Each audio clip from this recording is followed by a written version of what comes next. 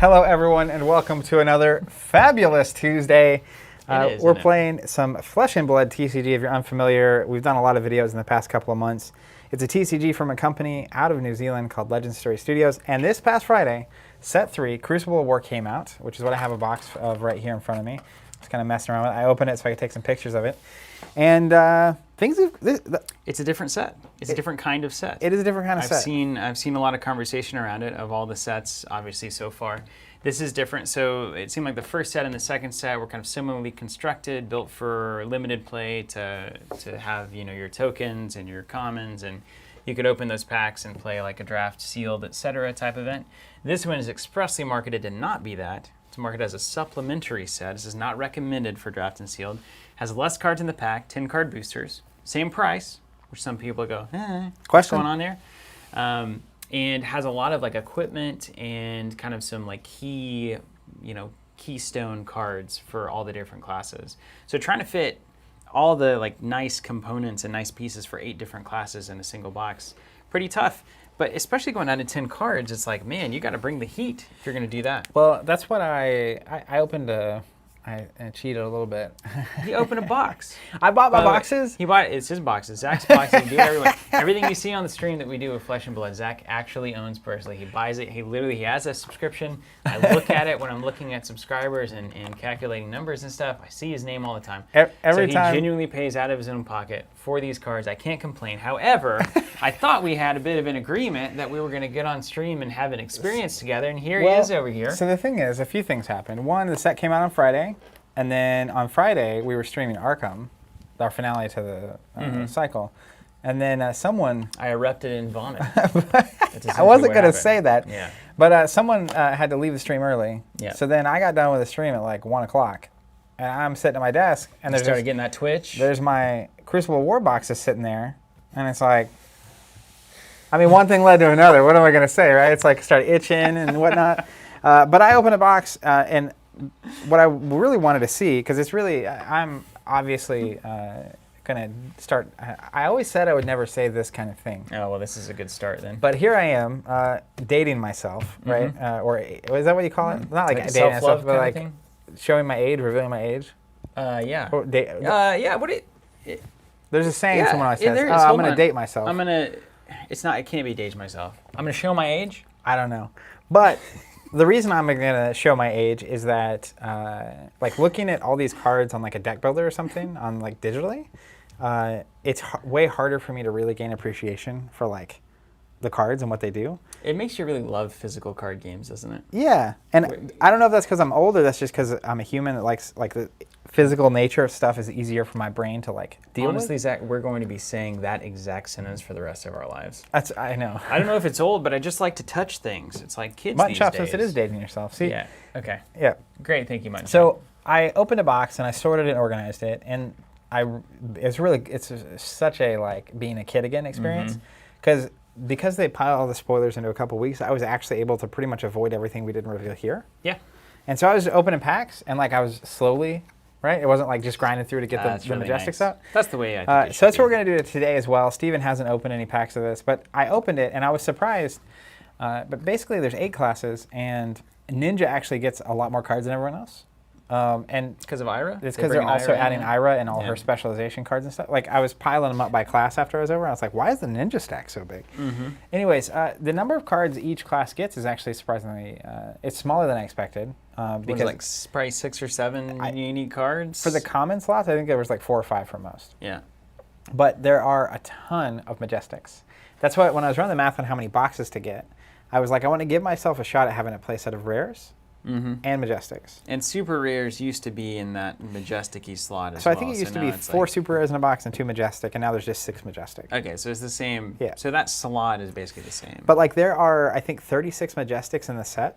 Okay. And I got 4 boxes, and that's only 24. Big spender. Huh? You're supposed to get 6. 6. Well, you also get that. A whale? I think you're a whale. I am a whale. Yeah. You also. So what? Here's what took me over the edge. There's a few things. One is I get the Scar for a Scar promo. Yes. Which I definitely wanted at least 3 of. Sold instantly on eBay. Yeah, that would be so funny. Anyways, The other thing is, I know that my decks have to go far enough for 2 people. That's right. Yeah. So I was doing nice. the math, I'll and quit harassing you. 4 boxes are enough to. You have a chance at getting a place out of the rares, but you technically should only get 24 out of 36 Majestics. Now, that doesn't count the foil slot or the cold foils. So technically, like I think I got, I think it was 10 or 11 Majestics in the 1 box. Oh, from the foils. Because 4 or 5 foils are, because there's one slot that's literally, it's foil, and then it can be anything. Now, is this? If people have been talking to you, now I haven't had the experience yet, so I'm not gonna sully it with an early opinion. But what's going on with the tokens and the commons, and like, so now are some of the tokens from the first sets are now actually in the packs as actual cards? So absolutely. So a few things that are kind of weird on that is, why they do that? In the common slot, you can get any of the young versions of the initial first 8 heroes sets? and weapons.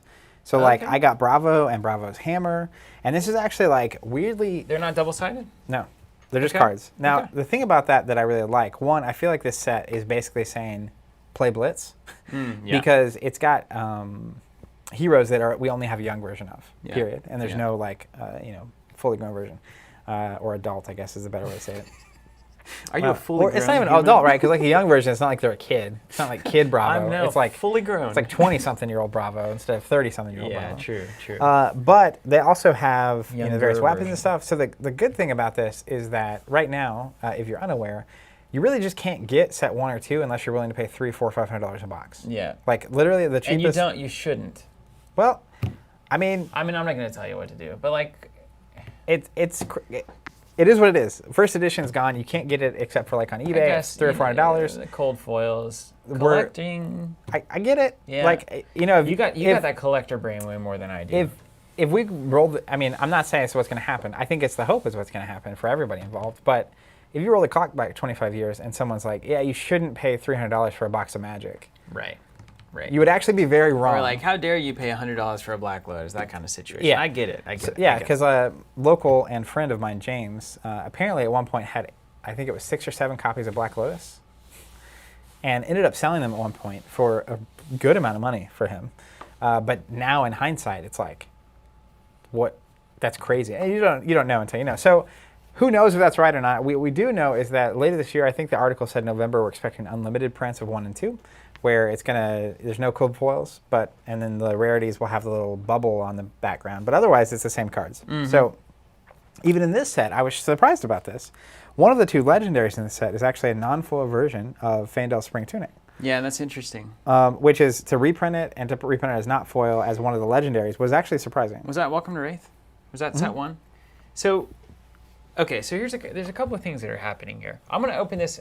This is the kind of stream where we're just going to take a ton of questions. I see a lot of questions coming in. We're going to open up like a 10-minute window to ask any questions about subscriptions. And the game. And the game and the state of Crucible of War and all of that. So we'll be with you guys. We will. But first, here's the thing. So when does this go? When do you send the files for this to go to print? Well, 6 months ago? I'm going to come back to that for a second. Okay. I'm going to answer I didn't ever even answer your last question about the tokens. Okay, go ahead. So the thing I get people saying, like, there's less cards in a pack, and you're also giving me cards that you've given me before. Yeah, in the common spots. And they're the least imaginably attractive cards that there are, because you can literally go to seemingly a store like ours that would have a token bank of 1,000 of these and things. It doesn't even matter. But the thing I know is that for 2 particular classes of player, it's like if you're brand new right now, you can't get the first set. You can't get the starters unless you're paying a lot of money. So the fact that you could have bought a box of set 3, like you have to think about the new player. Well, this gets me to the question. Well, is this intentional? But like even if you could get the first set, if a new player walked in right now, what do you tell them to buy? Right. And it's like, well, that might be a happy accident, though, is what I'm saying. Well, I assume it's not just because they're trying to like they could have put any cards in those slots. Well, that's my thing is like, so again, when do these go to the printer? Because if you're not expecting to sell out of set 1 and 2, and then this set comes out, so let's say that set 1 and 2 did not sell out, and the game didn't kind of hit a giant kind of explosive point these past couple of months. Set 1 and 2 are sitting on the shelf. Set 3 is sitting on the shelf, and it has a lot of the cards that are for free essentially in set 1 and set 2. Why would you ever make that decision unless you expected 1 and 2 to be out for a long time? Sure. And now we need a set 3 that's going to like help the situation that we've I have two theories. created? One is that they weren't planning on reprinting. In which case, this is a way for people to get the tunic and to get these things without us having to reprint. Because, like, you know, if you basically, set one's been out for like a year, so if it took you a year to make it through your first print run, and there's obviously been an explosion of excitement lately, but a year, it's like reprinting on a set of cards is like a huge choice. It's a big expense. The other thing is basically, as a new player, right? If you can only buy one box of something or two boxes to like get in, what are you telling them to buy? And so having a supplemental set that is like, you can actually just buy this set and you'll get a bunch of different heroes and weapons and whatnot, and you can like start playing. Whether or not that's right, I don't know. The other group of people though, and this is where I think I would ultimately fit in, like it's how it was with Destiny. It's like you get to a certain point and like, it's even for me going from 15 to 10 cards, I get that it's less cards, but like, right now, as an example, if I was buying a box of set one, I'm only looking for a couple of rares, the Majestics, and the legendary stuff. So like the commons are already in a giant, once you bought 4 boxes of anything, like we'll see, once we go through 4 boxes of this, it's like we will have all of the commons in like multiple play sets. Yeah. And so like, that's less of a thing. And the other thing I would say is that like, I know this was one of the things I saw early, and there's definitely downsides. Like, if you're only buying one box of each set and you're wanting to get the most out of that box, it's going to feel like they wasted a lot of slots and they cut out a lot of cards. So what's the macro, though? I don't understand enough about collectible games, maybe collectible card games, to understand how this all works. And we haven't gone through the throes of Magic, so a lot of you guys out there probably are way more familiar and experienced with the kind of ups and downs and decision-making that goes on here. But, like, let's just talk about the decision. Why ever change your release structure at all? Why isn't every set 15 cards draftable, sealable? Why do you do that? So do you have an answer? I mean, there's practical reasons to do it. As an example, this box is a good amount smaller. So just increase profit? Than the is other it literally boxes. just a supplement set that is kind of maybe we take some losses on 1 and 2, or we're like tied on 1 and 2 and we try to make our money on set 3? I mean, it's not worse for them. It's definitely not worse. It's not worse for everybody involved, right? Because like, even for us, it's easier to ship. Right. And even for the customer, that might reduce their shipping cost ultimately. Sure. So it's a smaller set in that way. But at the same time, I think there's actually more unique cards in this set. There is. Because like I was saying, there's 36 Majestics, and the number of rares was actually higher. So they didn't change the number of Majestics or super rares or legendary. That was actually the same exact math. So the only thing you're missing are common slots. I see. And like for anyone buying at least 3 boxes, my 18th copy of Bittering Thorns is not exactly the most important thing. It's not. I mean, I don't know why you would do it, other than it just makes it easier to make, easier to ship. I mean, lower cost, etc. The only thing I can think of is like if you need a way, like let's say you have like your vision map of this is how we want to kind of round out these first 8 classes, and you put all those, because in the first set 1 and 2, you have to make considerations for how is this going to be a limited.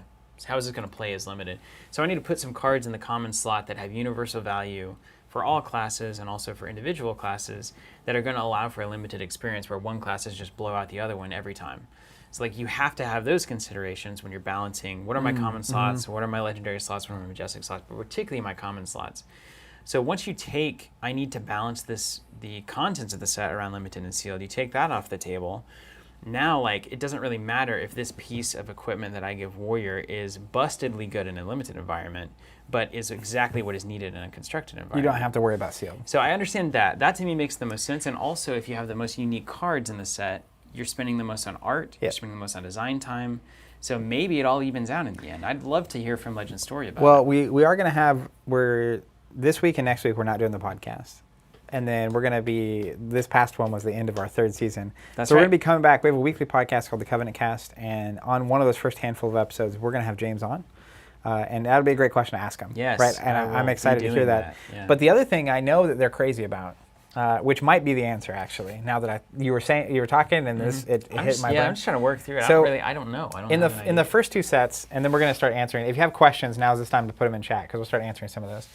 But in the first set, there were 5 legendary cards, and a legendary was, I think, supposed to come one in every 100 packs. It's like one every 4 boxes. There's 96 because there's 24 packs in a box, so one every 4 is legendary. So that means that the odds of getting all of the legendaries, you would have to open at least 500 packs on average. Obviously, that doesn't mean you're going to get all of them if you buy that many. But in this set, there's only 2. And so what they did is essentially one of the first 5 was Fandel Spring Tunic. And the odds of getting it are 1 in 500 packs because you might get the other 4 while you're at it, but like to get that 1, it's 1 in 500. Right. So in this set, there's only 2 legendaries. One of them is actually Fandel Spring Tunic, which is a surprise. But the odds of getting it, they kept it the same. So it's still, of getting that 1 card is 1 in 500, but because there's only 2 legendaries, you only get a legendary 1 in every 250 packs.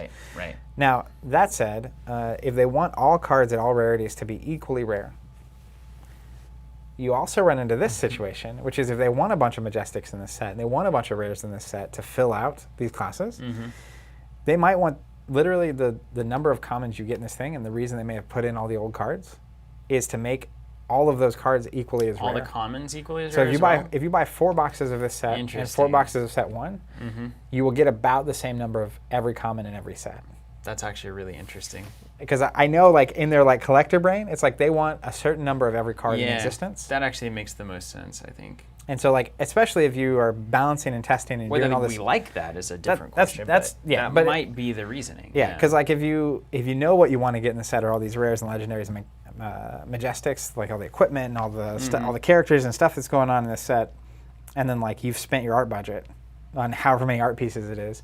But more realistically, it's like if this is how many commons you want to make, and it's like this is the set we want to make, then you look at rarity and you're like, well, in 100 boxes of any given set, we want this many of a common to pop out. You know, that truly does make the most sense to me. Legend Story seems like the kind of, just given the game that they've designed and the way that everything has functioned within that game, I think if you think of the systems kind of thinking that they're engaged in, that theory makes the most sense to me 100%. They come into the space and say every common is going to be, X per box, or X per case, or X per whatever, and then every legendary has that same. So they're keeping those ratios the same across the board. That's fascinating. Collectible games are insane. It's all back to the collectability. The same way you wouldn't like question if you had to open a baseball card pack and it was like, why did I get a card from, like, why is this the case? It's like, well, because they're printing a certain number of Babe Ruth cards and a certain number of, et cetera. This is so interesting. I'm in a world I'm in a pool that I'm not built to swim in. All right, I'm gonna start shotgunning some questions. I'm gonna start paddling. Yeah, all right, let's do some questions. Let's go here. Taylor Evelyn saying, when is that TC Discord coming? Hey, that's soon. We're testing it internally right now. We've got about 10 people that are joining right now, like some testers, if you will, local people that we trust and know. If you're one of those people, you got an invite coming soon. If you're not, we just don't trust you. Sorry. I'm not a part of this project. So, So we're testing it right now, and then it looks like it's probably things go well. It's probably 2 weeks out, and then we'll have probably do a link private join thing for a while, and then we'll make it public, assuming that all goes well. We like to stair step things because you can get overwhelmed really quickly with anything going wrong. Okay, I'm just starting with the new questions. I'm sorry, I may have failed here. Don't you love when you get randomly logged out of stuff? It happens about once a month. Side note. Wow. There's so many questions. I can't even... Let's start shotgunning. All right, hold on. Okay, you just said, when is the TC Discord coming? I'm picking it up there. David Williford, Crucible of War is becoming difficult to distribute in North America. What are new players to do between now and Unlimited? I think you just have to wait. It's like anything, right? It's like, what are players supposed to do whenever Marvel Champions comes out and sells out, or whenever the Arkham Horror Core set comes out and it sells out and is 6 months from a reprint? Like, you just gotta wait. We talk about this on podcasts all the time. Forecasting and printing printing is done so far in advance of ever having any feedback on how successful your product's going to be, that these kinds of issues are going to pop up. If I was a publisher in this space, this is a good problem, not a bad problem, still a problem. How they handle it, how Unlimited comes along, I kind of like what they did with Unlimited, keeping the first printing kind of unique in that it has cold foils, and still making the cards more readily available in the Unlimited edition. I think is a good way to do it. But hey, it blew up.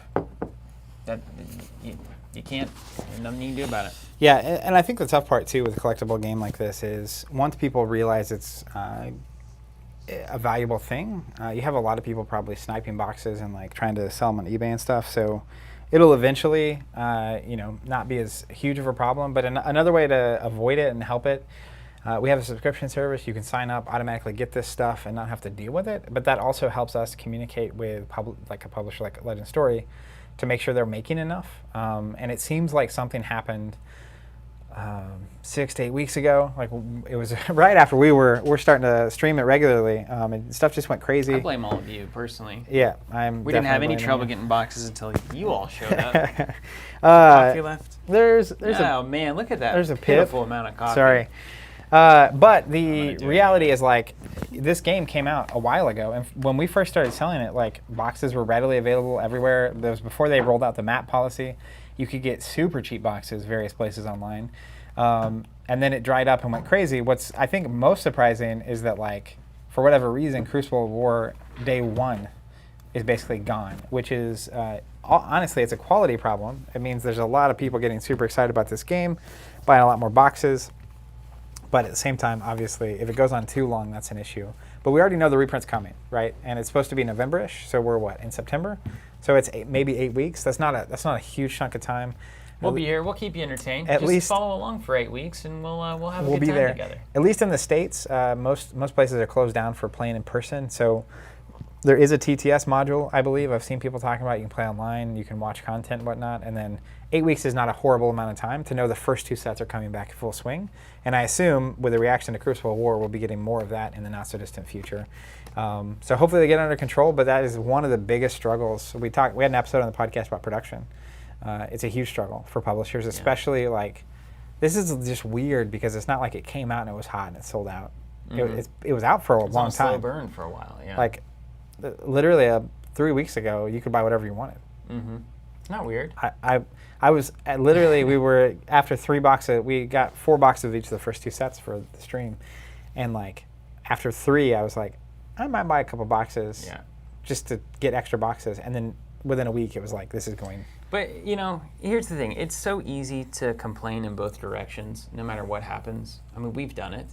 It's like if you overprint a set, everybody's angry because they're like, these boxes are worthless. They're selling for nothing. My cards don't have that investment idea that I'm. And then if it even right now, if it goes hot, then it's like, I can't get the boxes. This is the worst mistake. It's like threading that needle is impossible. So I cut some slack to. I cut a bunch of slack to Destiny for a very long time, but there was only so much slack to be cut. It used all of its rope. All the slack was cut early. But aside from that, I mean, everything else coming in from Legend Story in terms of just the general vibe and what they're trying to accomplish and whatnot, they're pairing these kinds of issues with a really great brand statement and like understanding of the classic TCG and what they're trying to do. So like they got a lot of goodwill built up from me, and the game is phenomenal. After building that Dorinthia deck when we did off stream the other day, I've just been like thinking about it nonstop. I'm officially obsessed, by the way. I finally felt like I understood it on any level. But anyway, all that to say, yes. If you overprint, it's awful. If you underprint, it's awful. If you print perfectly, nobody says anything. It's just so hard. Magic had 20 plus years to start to figure this out, and they still mess it up from time to time. So I'm not looking to hold anyone's feet to the fire quite yet. Tristan's saying, I bought the booster box promo from you guys and still haven't made time to open them. Do I do it now? So that's up to you. Oh, that's a good question. The alpha print run is gone. You can't get it anymore. Boxes are currently selling online for $300, $400, $500. So you can list them and sell them and just make a bunch of money off your interaction. Within 8 to 10 weeks, we're expecting the unlimited reprint to show up. If it does show up, then you can buy that. If you don't care about collectability and all that kind of stuff, then like that's up to you.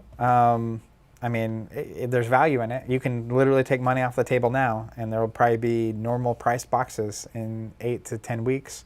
But also, if it's Could be that I have a fitty in there. Yeah, I mean, but if it's like 20 years from now, if this is truly the next major TCG, you could open a card in there that's worth tens of thousands of dollars. So I'll tell you my approach to this.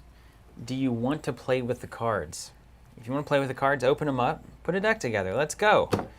Cards ain't for sitting on a shelf. Let's play the game. Yeah, that's just a decision you have to make. Van's saying, you got something? Yes, that's exactly what I was going to ask. Van, go ahead. Unopened box. Do we split up? Do we basically? I can't remember. So, do we open all boxes and for processing, or do we ship in the case? I'll have to verify, but I'm pretty sure if someone's on 4 specifically, they just get a case. Okay, it just goes. Do we box a box at that point? I don't even know.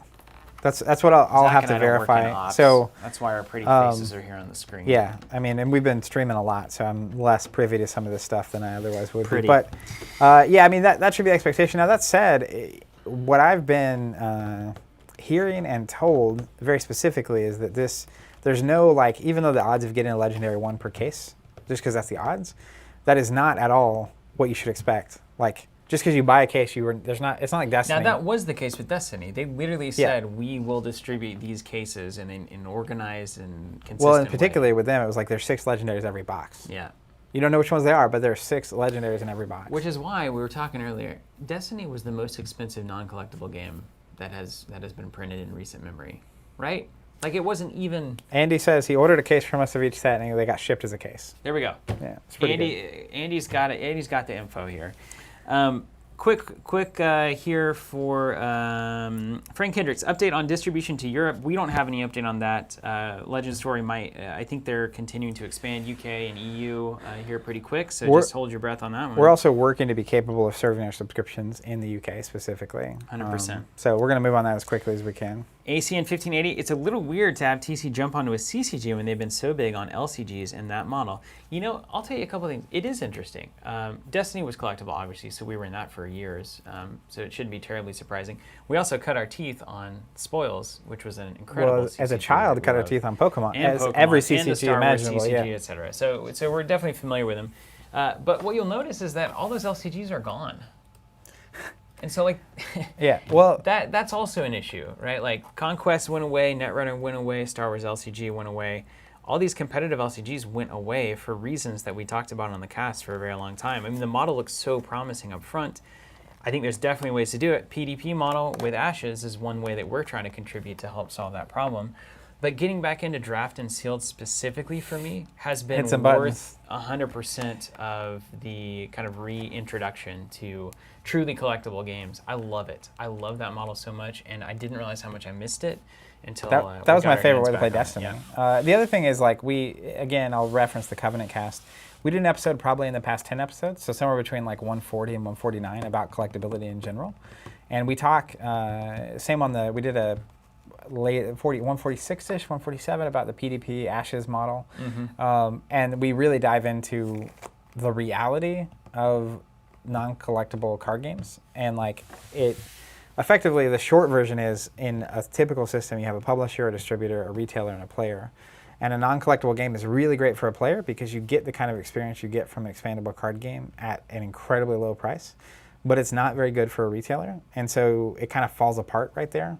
There's just not the support that you can, like, even as a store ourselves, what you can do with a non-collectible game versus a collectible game is just worlds apart in terms of support. And the same thing is true of a publisher, which is like they're more expensive, but like you also get a ton more support from a publisher that's making a collectible game.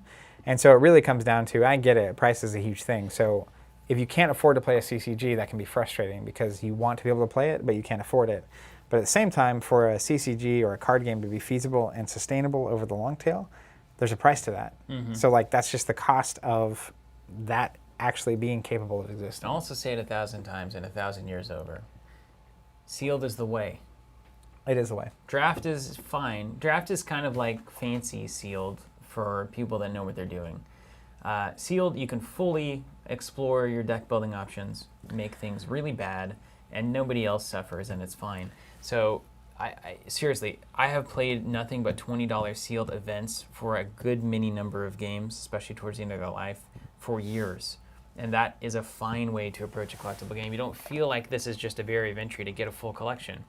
It's not really meant to ever be, I mean, there are people out there like Zach that'll try to get the full collection, but like, it's not really ever meant to be that for most people. It should be a fun kind of experience. And if you think, I've just got to pay hundreds of dollars to get all the cards, then either your perception or your thinking about it is maybe not aligned with what your goals actually are, or it's just not the right fit for you, which is totally fine too. Like I wouldn't, if I felt like I just needed the full collection and I wanted to collect everything, and in order to play and have fun with the game, and draft and sealed did not exist, I would be checked out of collectible games. Except for I look at the art on this one, because oh my gosh, it's like little paintings. Yeah, but I mean, sealed and draft is super important. And I also think that like anyone that feels like they have to have the entire collection, and that's hard for a LCG player to wrap their mind around when they're getting into a collectible game. I grew up my whole life and having to pick and choose and trade into a specific deck and buy singles for a specific deck. I love it. We would be like, oh man, if I trade, I know I'm going to trade Zach this card because he wants it so badly, and it would make his deck so good. But the minute I trade Zach this card, I will not beat him for the next 2 months. And it's just like weighing those things. It's just like, that's fun. Well, and you literally have arms deals, right? Yeah. Where it's like, well, if I'm it wasn't even about rarity anymore. It's like, if I'm trading this card, what cards do I need? Yeah. To stay on par, and there would be deals going down. Or sometimes like people you just try to hit him in the gut. It's like, I want your foil such that you've been like rubbing in my face for the past year. And it's like, well, you just got to make choices. And it's tough, but like if you don't enjoy that game, the game of collecting, collectible games obviously aren't for you. Or just don't collect. Again, you don't have to. That's the thing. Brandon Powers, I think, is who I kept seeing ask about. Look for non-foil commons in the foil slot. Okay. I'll check that out and see if that happens. Ryan Ripper, one of the TC tokens coming, actually, it might be sooner rather than later. We're taking a look at it. Very much taking a look at proposals. Those processes take a while, though. They do. We spent a lot of time working through those products. AJ Brown, shout to you. Just signed up for 3 boxes of the next set. That's fantastic. Hey, free shipping. Next release, somebody was talking about Monarch on the stream. 305 new cards. 305 Monarch's worth talking about. Monarch. So you can tell, look at the title. There was an announcement about it yesterday. You look at the way the title text is going. It reminds me of our last like MonCon, Gold for a Reason kind of thing. Clearly, this is a set that's meant to make a statement. The rumblings on the ground, and I don't know, where do these rumblings come from? I guess probably play testers and in loose-lipped discords and whatnot. But the rumbling on the ground is like, oh my God, Monarch's going to be insane. I don't know why that's happening. I don't know where that information's coming from. But I keep seeing these little hints in these Facebook posts of players seemingly knowing something that I don't. Of like, I think that Legend Story has been talking for a while at like events and whatnot that like set 4 is where they're like throwing down. Okay. So the article is over 300 cards. It's built specifically for draft and sealed to be awesome. Right. It's kind of the next base feeling set where it's like, because I assume we'll get new classes and it's going to be, and I think the hype's going to be real. The biggest concern I have about Monarch is the fact that it's 6 months away. I think that's a very real people talking about. That's a long stretch. We're in weird times though, right? I think the pandemic makes everything weird. And right now the fact that it's doing anywhere near well is boggling to my brain. So I'm curious how they handle it. We obviously have the unlimited reprints coming, and then I assume we'll get the Crucible reprint as well. And I think on the unlimiteds is when they're supposed to be trying to really be in Europe by that point, so that like it's actually accessible on that side of the world, because that's been totally like. So we've got 6 to 8 weeks. It seems like that maybe we're just gonna have to sit on our coattails a little bit and wait. On what we have. On what we have. Yeah, my least. We're in a fortunate place because you got 4 boxes. That's right. And I'm very fortunate place because I didn't spend a dime. Because he didn't do nothing. I didn't do anything. I saw someone earlier asking how we feel about one of the characters being legendary, which is the Shapeshifter. Yeah, now, the Shapeshifter. I feel great about it. One, the card looks awesome. The most important thing is it's a young hero. So is that true? It is a young hero. Yeah. Okay. So it is actually not even, and that might be suspect to some people, but it's like it's not even playable in like a standard. See, I have a bigger problem with that ultimately, I think. Like, I would want that legendary slot to be like something I can slot into my deck right now. Having a hero, especially a hero that I'm particularly not interested in at all, that can be a really weird legendary slot for me. So the thing about it for me is like, it comes back to the point of the rarity is not about the power level or utility of it. It's literally the collectability. But you want to play with it, right? I want to play with the card. I want to play with the legendary thing that I got. I have a feeling, given that all the heroes in this are young, that like Blitz is supposed to be a central component to everything going on with this game. And multiplayer, seemingly. Which Pit fight. Actually gets me excited. That I love multiplayer. I particularly love 2v2. Like the idea of Bravo and Dorinthia showing up to lay the hammer down on whoever we were playing against makes me very excited. Yeah. But the thing is, it's like it's a collectible super rare card, and like collectability does not translate specifically into like you're going to play this all the time. So like not everybody's going to want to play with that card. When you get it, you're either going to be excited about it or want to get rid of it, and I don't think the market for it is going to be significantly different than the other legendaries. Cool. Like it's not. It's a beautiful card. Fandel Spring Tunic is so good because it's generic and every hero can use it, and it's a good card. Do you think that's why did they know that going in? Do you think that's why they put it in this set? I think from a tournament standpoint, you want to make sure it's a high value card, but also that people can get it if they want it. Yeah. Yeah. But they're also doing like a lot of the legendaries in here are chess pieces. So it's like, well, do you want your class-specific chess piece or do you want the generic chess piece? And it's going to depend on the hero and whatnot. David Williford, do you guys have any fear that this game will follow a similar path to Destiny? I'll say two things about that. One, of course. I mean, any collectible game could fold. The vast majority do. So I think if you don't have any like trepidation or doubt about that, you basically it's weighing odds and risk, right? Do you enjoy playing the game? If the game went under tomorrow, would you still value the cards and bring them out and play with them and have some friends over once every couple of months and do a Flesh and Blood night? If the answer is yes, you have nothing to worry about. If you're looking at this from an investment perspective, which is the thing that I'm trying to understand, then yeah, you're probably worried all the time. I mean, investors are worried about everything all the time. They just constantly are having trouble. But then the other thing about that is, so you look at the odds and you say, okay, well, what's the company? What are they doing? What's their approach? What are the cards like? What choices have they been making, et cetera? I think on the whole, all of the choices, I wouldn't say all the choices, on the whole, the choices have been mainly very positive from Legend Story. There's the only, like, question marks come up in Crucible of War, but before that, I think it's like the track record is pretty much ideal for a collectible game. They also understand what collectible means, right? Like Destiny's one of among literally a laundry list that could. They not went through fit the gamut my on hand. Destiny, yeah. One of the biggest problems with Destiny was that it wasn't really a collectible game. It was a game that you bought in a collectible format that you just got the collection as you could. Like it was like literally just here's an annoying way to get all the cards in the set. That's what Destiny felt like to me. There wasn't any alt art stuff. There wasn't any crazy foil stuff going on. There wasn't any twinning blade crazy spread. Oh my gosh, a random card that I had no idea existed and now it's worth all this money and it's just crazy. None of that existed in Destiny.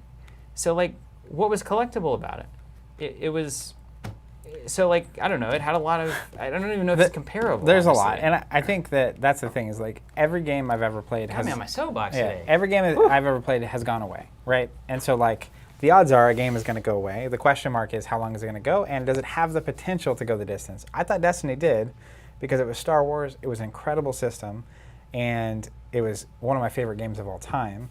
And then it ran into every possible issue. The fact that this is the key indicator for me, all you investor speculators out there, the fact that this game is doing any kind of reasonably good in the midst of the global pandemic. It's insane. Especially when the name of the game is called Flesh and Blood, because it's supposed to be designed from the ground up to get people together in the flesh and the blood and to play in person, is an like it's shockingly good. How good it's going, and that also, like, I think the Monarch being 6 months out, I have to expect, and we'll ask James when he's on the cast at some point, but that you look at 2020, and like if I had the big set, we're investing a ton of resources into the art and potentially the promotion and marketing, everything going on now, it's like I would push it far enough back that I think when it hits, we're within striking distance of being able to go, because they have extensive tournament stuff that was already happening, that's still happening in countries where things are a little less crazy. And so, like, Monarch to me seems like the go moment, right? Like, if we get to next March, hopefully things are calming down here in the States and around the world, and that, like, it can just go. And that'll be, 2021 is going to be the year or not for Flesh and Blood. And I think everything I've seen on Legend Story Studios, they're handling it extremely well. By no means, I think there's things they've done or are doing, even with Crucible of War, that are question marks or you could be critical of. But in general, they're creating a very valuable game that a lot of people are excited and interested about. And it's a fantastic game and a fantastic universe with a great art. So there's a lot of things there where, you know, at some point, I've said it forever, there's going to be a game that it makes us start saying instead of the big three, the big four, or that could top the big three.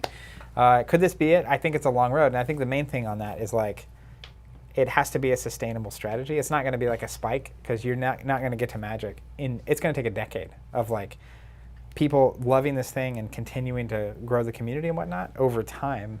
And so I think they're capable of achieving it, and I want to see if they can. What was they funny? can proceed through the turbulence.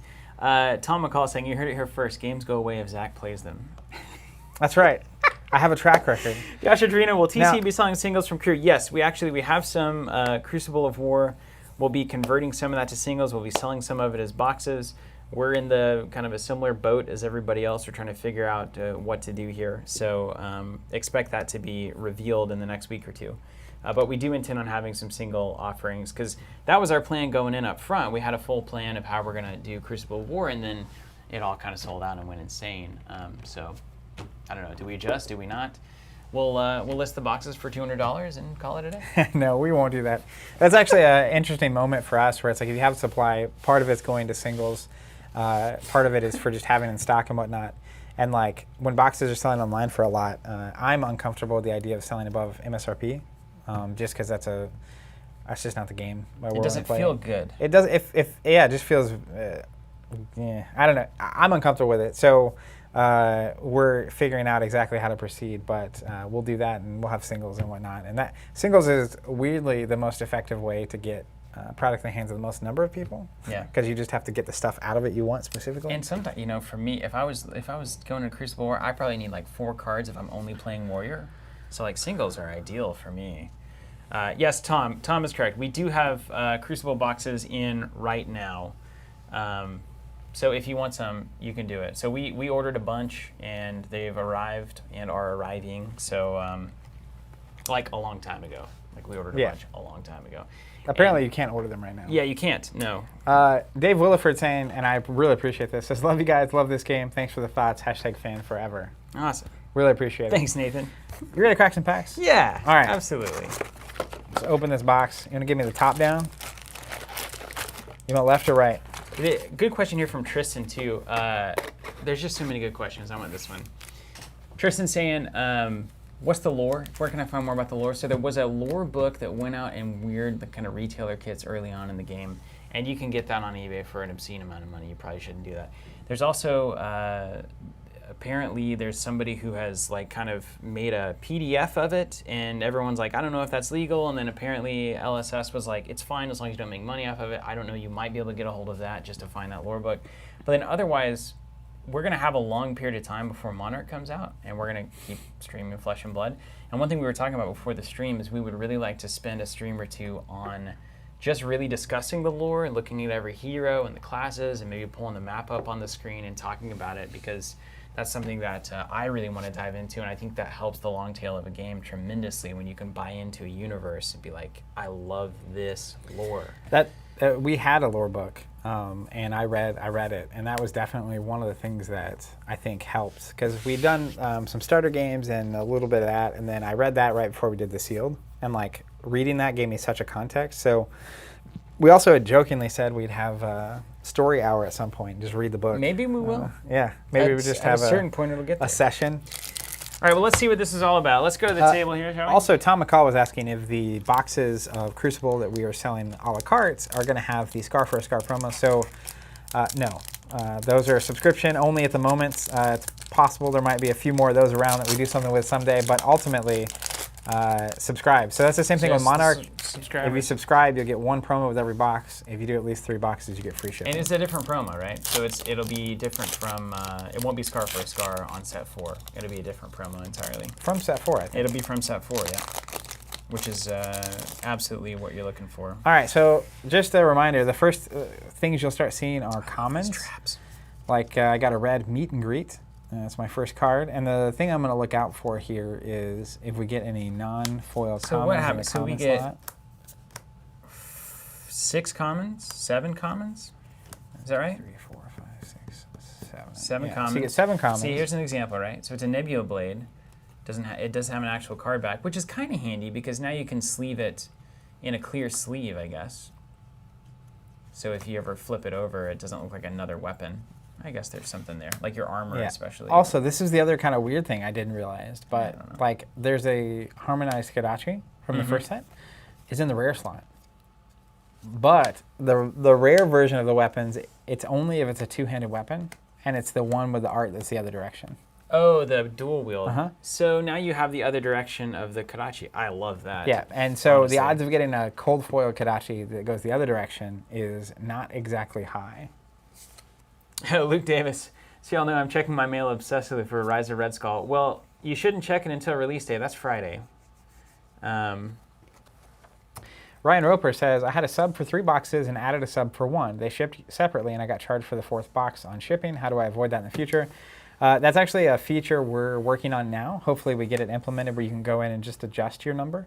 But right now, the only way to fix that is to cancel your subscriptions and then sign up for however many you actually want to be receiving at the same time. Yeah, so Ryan, just cancel both of those subs and then just start a new one with 4, and then you'll be set. You'll be good.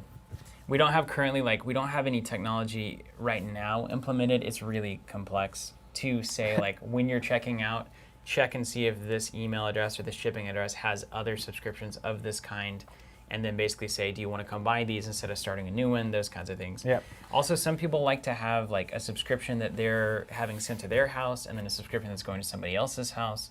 And so they have 2 subscriptions, and it looks like they should be combined, but they shouldn't be.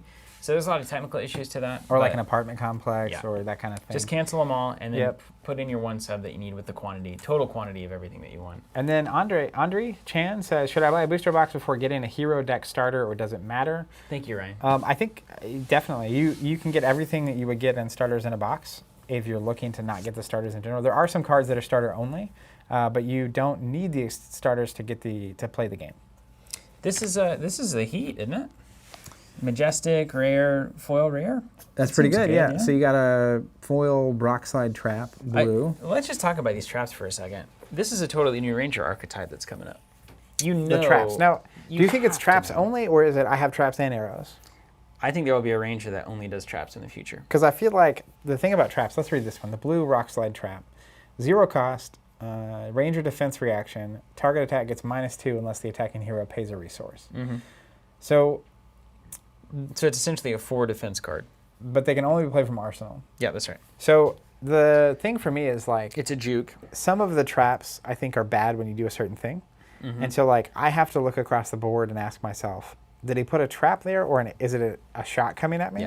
Yeah. So I don't know if it's exclusive one way or another. Well, it makes a lot of sense with this. I think there will be an archetype at some point. You just need the right hero to say if we get a couple of offensive traps or something, you need the right hero to make this work. Or maybe that Ranger, the eventual Ranger that comes out, is all about playing traps in an arsenal and playing very defensive, and then they use generic attacks to do their damage or something, right? You can imagine it. Gaze the Ages blue. This card is fantastic. Wizard needed that in a bad way.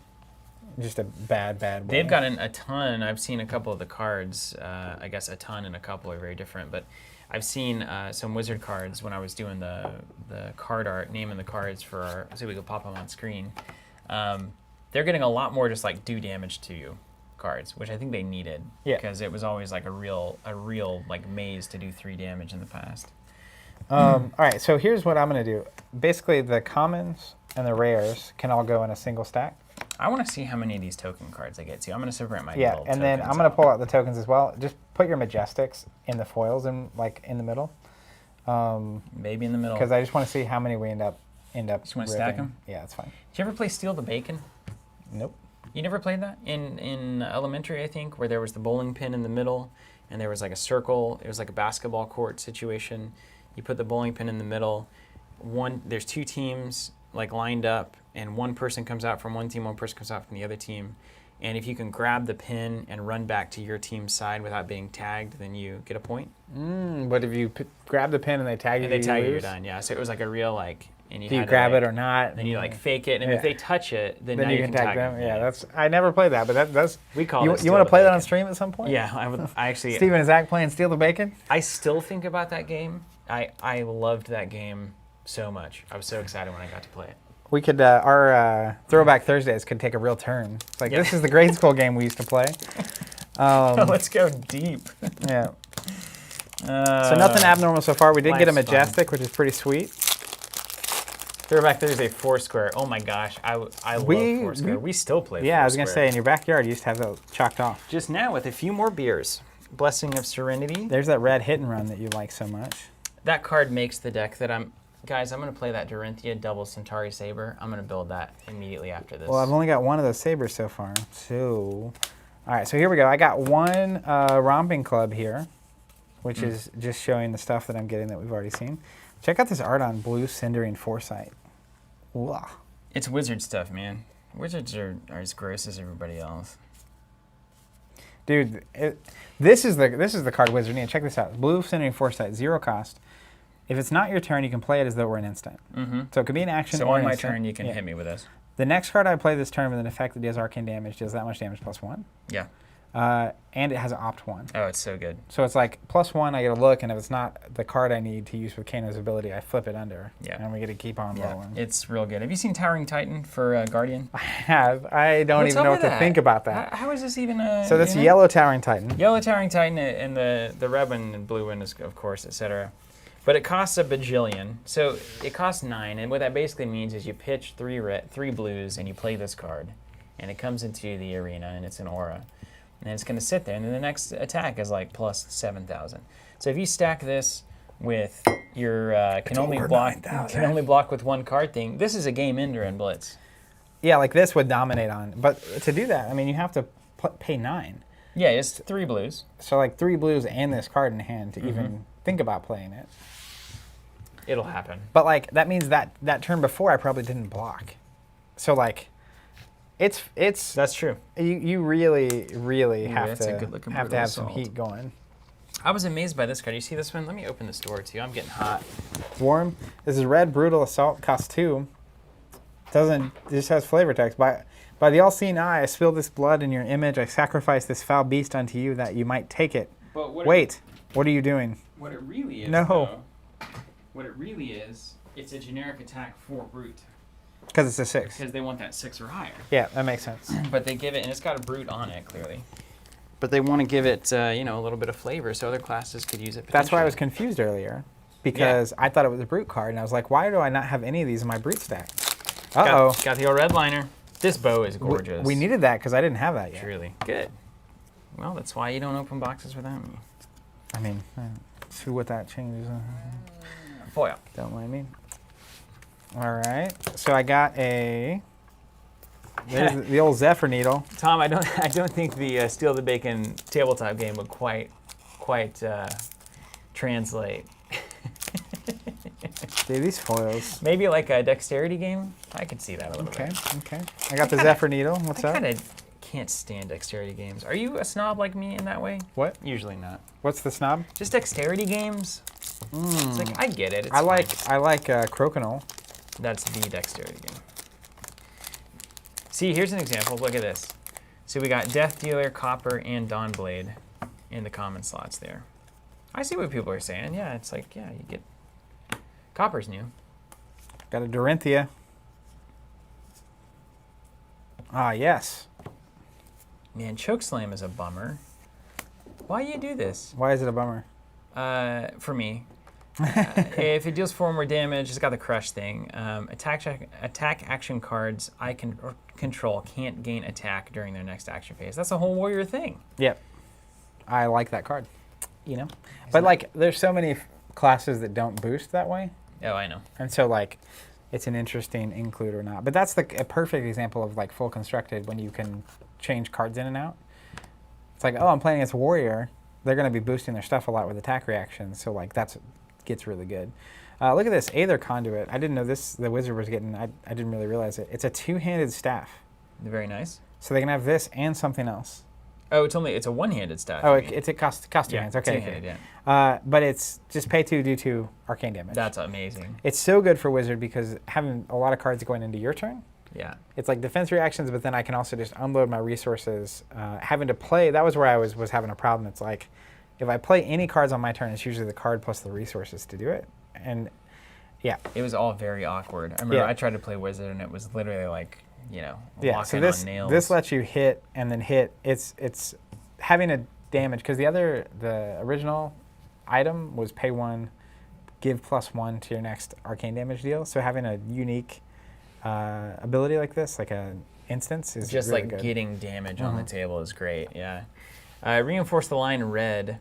This is a fascinating card to me. Target defending attack action card gains +4. So it's a way to get around, like you can only block with one card from your hand. You can just pump the thing that you're going to throw in there. But it's hard to imagine how I make room for this in a deck when it really does nothing. So I want to run the blue and the yellow versions, but then I'm only giving something +2. So is it really worth it? I may as well just pitch like... Well, it's like if you the can't blue block version with gets multiple around cards, dominate. if you can't block with multiple cards, you could have just had a 3 defense card in your hand. Right. That could do something else potentially. But if Dominate's in play, if Dominate's in the meta, then this probably gets a lot better. Yeah. I mean, not probably. It definitely does. And then a blue hit and run. Woo! I love this card.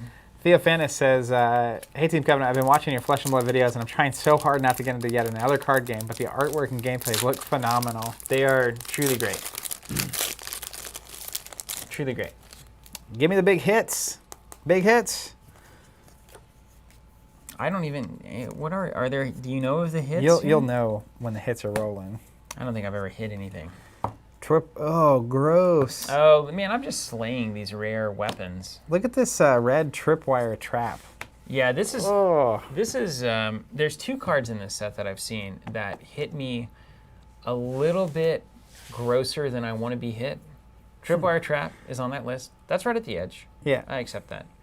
There's another one, and if I Well, pull it, I'll in show the it first to you. It's set, Mingle, there I was think it like is. Don't show it, John. Then wait until I get there. There was like Headshot or something in the first set. Yeah. That was pretty gruesome too. It kind of has that. It has that Game of Thrones, without being as overtly gross. Yeah. And sexual. Check this one out though. Red tripwire trap, 0 cost. It's a defense reaction, of course. Can only play from Arsenal. Hit effects don't trigger this chain link unless the attacking hero pays a resource. That's pretty cool.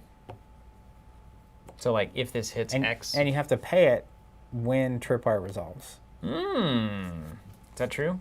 That's what it says. It says the attacking hero chooses whether to pay a resource as tripwire resolves. Very nice. Very, very nice. It's on the box. It's right there in the lobby. Lobby bar. Plasma Barrel Shot. This card actually makes me interested in Mechanologist. I do like the... Okay?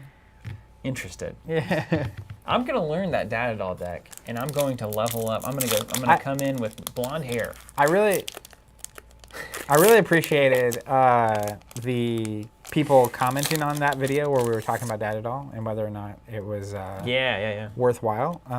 Super helpful. It was cool. It was very cool to see, and I definitely appreciate the people that appreciate it. This red increased attention foil, Zach. I'm going to tell you something. Tell me something. Which I've been doing all stream. I just can't stop talking today. I don't know what the deal is. Well, a lot of things I could say there. If you marketed a game, let's just put ourselves in a more young universe. I won't even say young. A naive, innocent. Right? Yeah. A more innocent setting. And I said, inside this pack is a number of unique art pieces from a fantasy universe. And it's $4. Do you want to buy it and take a look? I think I would always say yes. Always. Like, I used to do that as a kid. Like, Dad would bring us, like, weird stuff from random, like Wizards Asylum. Conventions or whatever. And it just, that used to be collectability. It was just like, here's a random piece of paper. You know what? And now that we can play with them, it's, like, pretty cool. You just took me back to my childhood. Because I think I was... Look at that foil. Yeah. Look at that. You see that thing running at it, trying not to get shot? It's like, it's just perfectly... It gets me in the... I bet you love that card. Yeah, it gets me in some +3 weird... and defense reactions can't be played on your next hero. Yeah, a psychiatrist needs to investigate what happens when I see this card. But I remember, like, Brain back when, scientist, like, movies were coming out and it was, like, the toys at McDonald's. It's like there's a set of 6. And it's like, I really need to collect that set of toys. I need to get that... I remember there were, like, plates from Burger King. Do you remember those golden Pokemon cards? I remember it because it's the bricks? only conceivable reason anyone has to go to Burger King, even to this day. Some still say that, yes? Yeah, I mean, it's like the only memories I have of Burger King are the Pokemon toys, I think. When the Pokemon movie was going on and you could get the little Pokeballs. Yep, that's exactly it. it. Mom, take me to Burger King. And I had those chicken nuggets, and after that, it's like was a happy little camper. I have no reason to be here. Yeah, I didn't go back after that. You've been grabbing your Majestics out, right? I hope so. I just want to see what our final count is. I just got a Majestic I'm really excited about. I was nervous. I didn't get one of my first boxes. It's Red Mangle. This is pretty gruesome, too. Wait, no, that's the one. That's the gross one. Is it the hook in the head thing? It's a hook and a helmet, but it's not... Oh, no, that's not the gross one. That's not the gross one. It's gross, but it's not as gross. If Mango deals 4 or more damage to a hero, destroy a target equipment they control with a -1 counter on it. It's great. Which is, they also have one that puts a -1 counter on it. So like anything with 2 armor, you could literally just like, -1. There's also... It's that new temper ability that it deals with. Like, because I would sit on with that new warrior chest, the Courage of Blade. Braveheart. Bladeheart.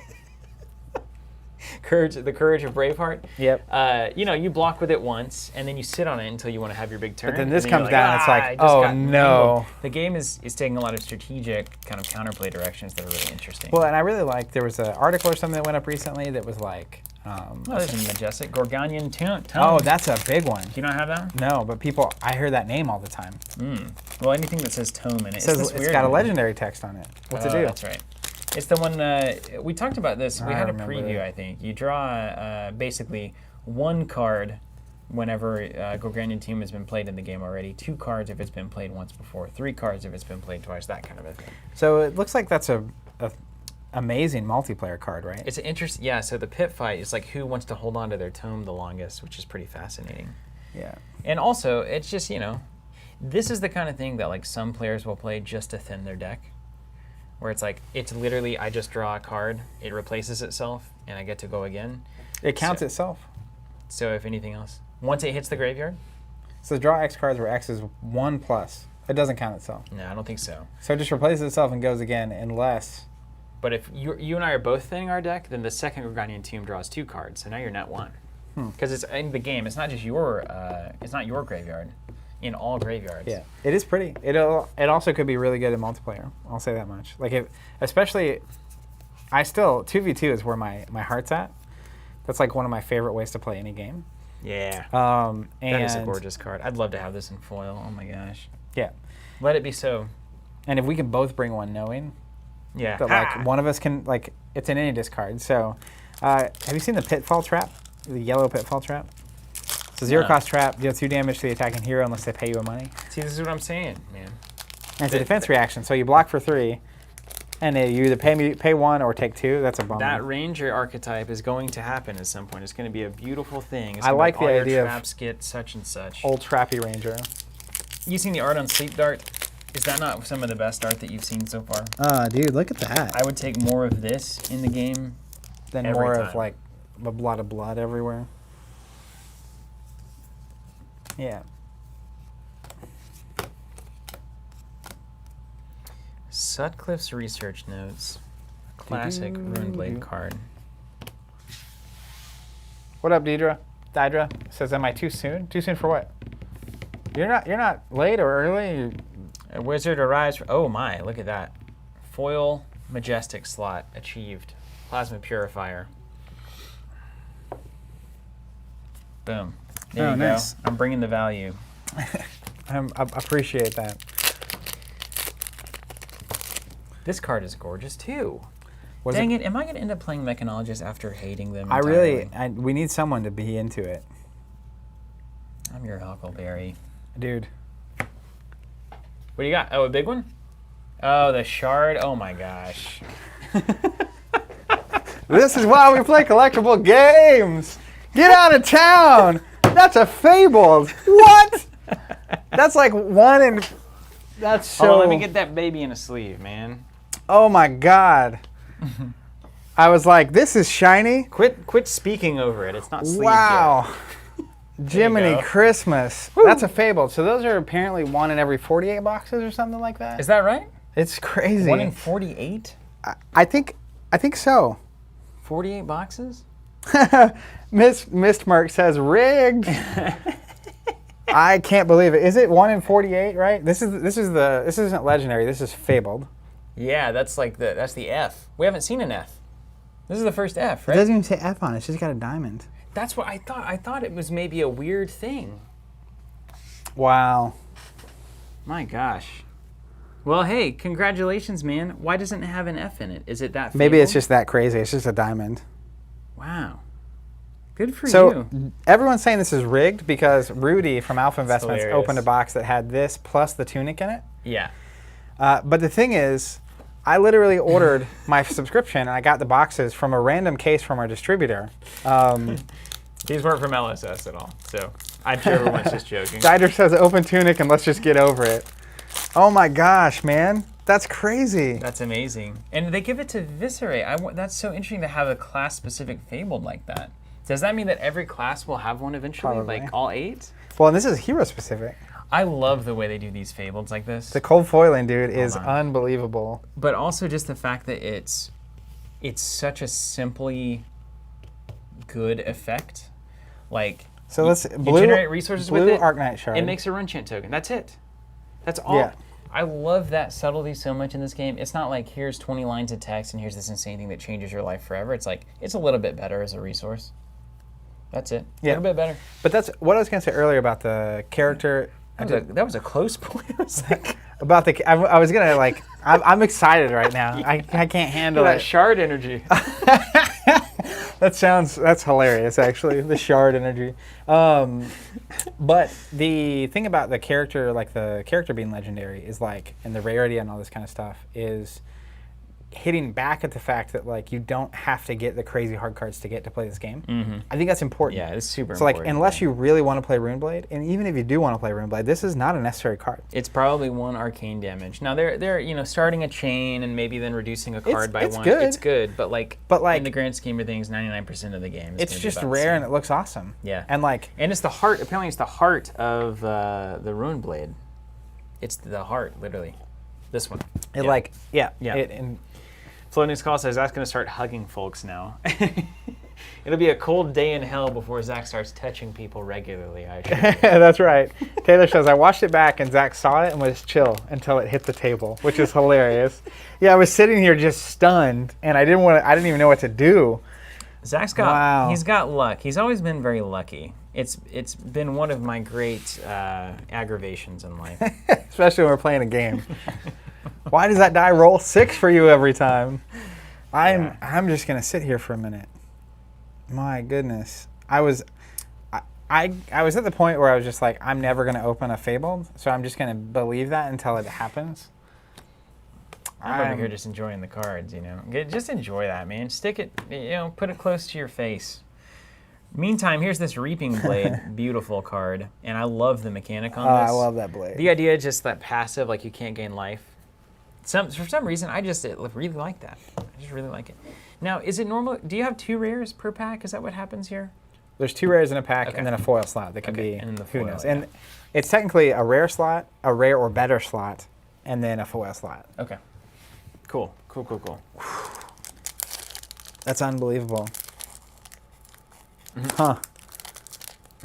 That's so like that. amazing. I'm going to How put much this for over the here. shard on the single listing? Does anybody know what that card's at least worth right now? I don't think there have been a lot of them publicly sold.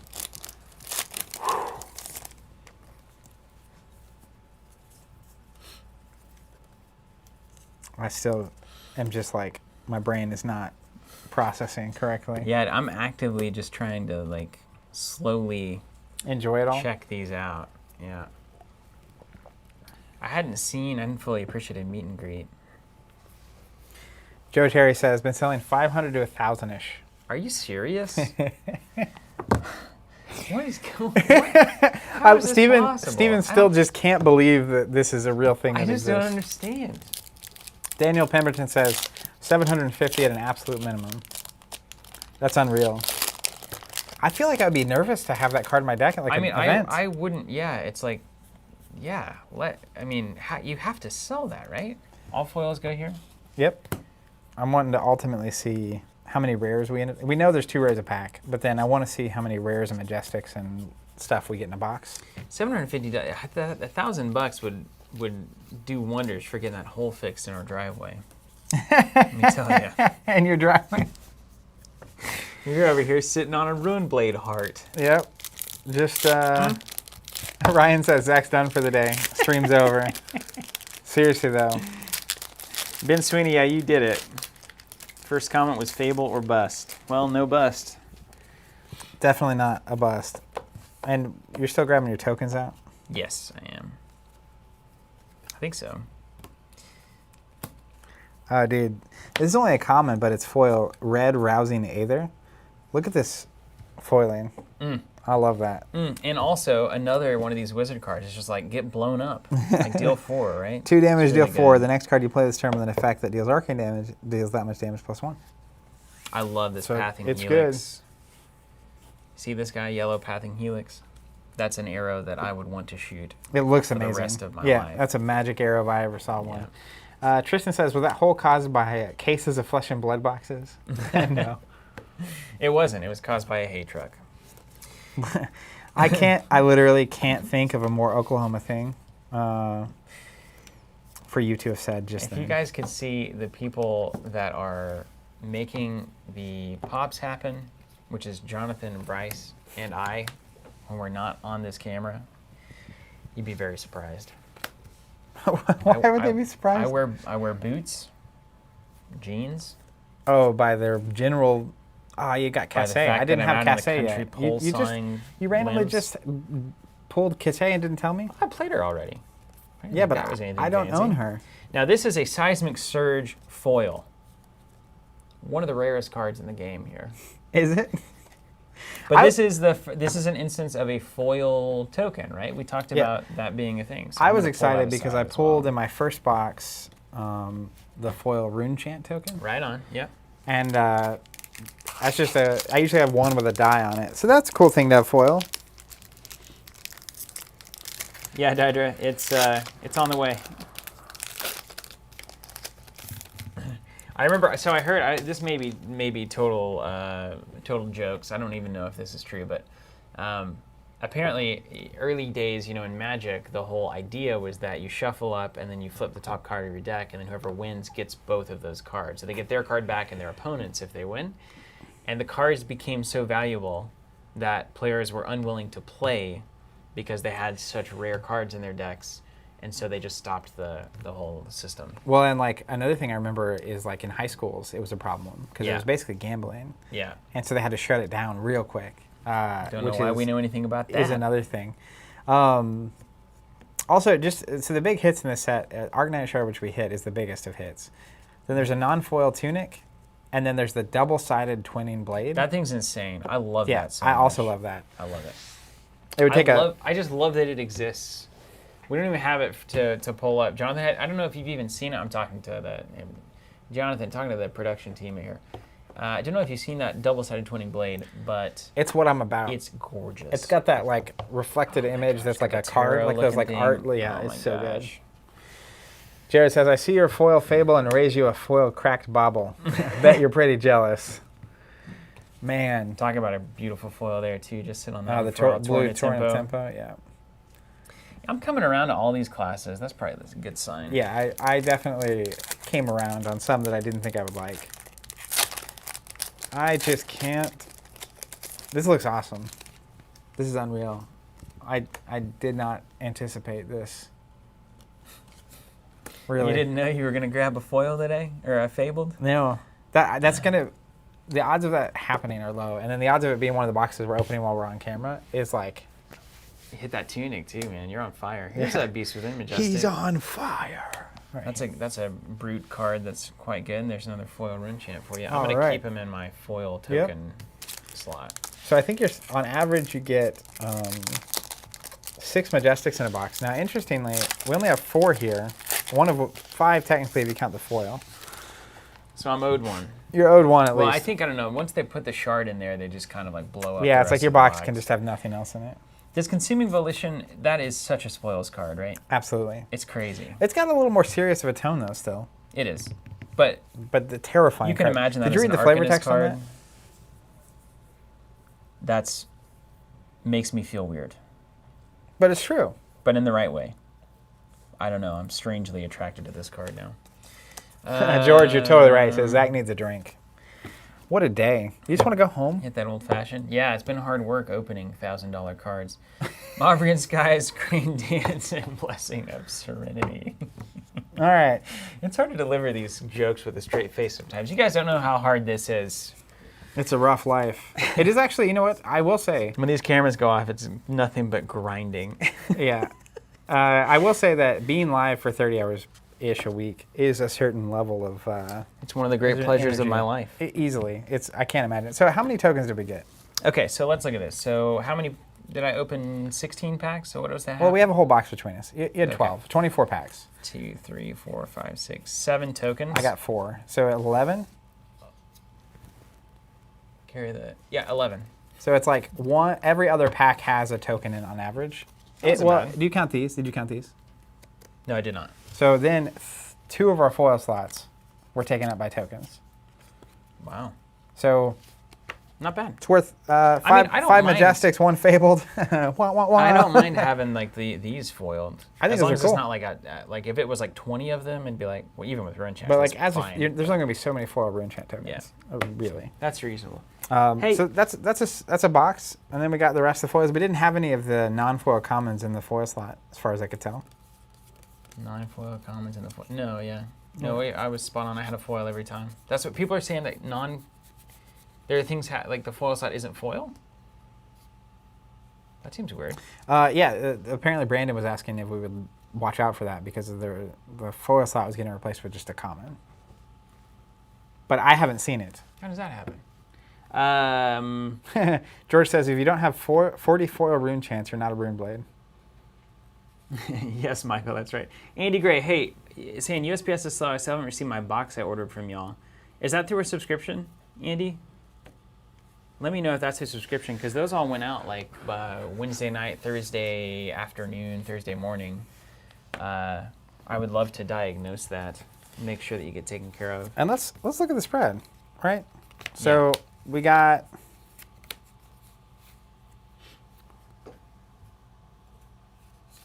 All right.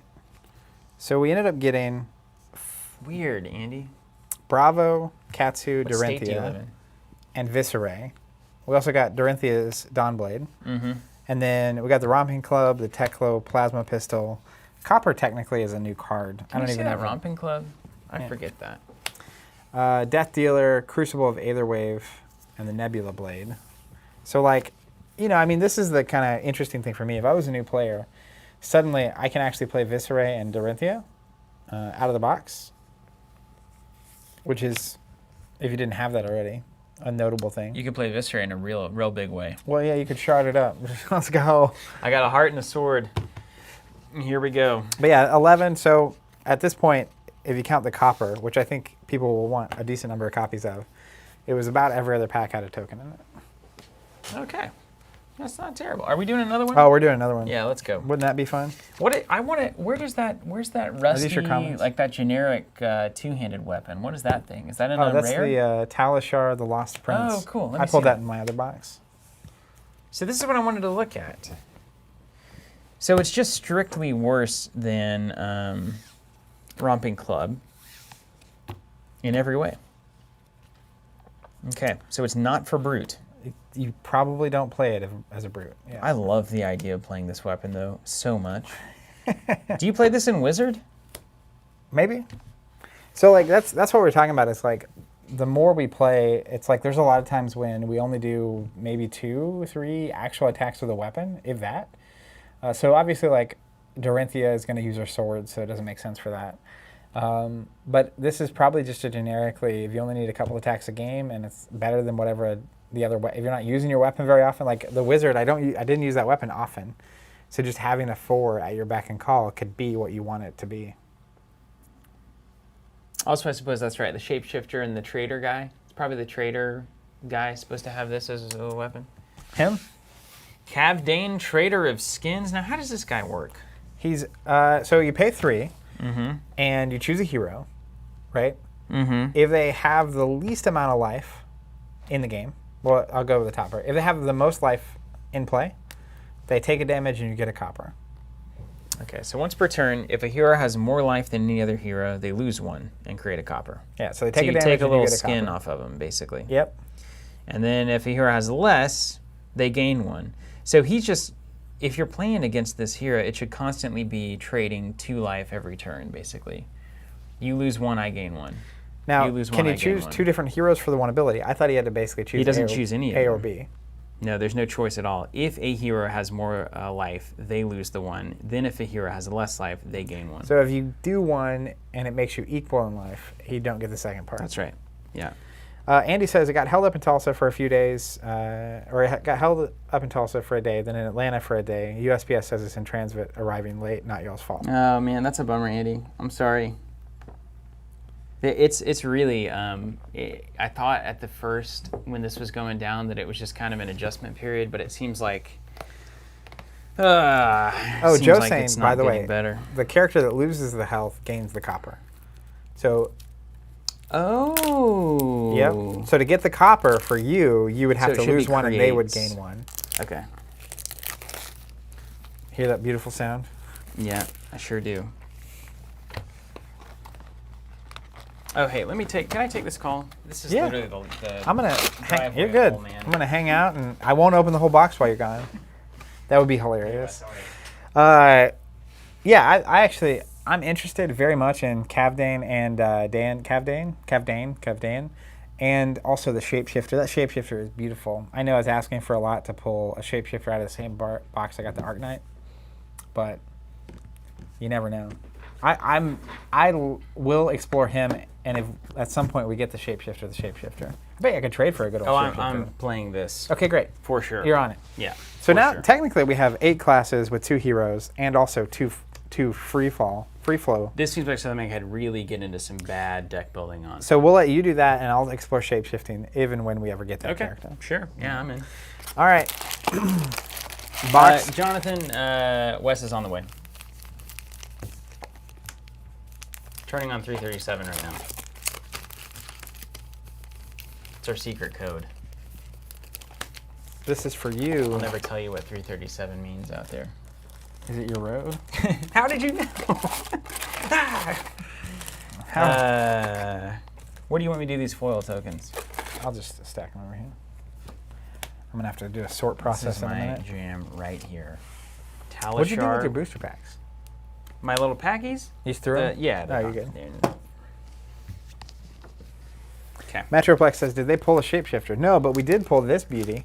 The old blue Arknight shard. I guess it's the only color of Arknight shard. You Which don't is need crazy. to be available, Jonathan. Gary says you might get lucky. I've seen a lot of people on Facebook that had the shard and the shapeshifter in the same case. I don't even, is that a real, Is that a real thing? But is it real that, like, there's any amount of variability that is constrained to cases or not cases? I think so print runs happen, and there's a bunch of cards on a sheet, and they get cut up and then collated into a pack. And so there is usually, I remember back in the spoils, this was a big thing because people figured out the print runs for draft and sealed. Yeah, So but like haven't they fixed that by now? Well- Surely collectible games have figured this out. Right? Maybe. What they usually do is they have enough different print runs. So it's like they'll have 10 different ones that you couldn't reasonably ever figure it out unless you were opening like 1,000 boxes. Right. So, all right, same rules. No rules, just right. Going here. What is that? Is that Outback? No rules, just right? I don't know. Man, there's some weird stuff. There's our data doll. Nailed it. Got a Majestic, a Plasma Purifier. And ye old foil high-speed impact. I'm going to have to play Mechanologist, aren't I? Joe says he got a Tunic and a Shapeshifter in the same case.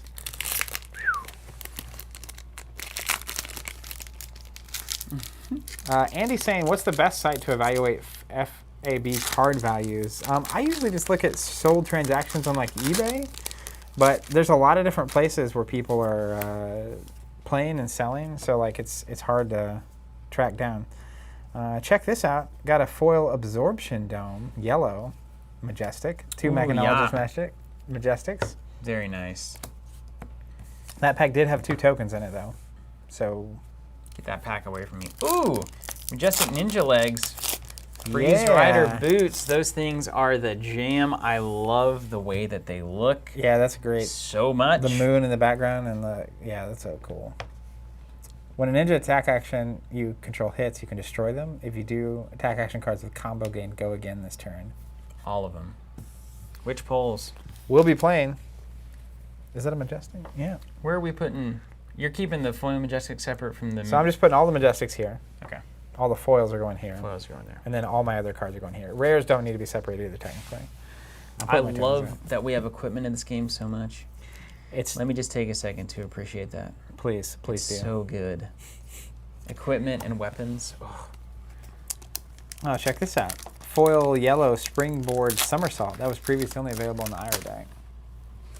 I love foils. Just got here, Eric F. Wait, Eric, it's Eric French, right? Called him out. Nate's son? Just kidding. Do you know the Muffin Man? Eric saying, do you know, you guys see third-party market for sealed boxes of first edition? I'm sure it's insane. Yeah, I have been seeing it. That was, it's real. Jerome asking, would 6 to 10 days actually be feasible for international shipping with the pandemic and stuff? You know, it's somewhat reasonable that it would arrive to your country in 6 to 10 days, but then what your customs office does with it and the import stuff, that's where things can go really long. Just ask Tom McCall, he's on the chat here. He waited for like a month and a half. Eric French says yes.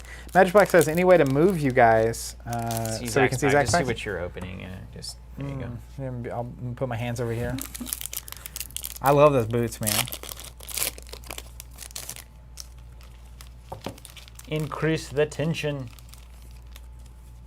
That's a bummer, Benjamin. He says, I just saw you guys pull the Fable. That was a little behind. I pulled one today, actually, and it's got a ton of scratches all over it. Oh, my gosh. I wonder, you got to be able to get in touch with Legend Story about that, right? Yeah, I'm curious how they would handle that. Yeah, honestly. Eric, it's nuts. The quality difference on Twitch. Twitch is so much better quality. They're built for it. It's crazy how much better it is. Have you seen the Twitch broadcast? I need to watch it. It makes me want to stop. I keep adjusting everything because I'm like, it just looks a little bit not good on YouTube. And then I go to Twitch and I was like, oh, well, clearly the feed's fine. I will say, when I watch back on YouTube, it looks good. The like quality is it higher on Twitch still? Yeah, you should check it out on Twitch. I love the art in this set. It's like going from tapes to DVDs. Yellow Crane Dance looks awesome. I also love all of the Ira cards. Red Flying Kick. It's a common.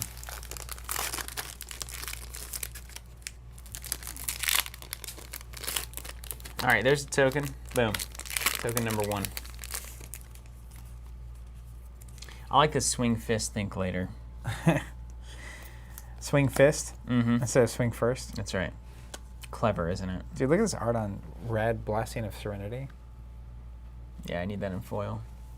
I need it in a lot of things. Playmat, foil. Oh, okay. What do you think I was saying? I didn't know. Better not say. Dude, getting those foil hit and runs for you. Thank you. How about that? I'm going to be maxing and relaxing on those. You like that card. I love it. Theo Fanis says, Team Covenant, can we still sub and get the promos along with boxes for Crucible of War? So we usually charge for a set about 2 weeks before it comes out. And once that is charged, the next thing is whatever the next set is. And there's no going back or other way to get it through subscriptions. We sell them a la carte after that, but no, there's not a way to go back, get a sub, to get charged for those boxes, and also get the promo. Which is a good time to subscribe now so you don't have to have the same problem for Monarch. And it's important to say, too, sign up and just... you don't pay anything right now. It's done. You pay later. Yeah, you don't pay until 2 weeks before release. So if you sign up right now for the subscription, you'll get the promo card, which will be from set 4. You'll get those boxes automatically. If you get 3 or more, they ship for free in the United States.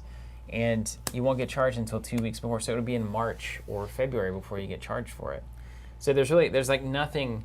It's hard for me. I say this all the time. It sounds like it's too good to be true in a lot of ways, where it's like, but I just enter my information and then it's done. It's like, yes, that's it. That is how that works. It's done. You can always cancel if you've changed your mind a month later and you're out. Nothing.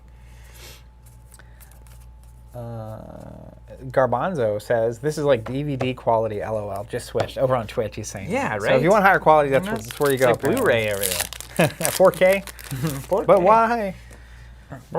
There's a Dawn Blade. Look at that. So both rares, weapons, Zephyr and Centauri Saber. I hope I have one Centauri right now. I hope the other one I have is the other direction. That'd be nice. Can you see the cards when I'm here? Does that help? You can see the little arts. This push forward foil is beautiful. Oh, I can see it on that screen back there, actually. I got it. What is it? Just push forward. Another great warrior card. What's that creature? I don't know. What race are we in? Space I need a creatures? book. Give me a book. We actually have one. We do have one. I don't know if those guys weren't covered in it. All right. Oh, dude, check this out. You're not ready for this? You ready for this? No. Chain Lightning, which is majestic. It's a yellow Chain Lightning wizard action. You can play your next wizard non-attack action card this turn as though it were an instant. If you played another wizard non-attack action card this turn, deal 3 damage to each opposing hero. Oof. But It makes sense that it's Chain Lightning, right? check this out. It's so good. What if you play like 3 of them in a row? Then I could see that it was foil and majestic, and it says generic equipment arms. Then the gambler's gloves. Foil? Is that a foil gambler's It's gloves? the cold foil gambler's Oh gloves. my gosh, yes. Let's take some chances. I think it's 1 cold foil per box, That's by the way. beautiful. Those are so good in cold foil, actually. Yeah, because this is Because they're like gray. interesting, Yeah, Those dice are shining a Yeah. little bit. that's a good pull. Gojira says cold foil means it rolls better. Arthur says, hey fellas, I may have missed it. Any news on the Ira and 4 decks coming back in stock to start out? Sub question. for Monarch and been playing catch up on your videos. Excited Yes. to play. Welcome to the fold, Arthur. Happy to have you. So we're going to get more of those as soon as we can. Sign up for the wait list. You'll get an email as soon as they're available. Do you think we'll actually be able to get more? I need any to ask intel about on that. that? I Any need to ask intel? about Yeah. that. I think everything's getting reprinted in the unlimited version. So maybe when that comes back in, we'll get the free decks. I don't imagine we'll see them before then, though. Joe says, can we get a close-up of that foiling? I'm going to try to give you one the best I can. Can't even, there. It's so hard. The cameras don't capture the cold foil. It's too cold. We've got them set to warm only. Makes Zach and I look less like aliens. Not working.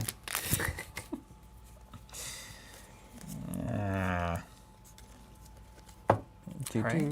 These are, every time I see that Pathing Helix, I think I pulled something incredible. There's that blue reinforced the line like we were talking about. I think that may well have a place in a certain metagame.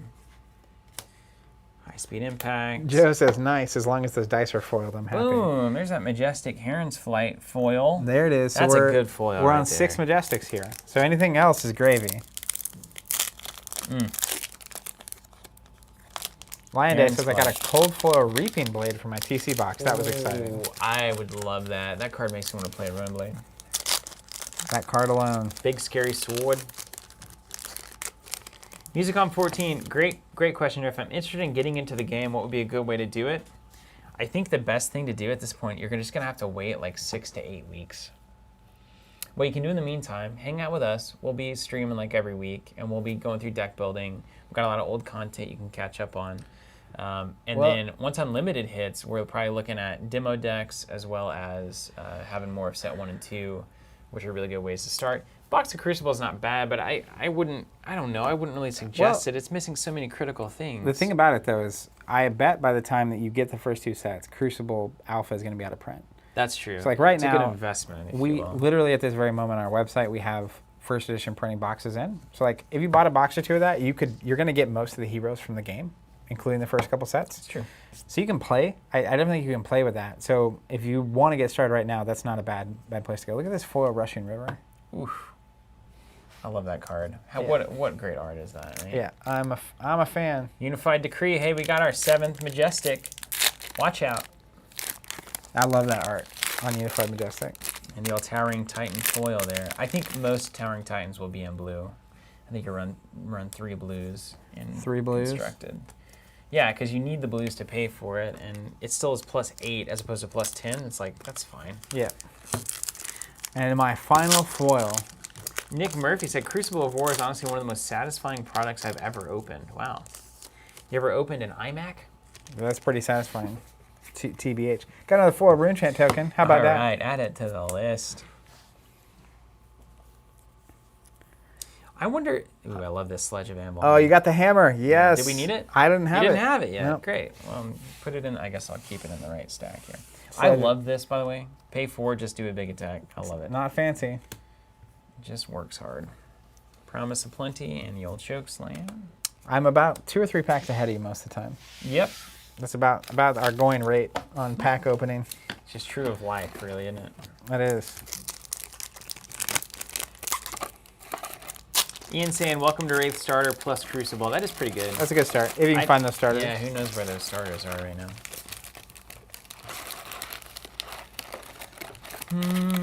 There's a Mandible Claw if you need that one. We only had one of them, so that's a good. Well, that's a good beat. 2 boxes might just be the. I guess I'll keep doing this the right way. 2 boxes might just be the thing here. The dealio. What up, Nathan? Yeah, we had one big hitter. It's Arcanite Shard. Yeah, seems pretty good. That's what we call swooshertons. I still can't believe we pulled it. Got him. 2 packs left. There's Benji.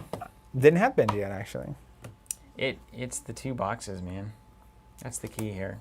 Here's another Majestic. Let's go to 8. That's Arg Smash Arg Yellow. Smash Yellow. Increase the tension. 8 so far. That's a good good beat. It's only supposed to be 6, right? Well, there's only 6. No, there's only 5 non-foils, so the foils can be anything. Gotcha. It's at least the average is 6 on the starting beat. The old foil Mavrian Skies. How about this card? Just totally changing the game for Runeblade. So you know what's funny about that one? How many tokens did you get in that box? I only got 3. 7? You got 7 total? Oh, so it's about 10. It's about 10 per box. I bet it's 10 to 12. 10 to 11, box, 10 yeah. to 12 per box. And of those, by the way, it seems like we got 1 copper both times. Mm-hmm. So that's interesting. I wonder if it's. Yeah, that's one of those things. At a certain point, you just have a little die or something. But like, I wonder if it's 1 in every box. Like 1 copper per box.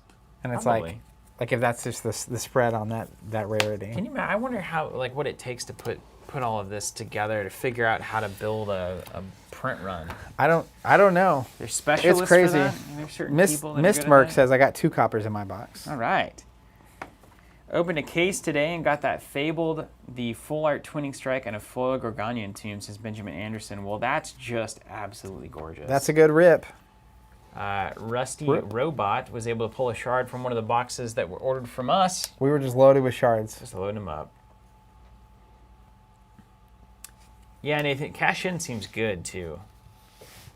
Cash in is the whole point, right? It's the whole idea, at least for now. You know, just introducing a concept. It doesn't feel clunky. It's nice, and you can utilize the money theme later on. Very good. All right, I have some options for where we go from hither. This box opening was brought to you by Nalgene, made in the USA.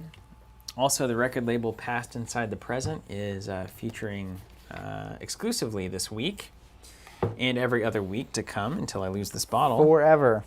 Very nice bottles, 1,400 milliliters, 48 ounces. In your hand, very light, pleasant to drink from. Made in the USA. USA. USA. Food grade plastic as well. Very nice. Safe to drink from, they tell us. Joe Terry said, "You guys get any None of that spoils is of true. war yet?" I don't know. I opened 1 box on Friday. I think they have 1 more box hiding out. Dad, you're right. Yeah, plastic is not good for the health and the world. I agree with that. But the thing about this one is, I've had this now for years, and I will probably have it for the rest of the time. So, especially as compared to like drinking from like a single-use plastic bottle, this is definitely an upgrade. And then past that, I don't know. It's tough. There's not a lot of good materials. It's like you don't want to do glass. I'm not camping with a glass bottle, right? And that has its own problems. I had a glass water bottle. I've had several glass water bottles, and the fact that I had to have several is because they keep breaking. Yeah. So as long as you can, I mean, if you can forever, it's plastic that'll last me forever, hopefully. I tend to lose these sometimes, though. That's the big problem. That's my big problem. All right. Well, next up for me is sorting. How about me in the stream build a Trader of Skins deck? Deal. All right, stream, let's do it. Let's talk theory. Okay, I'm going to be checking in on chat because I need... also, when I look like this, when it seems like I'm like looking at the really nothing, there's a monitor back here, and I can see what cards are being pulled up. So that's why... And now when I'm here, that's why you're looking into nothingness. I can see, it kind of looks like I'm looking at the camera, but we have a monitor right behind us that is basically showing me the main shot and the shot that we can cut to. So don't be confused. It kind of gives it a more artistic feel, doesn't it? You know, like those documentaries you'll watch and they're just shooting them from the side talking at a person? It's like, why? But I don't know, yeah, art. It just gives it a little more. Art doesn't have a reason. You know, a little It simply is. momentum or a little movement. Zach, take over. I've got to take this call. All right, I'm on duty. I'm a very busy man. I'm very important. Many leather-bound books in my library.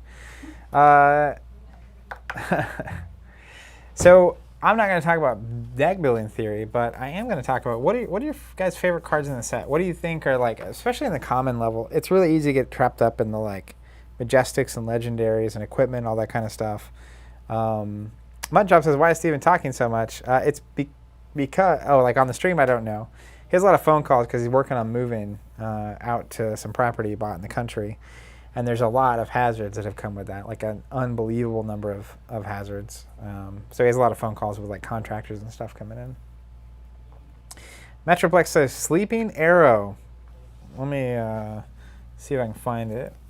Ranger, Sleep Dart or the Sleeping Arrow? Is there a Sleeping Arrow or just Sleep Dart?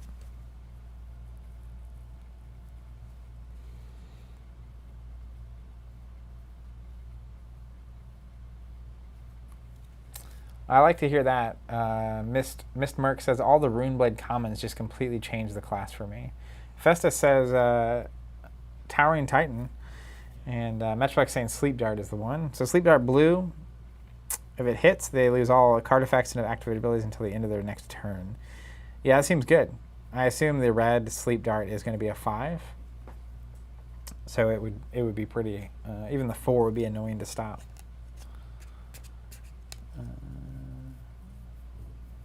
George says, Righteous Cleansing is clutch for Bravo. Let me see if I can find that real quick. Righteous Cleansing. Is it a common? The Righteous Cleansing?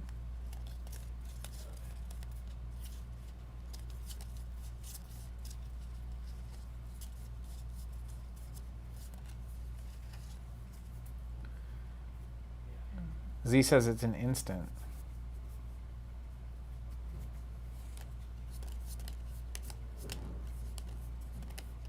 Yeah, I can't find it, so I'll definitely come back to that when I'm going sorting. Oh, it's a Majestic. That's why I can't find it. Nathan says favorite card in the set is probably Mangle. Yeah, I like Mangle a lot. Majestic. So let me look at my Majestic deck. You said Righteous Cleansing. Let me see. Did we pull it earlier? Did we know?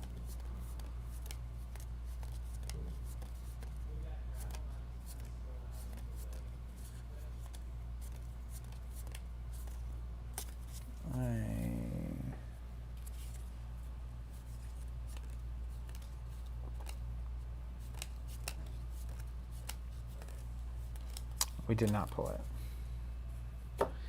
Benjamin says, Runeblade and Ranger got some serious heat in this set. I just saying, I definitely support that Runeblade got the most bang for the buck out of this set. That's good. Runeblade and Wizard were needing some tools. You guys feel like Wizard got some good stuff? When I was looking through it, I already felt like they were pretty good, but they definitely got some cool stuff in this set for me. Even just the weapon being an auto damage hit, I like quite a bit, honestly. Nathan says, my favorite card based on art alone is Coax of Commotion in rainbow foil. Just beautiful. Yeah. I agree, Z. Saying Gaze of Ages is insane.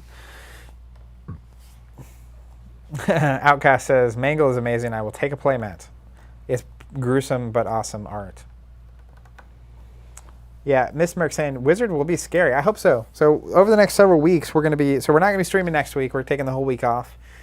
For Labor Day, we've been streaming for 6 months straight, so we're going to be taking a break. But when we come back, we're going to be fully diving into all these heroes and classes and construction and whatnot. We'll pick some of our favorites today to build and play. But Tristan saying, do you scan all of your cards or do you pull the images from somewhere else? I believe those come from the actual gallery on the main website. We pull those down and then we go through a whole process to be able to pop them up. Blake says, in 2 boxes, did you get the new heroes and their weapons? I'm guessing with my 1 box, I won't be getting this set that I wanted. So let's just take a look real quick. So we got, let me find the ones we did get. Where are they? So we got the Data Doll, and we got Benji. We also got Kasei. I remember seeing her. I'll have to look as we're going through, because we didn't sort those out necessarily. Let me just go through and see if I can find it.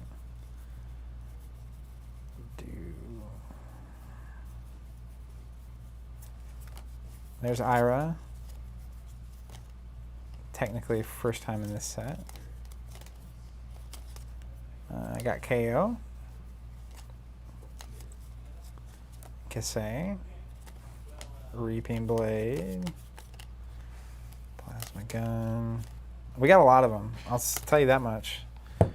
And this is 2 boxes. I opened a third on Friday, or one early on Friday. That I'll be adding to the mix as well, just for context on what you get in 3. Almost there.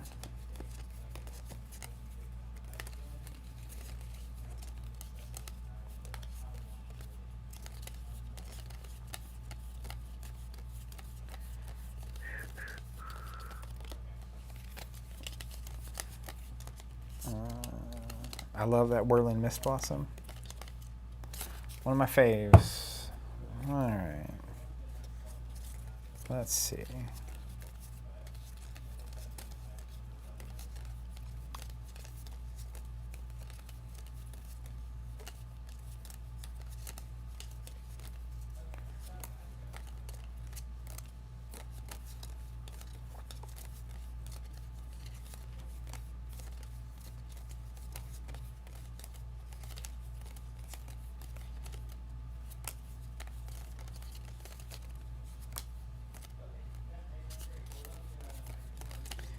Almost to the end. All right, on my first pass through, and this is going to be not super accurate. I have another stack to go through. How about everyone else that's watching? So like if you bought 3 or 4, however many boxes you bought, how many of the new heroes and weapons did you not get?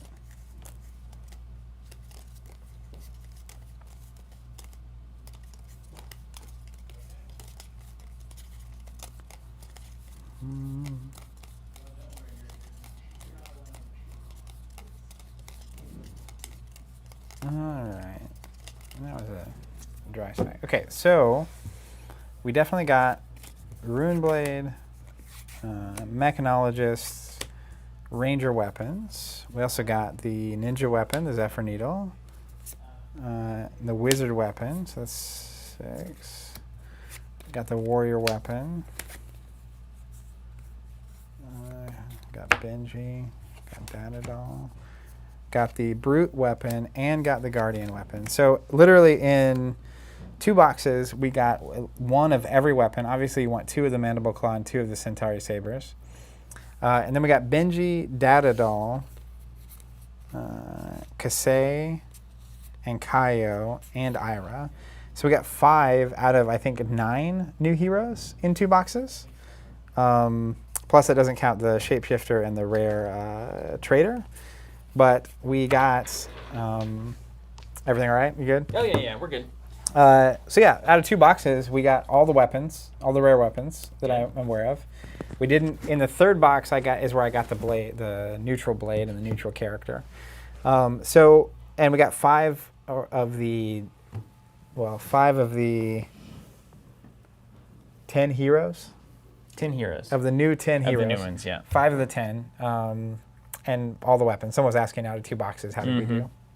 And you really technically need 2 Mandible Claws. Yeah. Technically. You could. You could. We don't have a generic one-handed weapon, right? Just the 2-hander? Not that I'm aware of. Ooh, man, that'll change the game. When you can do your main Absolutely. class one-handed, and then looks like we got 1 Zephyr Needle, I think. Z. Actually, we ended up with 2. Did we get 2? Yeah, I had a second one. Okay, cool. So. And then did we do? No, we only got the 1 Mandible Claw. You just picked that one up, right? Yeah. And All right. I might have missed some in here. Yeah, So I was doing a quick give a while little we take, were a on little, stream. etc. Medbrecht, yeah, there's 10 heroes. So the 8, not 10, there's not 10 new heroes though, right? There's only the Shapeshifter and the Trader of Skins. Oh, and Benji, and yeah, there's the 4. Is there 8 new young heroes? I don't know. Is there a new Guardian? No. So we may have gotten better than that then. Because we got Benji, we got Ira, we got the Data Doll, we got Kasei, we got, and technically the third box, we got Cavdane. Did we get the Brute? The young Brute that has the roll of die KO, ability? yep. I think that's all of them. Is there 4? I think there's only 4 new heroes. 4 new young heroes. Taylor's saying 6 plus a legendary. Okay, so the 4 new young ones for the normal classes, the Shapeshifter and the Trader of Skins. So we got all but the legendary and 1, because I got 5 out of 7. Counting this? Not counting that. 6 out of 7. 6 So out the of only 7. one we're missing is legendary. Just missing legendary. So 2 boxes. I got all the weapons. That's pretty and good. That's pretty solid. That's pretty good. All right, friends. Thank you, Zach, for covering covering my segment here. We didn't talk bad about you once. I can rewind the stream. Yeah, I'll watch this back. You won't. I do. You watch the whole thing back? Every night I go home, I turn on the stream, Because you didn't get enough of hearing our voices. and then I just cry for hours. This is what we look like. Why did I? Who am I? Why am I so bad at this? Okay, let's talk about the Trader of Skins, shall we? I want to know, What love is? what in the world am I supposed to do with this guy? Now, I'm not saying is it optimal in multiplayer or any of that stuff. I don't want any of that. What I would like to know is, I'm playing this in Blitz, one-on-one, competitive, format. What's the best way to utilize this ability? Because I have to think what you're really trying to do with this is make sure you always have more life than your opponent, use the ability to generate a copper, and then play cash in to what, draw 2 cards? It's already not good. What does cash in do? You can spend 4 copper Draw 2? to do whatever it does. Does it say draw 2 cards on the screen right now? I can't see it well enough to know what the actual text is. That's the next thing that is going to happen in our stream lives is being able to see those cards for real when they pop up. I think, well, if you, Nick, if you have more life than the other hero, then you lose a life and create a copper token. So you're trading 3 resources and a life for a copper. That can't be the right thing to do, right? Or is this, no, that is not how this is supposed to be used. No. That's what I was saying. Yeah, no. I think you pick a hero. No. What's up? Wait, pick a hero for what? For we the already ability. did. Trader of Skins. No. The ability works like that. You can read it. It's how it works. But I think that you actually are meant to have less health than your opponent every time you trigger this. You give them copper tokens. You know why? Because if they're not running cash in, it's more or less useless. They just lose a life. And then it's just a 2-life trade every time for 3. Also important to note is to lose a life that you can't do anything about. You can't do it. You can't block it. Even if you just play normal That's right. and you get them down to the 3 health, they have 3 turns. That's right. So is this the kind of build where you run those scar for scar, Also. life for life kind of cards, and absolutely. you just take a hit early, and then you're like, "Boo-doo-doo-doo-doo." Yeah. Interesting. And also is if you have a bunch of actions and resources, they get down to 3 or 4 life, you can potentially use that. Is it once per turn? Okay, it's once per turn. I was like, man, you could stack up and just end them. Well, that would be awesome. But then it only works until you have the equal amount of life, or if you have more life. So it's a leveling mechanic. So we've got to think about how to do this smart. But I think, So I see. Now that I'm thinking about it, so you read it and it says it's any hero, right? If a hero has more life than any other hero, they lose 1 and they create a copper token. Yeah, whether it's any you or hero me. on the table. yeah, And then if a hero has less life than any other hero, they gain a life. Period. So I think this is actually just it would only impact 1 hero ever, though, because it says any other hero. So you have to have more life than everybody at the table, or you have to have less life than everybody at the table. And if it's just me and you, do I have less life than you? Yes. Do I have more life than you? Yes. But Right, it's a so universal. It checks every hero Yeah. and says this thing. So in a best of times, I'm paying 3. I have less life than you, which means you would lose a life, you would gain a copper token, and then I would gain a life. Yeah. Which is pretty good. I mean, pay 3 for a 2-life trade is not bad at all. And then Rusty Blade goes, ha! And then, yes, the whole deck is generic, which is kind of nice because I have been needing an excuse to really understand what the generic cards are all about. Well, now here we are. And I feel like it's really important for me to do that. And this is the old Talishar, the Lost Prince, is the kind of Rusty Blade that I'll be playing with this guy. And that's 2 to swing for 4 and you do like a big attack probably to end it. So let's see. So we need to, so are there any cards that you sacrifice life, like you lose life to do a better effect? Anybody got any of those out there? Yes, they exist. So the cool thing is, Deckbuilder, fabdb.chat. you literally can, you're going to have to live in a neutral world very heavily. So this is a great experiment if you want to get familiar with those neutral cards. Yeah, I'm doing it. And there's not a lot of generics in this set, is there? There's a decent amount. Are you... There's like 5 or 6 cards. Oh, wait, okay. So can I get our current generics? Our used very loosely. The generics to which we both have access? No, this is the guy that should be running the Spring Tunic. So I'll be needing that from you. It only makes sense. I see. Or isn't there a card you pitch and you gain life? You know, he's got to run the gain 3 card, because like he's gonna get low on life and then even the score, and then at the end he can start. Sigil of to heal Solace. himself. Yeah. Are these the generics? This giant row of nonsense. That is it. Yeah. Oh my gosh. Hey, you want to get back into the binder game? I will binder these cards if you'll buy a binder. Because I love the spoils days when we could just look through binder pages. But like, is that really what you're gonna do, or are you gonna use a deck builder when you're not on stream? There's not a deck builder I like currently. Don't say it out loud. I just want the Arkham DB, Netrunner DB of Flesh and Blood. It's because you're used to that system. Yeah, and everyone's used to it because it's great. Oh my gosh, this may be the Moonwish Sunwish deck. Joshua Trevino on the scoop. Could absolutely be the Moonwish This isn't deck. right. These are Ranger cards. So there were unorganized cards in there too. Is that neutral? That just might be random cards that someone put in there. That's right. Okay, let's take a look here. I'm going to pass over. Oh, they're ordered. Good. Yeah. Nice. You're welcome.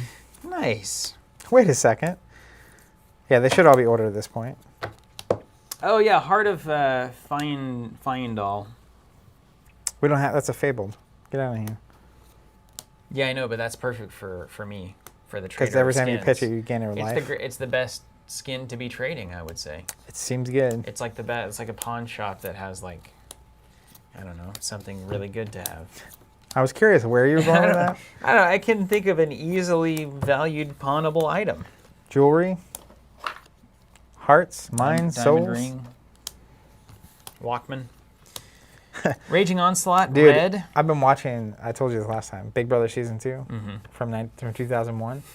And they're isolated in a house, which is funny now because we're all isolated. But they're isolated in a house with like no TV, no news, it's like just boring. Yep. Part of the challenge. But one of the luxuries, every week there's a luxury competition where either one person or 2 people can win something or the whole house wins something. And they get something awesome, yeah. One of the things that they won was a Walkman with a CD of their choice.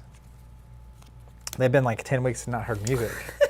Can you imagine? I might, when you actually get to hear an album again for the first time, it's like you might cry. It would be such an experience.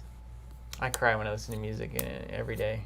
I don't got believe that you. Taylor Swift CD in the car finally. She shipped I got one of the 8 limited edition covers. You got to choose. On your CD? Because it was $10 for the MP3s and $13 for the CD that came with the MP3s. May as well. In an email. May as well do it. $3 for a CD that I can put in my truck. I bought the vinyl. It hasn't shown up yet. Yeah. I wanted it for my car. I have a vinyl player in my car. Wounded vinyl player, turntable. Yeah. So Wounded Bull Red. Let's look at this. This is funny a card for lots of reasons. This is a card that I'm gonna capitalize on. If you have less health than your opponent, it gains +1. It's an 8 damage attack for 3. That's good. That's the math I'm looking for here. That is good math. Trade. So that's gonna be in my Don't Forget Me stack. I'm gonna put it up above. I feel mildly obligated to play Runeblade in a minute. Vigor Rush. Don't even know if that's a thing. And we got Unmovable. I feel these kinds of reactions are going to be important. Maybe blue Unmovables, particularly, because I need to pitch a blue to pay for my ability here. And Caesar Cat says they actually had car record players at some point. Yeah, they did. I saw that. Nick and Yotes are both saying, please play Runeblade. I mean, I feel compelled. Maybe this is the deck that plays Last Ditch Effort, finally. I feel like you are going to survive so long, though. That's what I mean. If you have no cards in your deck, it gains +4 and go again. And you pitch it to pay for your ability, and then it's on the bottom, and then at the very end of the game, here's your Last Ditch Effort. All right. I'm not going to shut your dream down. Must not be a normal day. Flock of the Featherwalkers, nah, it's not important. Let's keep going. Let's keep going. I love this. I posted it this weekend, and I truly meant it, which is just like, I didn't realize what was missing until I started playing this game, where like there was a slot in my life, you know what I mean? Mm-hmm. And I think it's the collectible card game slot that I have been filling it with Throwback Thursdays. That's right. And collecting all these old games. But then the new set was coming out, and it was just really hitting me like how amped I am right now. I love this. Yes. And all the possibilities. Like, I like too many classes. I always do that. I was like, I'm just going to play 1 or 2 classes. Well, that's why you need to play the Trader of Skins, so you can play them all. Play them all. That's why I need that Shapeshifter card. Yeah. I really want that Shapeshifter card. Can you only play the specializations if you have targeted the hero that is that class? So specializations it just says deck building, right? Yeah, it's a deck building restriction. Well, that's awesome. But she's not a class, so you can only play generics and the specializations, which is a weird combination of cards to be playing. Well, I'm living that dream currently. All right, so here's Moonwish. Let's get Moonwish Red.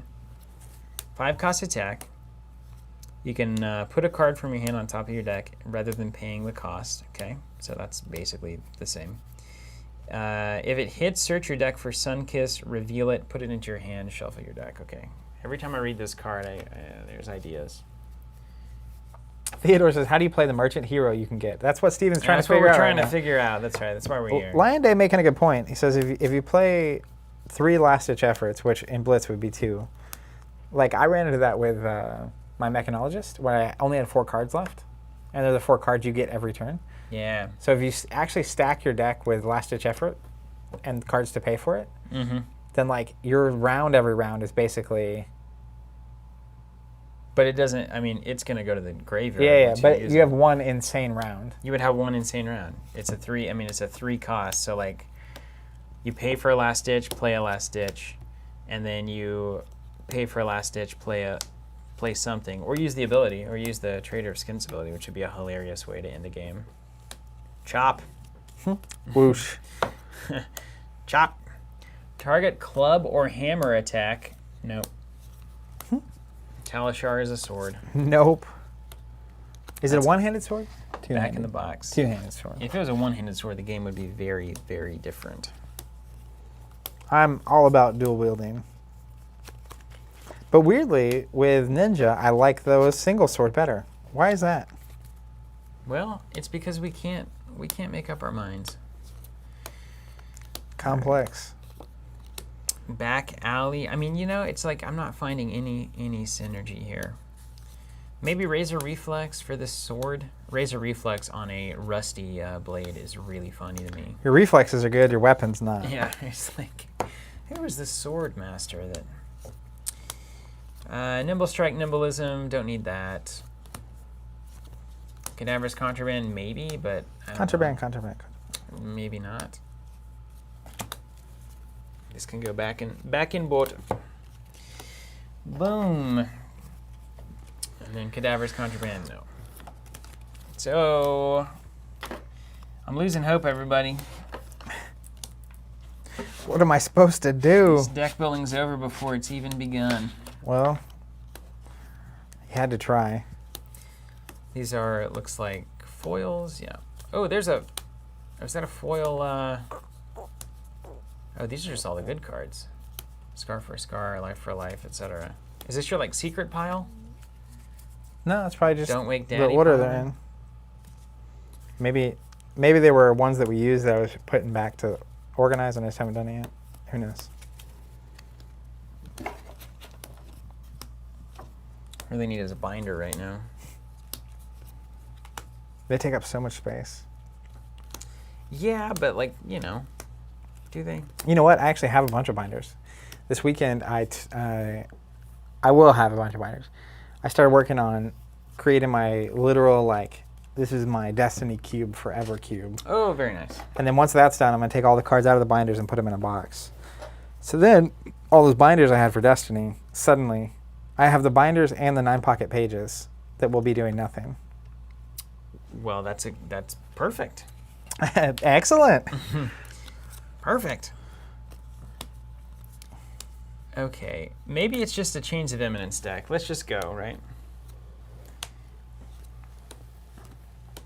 Yeah, so all these generics are, you know, are good from various reasons. They're good, but like, why are they good for the Trader of Skins aside from it's the only cards I can run? That's what I'm looking at. So the general thing we're looking for is like, I want to always basically be, you know, 2 life down, probably 2 life down. Well, probably more because like you want to be able to like life for a life with Go Again and then still be able to use your ability. Maybe, yeah. Or if we just don't even worry about life for life and we just say, I'm going to be 2 life down, use my ability, and then we're even, and now I can do one other thing. Or, you know, there are going to be times I don't have the choice to be 2. I'm going to get 5 life down, and then you can... But I want to stay always like 1 or 2 under my opponent. So I'm trying to find cards that really help, that really make it awesome whenever I'm playing that style. And Scar for a Scar is the best example of that, of course. Plunderun, of course, is good. Sigil of Solace, I probably will have to run to kind of late game gain a bunch of life. Nimblism will be good if I just need to get some attack stuff going on. Crazy Brew. Is that one that hurts you? If you fail. I'm just looking for a reason. I gotta find that one card here. You got to find the card that makes it all click. We gotta find the one card. Well, so if you're new to card games and you're wondering what I'm doing when I'm sorting, the first thing I did was sort it by class because there's 8 of those. And then now I'm going to sort by card by class, and that way we can have a very organized collection. Lose 1 and create a copper token. Then if a hero has less than any other hero, they gain 1. Huh. These copper tokens are only for cash in. Yeah, only for cash in. You can't pay 4 to draw a card. That's crazy. Well, if they're paying 4, I mean, like, good on them, right? Yeah, but you're at least trading 2 cards at this point for a card. So, yeah, well, go for it. That's what I'm saying. It's like, feel free. Pay on, I say. Maybe it's a Wounded Bull deck. Maybe that's the whole point. Something tells me that is not good. I just have a feeling these days, you know what I mean? When you're building a bad deck? Oh, trust me. You've seen enough of them. Things are too bad to proceed with. I love that all these IRA cards are now faux real, though. All right, there's the Scar for a Scar, so we'll pull those out here. Dude, I love Salt the Wound, yellow Salt the Wound. I assume it's in the other colors. 0 cost, Salt the Wound gains +1 attack for each attack that has hit this chain. Ooh. Coming to a Zach Ninja deck soon. Very soon. Okay. Okay. Gains +3. Yeah, got it. Oh my gosh, there's nothing here. It's not ready yet. He ran into a wall. It's not ready for prime time. There's nothing here to make this worth playing. Right? Are we all agreed on that? Can we all agree on that? Anyone have any hot theories out there? Any hot theories?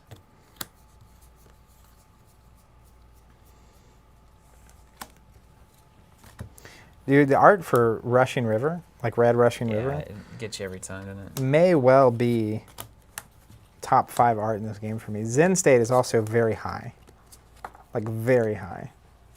So, Ian, Demo Crew plus Pummel. Why is that better in Trader of Skins than it is in every other class? Steven asking the hard-hitting questions. Well, it's just like, how is that playing into my my ability at all? Yeah, because what you don't want to do is give up all class cards for a good ability that also doesn't really synergize. You need synergy to make it go over the top. I feel like I'm at a Michael Scott there. life conference. This is not a pyramid scheme. You've seen that episode, right? Oh, I've seen them all. And then I just don't remember them very well. it's basically he's trying to get them on an MLM scenario. Like and with the paper? With no, the paper it's like company, he's or doing just this thing on the different- side, Yeah. and It's like a side hustle. he's like, it's not a it's not a pyramid scheme. So one where he draws it? And then it's a Jim pyramid? walks Yeah. up there and he takes the marker and he circles it. One of the lines before that moment too, he says, "Oh, the guy that got me into it owns a Corvette, so he knows what he's talking about." But then Jim draws the pyramid, Yeah. and Michael goes, "Okay, I need to make a call really quick. I'll be right back," and he just runs off. It's a good show. I watched a lot of it while I was sick. It is a very good show. It's the only thing that wouldn't make me feel worse. Yeah, so Dider, I think that's right. I think the only thing you can do is basically run 3 scar for a scar, all the scar for a scar, all the life for a life. Maybe the Wounded Bull, and then just try to hit that ability as much as you can. I think you definitely scar for a scar, life for a life. I also like the Sigil of Solaces in that deck, and like the just gain life instance. And then the Crazy Brews, like you're just messing with life in like a weird way. I like Jordan's idea here. Like, so in multiplayer, his ability keeps anyone from running away with the game or getting knocked out too quickly. It's also the kind of thing where it's like, hey man, use that ability. And if you do, I won't attack you this turn. Like that whole Thrones melee thing. Yeah. Pursuit of Knowledge. Brandon, hit me. Oh yeah, I've got it here. Hero gets +1, yeah. That's... Cash-ins with Sigil. That's not, it's not a bad combo, Landing. I'm with it. It's not a bad combo. What does cash-in do again? Draw 2 cards for a bunch of copper? It's not good. Cash in? Yeah, I have it. Let me just grab it.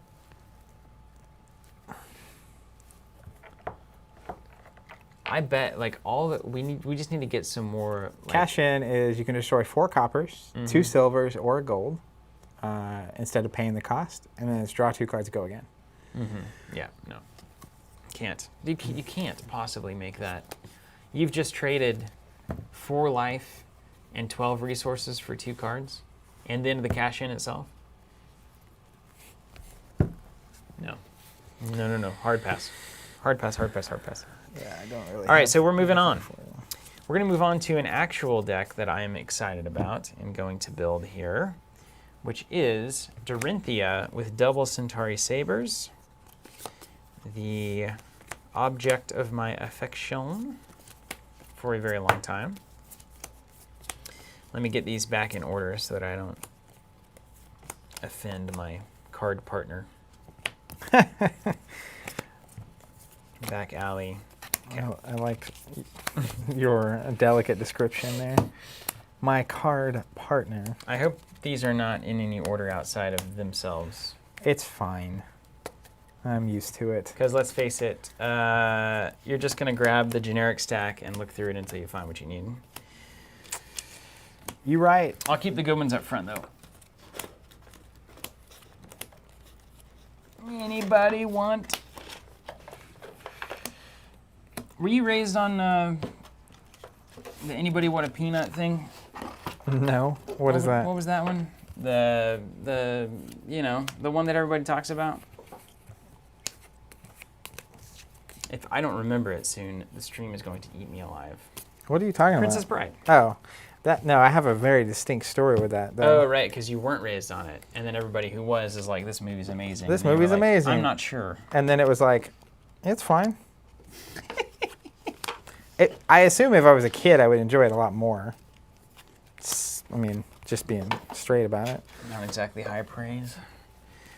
Here's a question. This is a TCG question. You ready for this? Yeah, ready. I'm not planning on keeping more than 1 of every equipment and 2 of every weapon that's two-handed. Okay. The only reason we would need that is if we both wanted to play at the same time. As an example, I have a left and right Zephyr Needle. I doubt we ever play 2 of them. Maybe you do, maybe you don't. But I also have another copy of Old Lefty.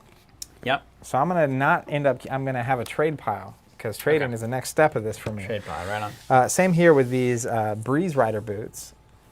I opened 1 of these last Friday when you weren't here. And I don't need to keep 2 of these unless we both want to play a ninja at the same time. Impossible. And if we end up wanting to do that, we'll just proxy it. Same thing with Zen State. You only need 1 of them. Yep.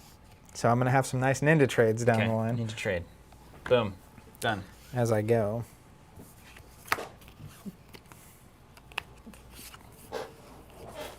All right. Ninja. Where's that Dorinthia deck? Is it in here? Yeah, it'll be a group of cards. That's all your Guardian cards and deck and stuff. Guardian cards. You have that box that, you want to throw these. Ooh, here's that. Let's play that data doll. Oh, man. I I did get a ton. Who are you working on right now? Dorinthia? Dorinthia, I'm going to go ahead and sort those cards so that you have those. it may already be built. I would need hit and runs. Yeah. Definitely need hit and runs. Visceray! Here it is. Okay. So, friends, let's talk about Dorinthia. As you just lean off of camera. Okay, so here's my thinking. The first thing I thought with the Centauri Sabers... I like your attempt, by the way. It's gone. I mean, Can you drop this in the front of that token box? Yeah. So you see the Centauri Saber, you see the new hero, Cassie. And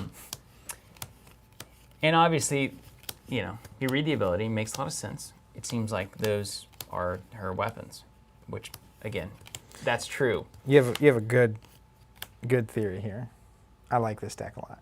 But, of course, I think the most interesting thing to do is say, well, what happens if we do a little swap, right? Because Cassie running the Dawnblade is good because you get that second attack for free. That's good. And then what happens when Dorinthia runs the Centauri Sabers, right? That's the question you got to ask yourself. And that's the question I did ask myself. So what does a Dorinthia Centauri Saber deck do differently than a Cassie Centauri Saber deck? Let me tell you.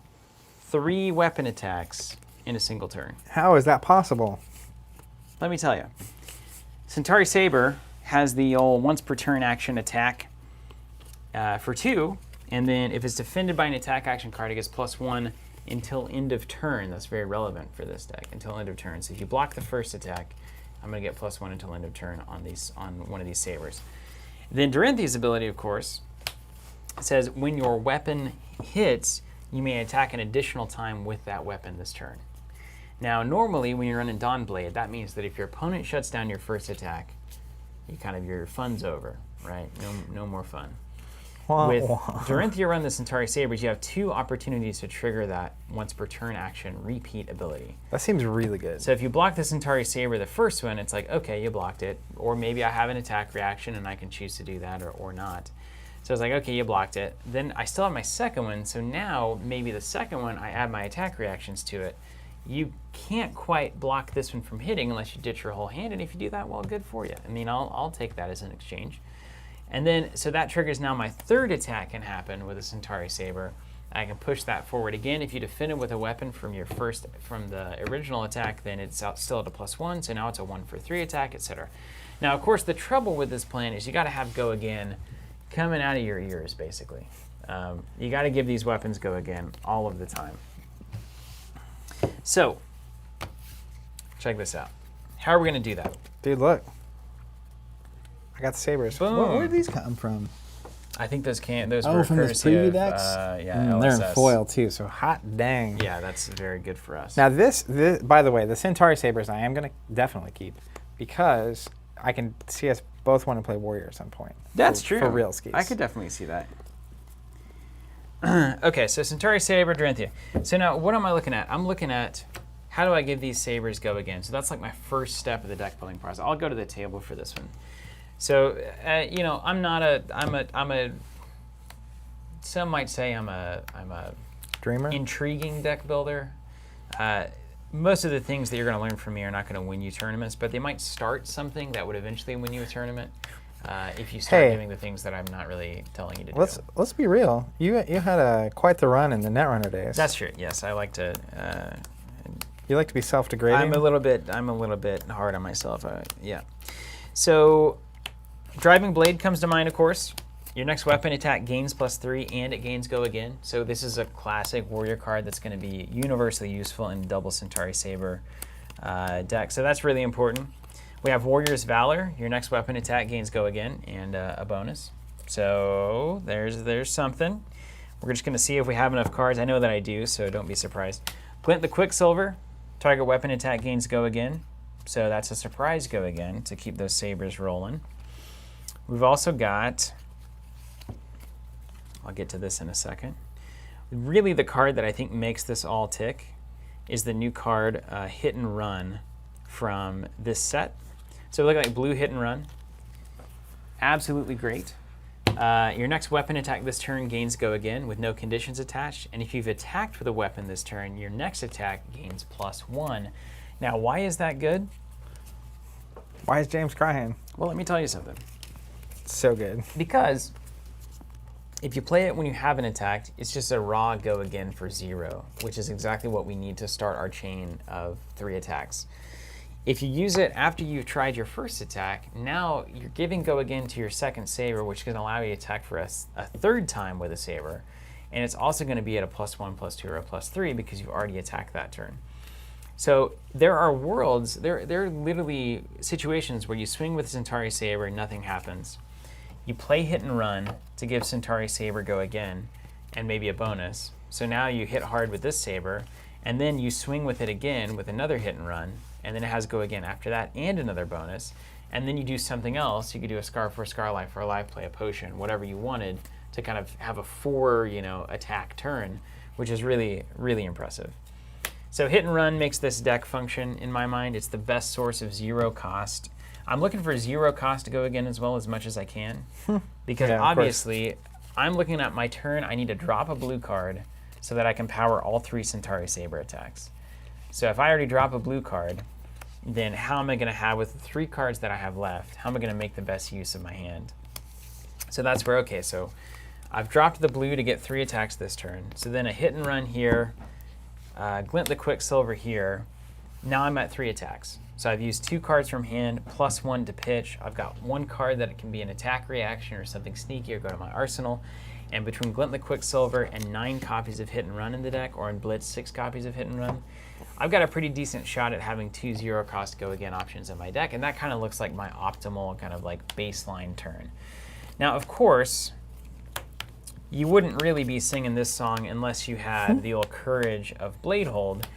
This card basically just means I get a turn where I don't have to pitch a card to do all of those attacks. So I get a free card. So that's a really good turn to look at your Driving Blades. Can be good. That's where you have the 2 cost. That's literally like your Driving Blade and your Warrior's Valor are now the 3 costs that would have been going into the saber attacks, but are now instead going into buffing your weapons and giving them the go again. So you've got options. I think, and then like if I'm looking at how do we then capitalize on the fact that we're attacking a bunch outside of the fact that just quite literally it's 3 attacks coming your way almost every turn, that's hard for an opponent to deal with. Splitting up damage in those kinds of packets is really nice. So what do you do when you're not doing that? I like a couple of things. First of all, I like Red Lead the Charge, another great source of essentially go again. That's going to happen. Everyone knows Red Lead the Charge. That's a very common and well-loved card. I like Time Snap Potion. That's another way to essentially kind of reboot your go again strategy. And then a really nice card here is actually the Biting Blade. What's it do? So if I look at Biting Blade blue here, and I like to run this at blue and yellow in this kind of a deck, most of the time I'm going to pitch this to pay for my 3 saber attacks. But when I'm not pitching it, like when I have a big turn when I'm going to pop like Courage of Bladehold or something, it's going to give a current attack +1, which is nice, the blue version. Yellow gives it +2, of course, red gives it +3. But then, assuming it's your first attack and your opponent defends with a card from hand, you're going to give your weapons +1 until end of turn. So this card essentially, at its very worst in the blue form, is giving you +4 damage for that turn. Should be giving you +4. Because you're going to get +1 on this attack, you're going to get +1 to the weapon for this attack, and then you're going to get +1 for the next weapon attack and the next weapon attack. So really you're paying 2 for a +4, which is pretty good. I mean, that's not terrible. You know, there are some 0 for 3s, there are some 1 for 3s, which is pretty common. 2 for 4, 2 for 5 is about where things land. So this is kind of right on the money, and it's an attack reaction, so you can do it on a turn where your opponent thinks, well, they can't quite finish me off this turn, and then all of a sudden, all of these attacks are at +1. You've also got to think about this stacking with something like a Centauri Saber that's been blocked by a weapon action card, attack action card. It now has +1 until the end of the turn. If this one hits, and then it gets +1 from Biting Blade, now it's got +1 from Biting Blade, +1 from its own ability, and so now it's a +2 that you get to swing with again, which is also extremely nice. So past that, there's a couple of cards that I've been looking at. So I'm running, in this one, I'm running red Sink Belows, as well as yellow Steelblade Shunts. I like those just as generic defense reactions. I like Steelblade a lot because you can usually catch somebody off surprise, deal 1 surprise damage to them, and a lot of times in Blitz that can really impact a game. Sitting on 1 health is like kind of a common thing to do in Blitz, so against Ninja or something, that's a good way to just be like, get out of here, take your 1. And then there's a couple of cards that I like just as attack reactions. Iron Song Response red being one. So again, if you imagine in your head, you're cashing in 1 card to pay for 3 weapon attacks, and then you're cashing in 2 cards to pay for go again. What does that last card in your hand ultimately need to be? And unless you have an energy potion out, it's got to be 0 cost to have any use at all.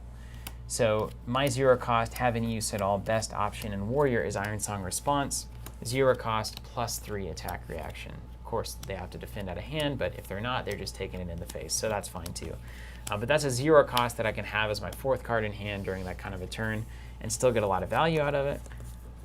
And then for the big turn, whenever I'm going to pop that Courage of Bladehold, Red Route is really just a game-ending card. Zach and I were talking about this when we were building the other day. We jammed out about 5 or 6 games and tested. This is the kind of card you pop the Courage of Bladehold. Yeah. You start attacking. Those attacks are now free, obviously. So a surprise route is going to have a huge impact on your opponent. It's just like a surprise on like the last attack, you know, where they're blocking with just enough to not die, or they're blocking just enough to like stay ahead of the game. You route that attack because you have the money left over. You get not only +3 to your attack, but you pop one of theirs in hand, which can be a 4, 5, 6. Yeah, even just a basic defense card for 3, right? Most cards, and then realistically too, I was thinking about at the time I was playing Guardian, so I would like play a pay 2 block for 5 reaction, and then if you bounce that back, like that feels so bad. It feels really bad. Yeah, and we want our opponent to feel bad. That's really the whole joy of deck building, ultimately. That's why I'm here. So basically, I like to have this is kind of my end game, like kind of my finisher card. And then I start to look at turns that I can string together with these cards. I have a couple of proxies in here because I didn't have, at the time, the hit and runs that I needed. Well, now you do. So I put Cracked Baubles and Ruin Chants in there. This is the old Warrior stack. Thank you. So things that basically you can do on a turn, right? So let's think about this. Basically, what you're going to be looking at is I need to drop a blue card at the start if I have enough go again in my hand to make the 3 attack turn happen. So that's kind of what I'm looking for. My first check is basically, okay, let's say I drop a blue, and this can be any blue in the deck. So I drop the blue. So that gives me my 3 attacks.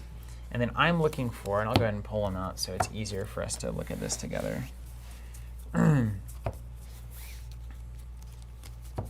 Out for Blood, also a good card for this deck. I don't know if it makes it in, but hopefully it does at some point. All right, so let me get these yellow, all the foils. I'm gonna actually just look and make sure I can grab all the foils. Literally all the foils. Put them all in. Put them in. It makes it 10% better, I think. 10% better, 100% of the time. The stats, just a little bit better. Okay.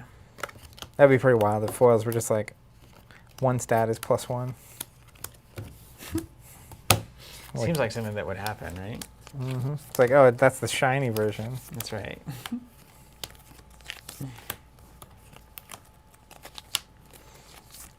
Yeah, those three boxes was pretty clutch. Because like I got almost all of the double weapons with the right, like I literally got all the double weapons with the right, like both directions. Boom. And then I think I got all the characters except for the legendary one. All right, here comes the hit and run. Yeah, 2 boxes of Crucible seems right. 3 boxes and you're definitely Well, set. 3 is where I got to like everything. Yeah. Like Okay. definitely everything. So that's a good sign. All right, so let's look at these hit and runs here. Pull these out, and I'll pull the glint as well.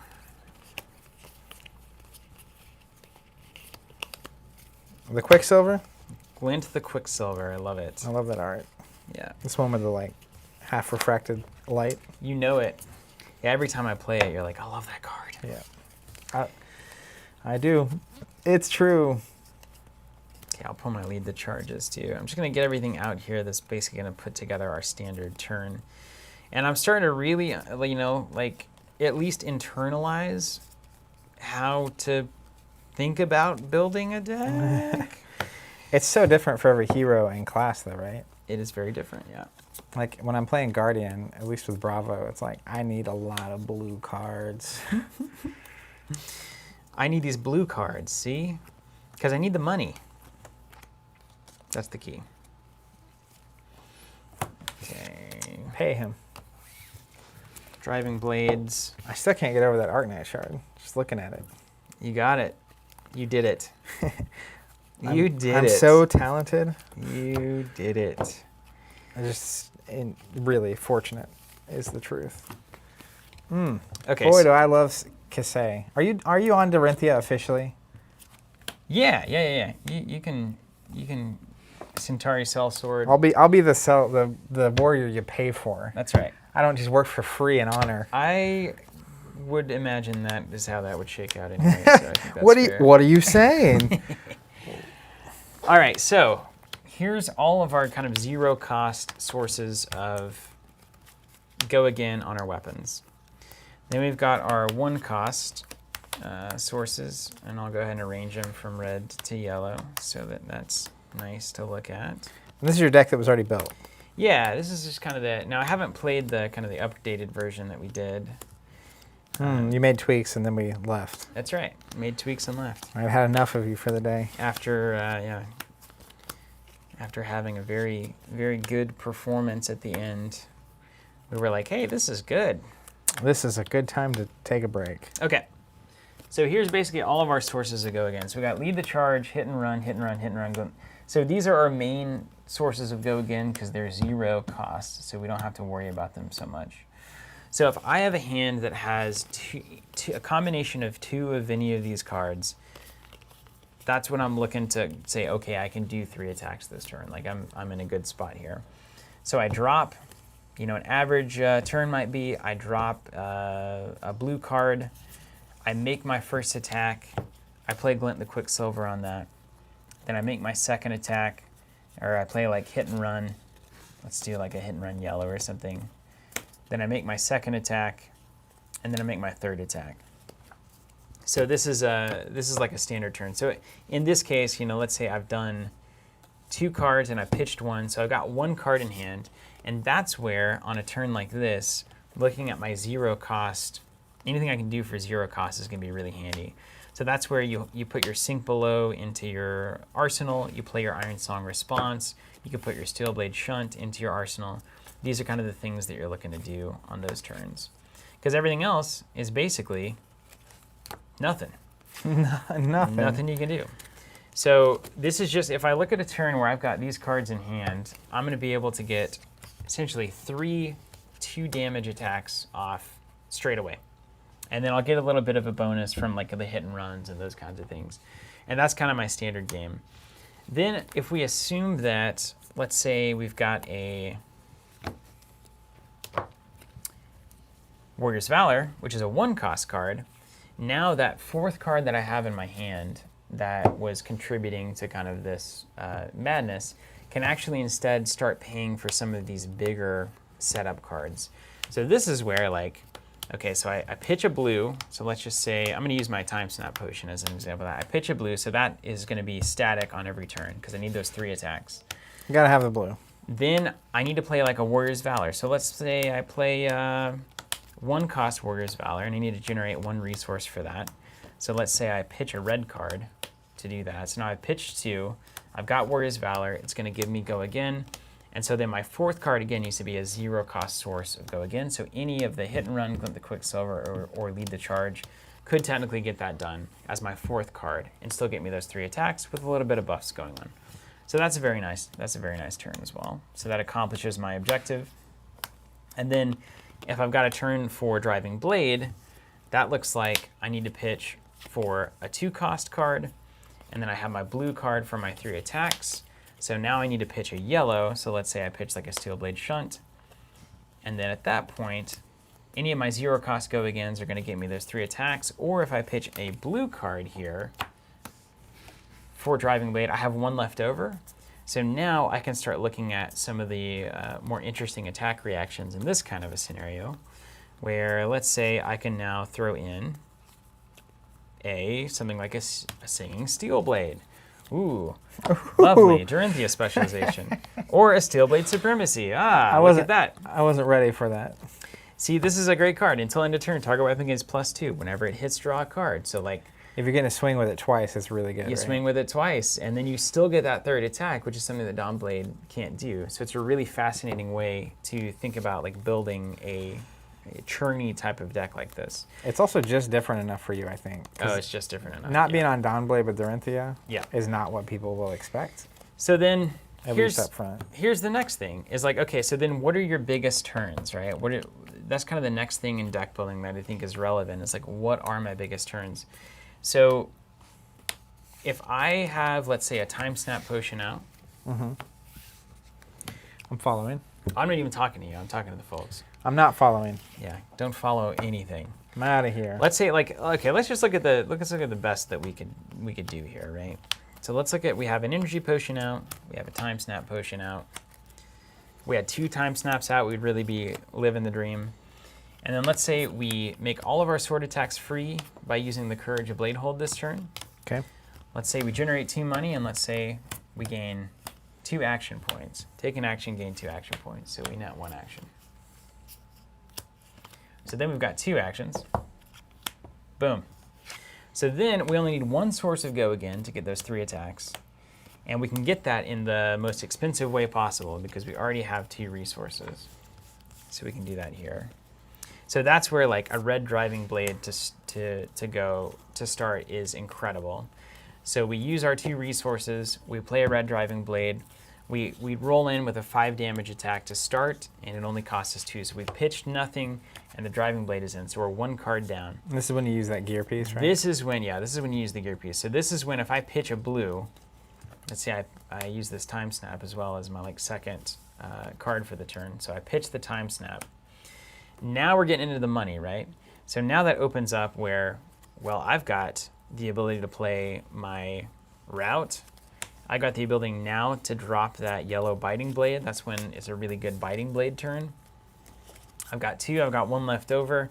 So let's say I do like a Biting Blade or a route as like one of my options. And then I've got 1 left over. So that's where, again, I can come in with one of these Singing Steel Blade or similar turns. And that's going to be just 3 big attacks. It's going to be all of them are free. We've also got the fact that I can play like a red hit and run on my 2nd attack to give it +3.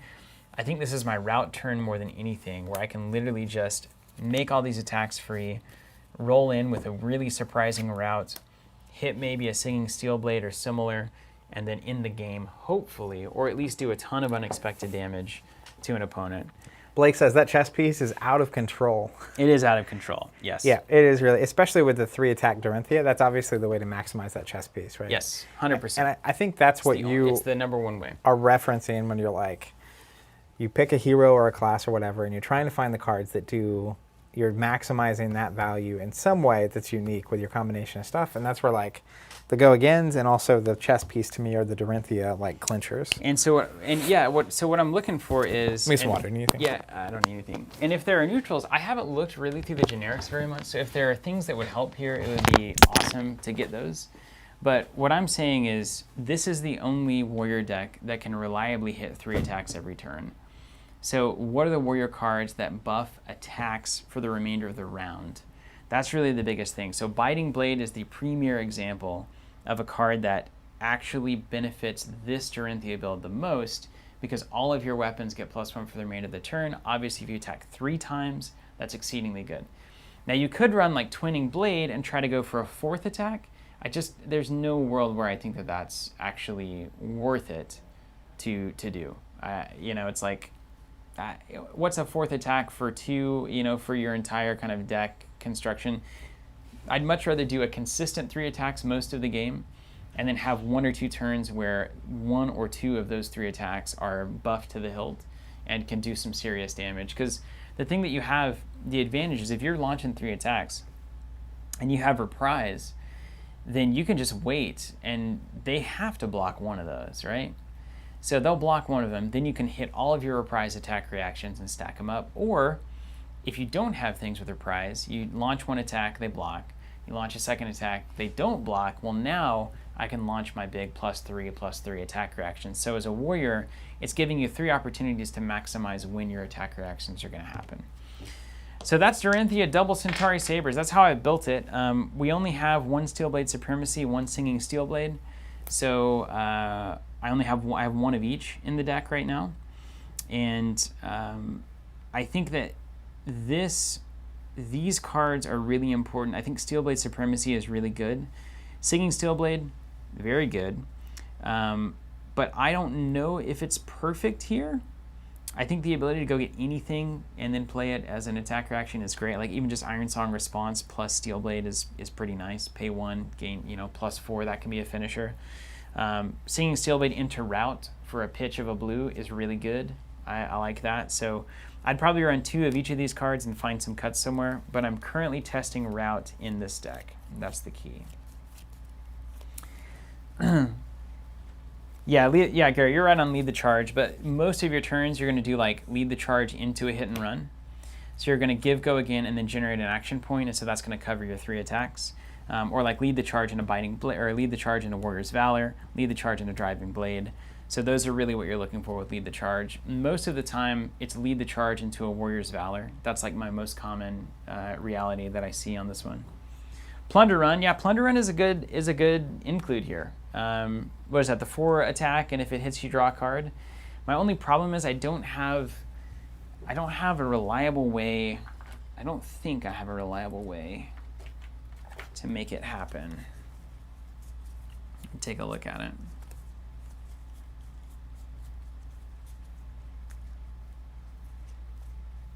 Next time an attack. See, I'm not playing attack action cards at all. All of my attacks are coming from weapons. So Plunder Run, unfortunately, just doesn't work for me, yeah.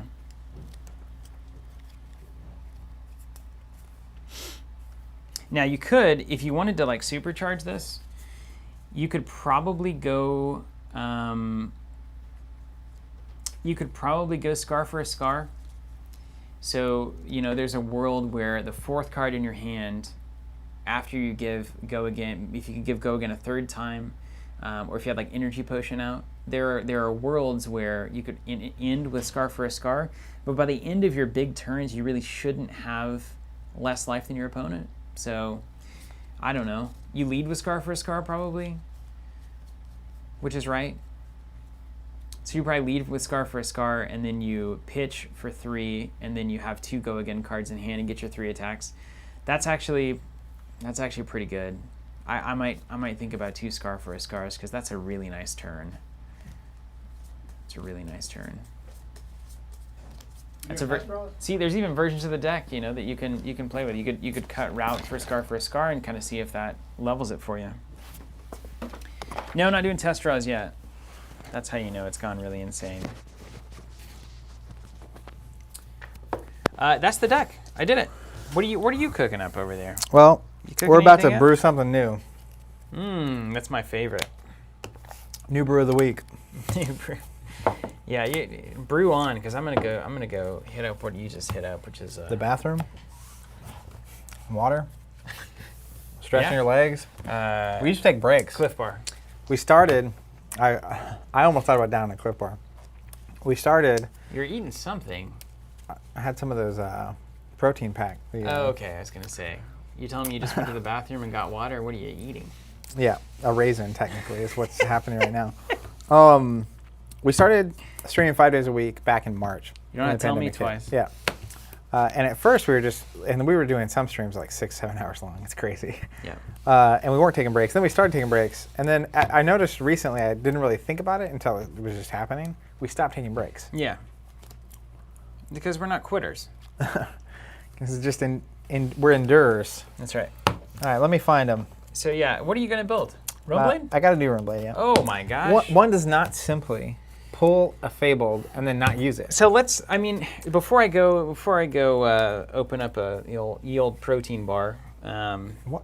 I love Cliff Bars, by the way. I'm really getting into it these days. They're really good. Yeah, they're really good. You want to do me a huge favor? Yeah. Just bring one back with you. I will. Yeah. I'll You like think the blueberry crisp? You can, blueberry morning. We have a little bit of everything. So, how does there's these theories about how Runeblade play is all different and there's different approaches. I've never really seen it. What are the lines of differentiation that you have to choose when you're playing Runeblade? I think that's really what's being explored right now. Well, the new cards change a lot. I think it helps in all the things. So I'm going to look at all those in a second. But I think that the two main schools of thought on this, and if the chat knows differently, let me know. I could be wrong. But from what I've seen, it's basically, and Blitz is different. Yeah. It's a different experience. It's faster, and you get one big attack, and you're good. Yeah. So obviously, the more of the rune chant tokens that trigger on the same turn, like if you had 25 of them, your opponent can only literally block so many. Yeah. And so a lot of decks that play it, it's like they don't attack ever until it's the last attack. Yeah. And it's like, all right, I have 48 tokens. Attack. Yeah. You're gonna cancel out equal to your resources, and then like Seal Spirit Bomb. you just basically gone. Yeah. Then there's the other version, which is like you get 3 to 7, you attack, 3 to 7 attack. The cards I think that are really good are the cards that are reduced in value by the number of rune chant tokens you have. So good. Yeah, it's So- aggravating. But a lot of those are attacks. So if you have 25 rune chant tokens, it doesn't really help you play those cards for cheaper. So the thing for me is like I like getting to the pocket where you have 4 to 8, getting a free awesome attack that also does 8 damage they have to deal with. Mm-hmm. And because you have a stored 5 to 8 damage that they have to pay resources to block, every time you go for that attack, they pretty much have to spend their whole hand not to just get smoked. It's a way to basically just like take over the tempo at that point. Because then they lose cards, and then you got to keep going back, and you got to lose cards and keep going back. Yeah. So George saying a lot of times it's go again attacks into consuming volition. What's Consuming Volition up to? I remember it's it's the tongue card, the new tongue card that I said was making me feel weird. Yeah. Red, Consuming Volition, 1 cost. If you've dealt or deal arcane damage this turn, because when you play this Runeblade attack, your rune tokens will trigger first. Right. It gains, if this hits a hero, they discard a card. And what is that? Is that a Runeblade card? Okay, yeah. Okay. If you've dealt or deal arcane damage this turn, it gains. If this hits hero, they discard a card. So so you discard. Do you lead with that? Well, so it would be like you play like Scar for Scar Mm-hmm. with Go Again. They have to decide whether to take it or block. Let's say they block with a 3 and they take 1. Now they're down to 3 cards. Mm-hmm. Then you play this, and you have 5 rune chant tokens that fire. Mm-hmm. So now they're like, do they pitch a 3 and then also take 2? And then now they only have 2 cards left. So if you block 1, it's like... Yeah, they just destroy the hand. Yeah. The tongue's the only weapon that grows sharper with use. That's why that flavor text is genuine fire. it simultaneously makes me uncomfortable. I know, yeah, that's what But I mean. also, like, you know, the whole, like, tongue being the sharpest weapon thing. It's a classic, bard thing. It's like the more you talk, the better you get at it kind of a thing. I get it. Sharp tongue. I get it. you will. Old Zach Sharp Tongue. It's my nickname in high school. Find a good direction for Runeblade. All right. I felt pretty. We did the preview, and I had this Reaping Blade with the blood. This is the card. Hands down, the Bloodsheath Skeleton. Absolutely the card that makes this go for me. It's got 2 armor. It's got temper, so if you defend with it, and the token makes it a 0 armor, so if you use it 2 times, it goes away. But it also has an instant ability, Destroy It. The next attack action card and non-attack action card you play this turn gains. It costs 1 less for each Runechant token you control. So this allows the Runeblade player to get usually 2 free cards in a turn. So what that means is if you have a 4-card hand, 2 of them are free. You can either play both of these if they're like 0 cost go again attacks, or you can use one of these cards to pay for the other one. So this is a way for Runeblade to potentially play 4 cards in a single round, and it can be real cards, right? Or more, depending on the situation, what's going on.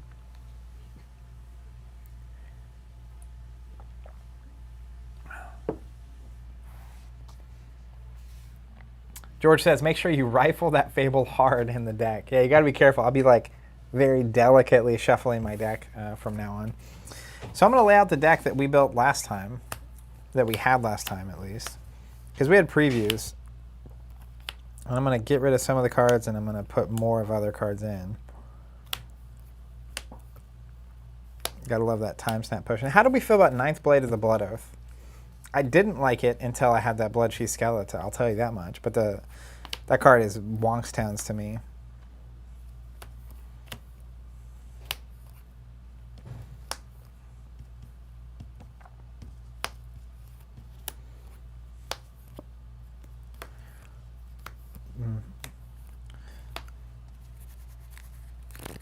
Lion Day saying, did you guys see the 1 Guardian card? Prayer of Solace. Is that the blocky card? Spoken like a true knowledgeable source of things.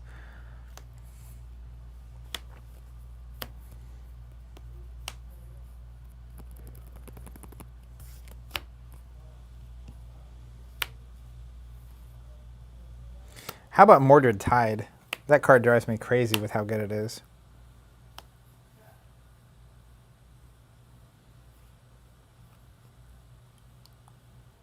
Where?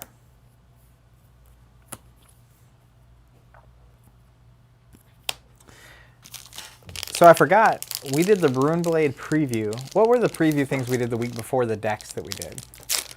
We did the Bloodsheath and the other one. Bloodsheath and the Courage of Bladehold. So Warrior v. Runeblade. So kind of what we're doing right now. We're back. Oh my gosh. How weird. It's insane. I'm just trying to figure out what I was thinking last time I played it. Well, we weren't. Weren't they pre-built last time? No, they weren't. Were they? I think they were. No, they weren't. We built decks with the previews on We on stream. did. That's what, like, I was like, why did I already have was this that weapon when you did in that here? birthday cake thing? And Yeah, just wrecked remember? me? Yeah, gross. Don't you remember that? We still have this. Did we still have this? Are the decks still built? Is that what that is? That's what you have in front That's of literally what I have. you. Okay, I got you. So I'm going to look at this. What I need is another copy of Mordred Tide. Let's be real. I don't have it.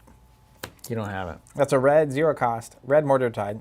Till the end of turn, if you would create a Runechant token, create that many +1. That's just insane. I don't understand.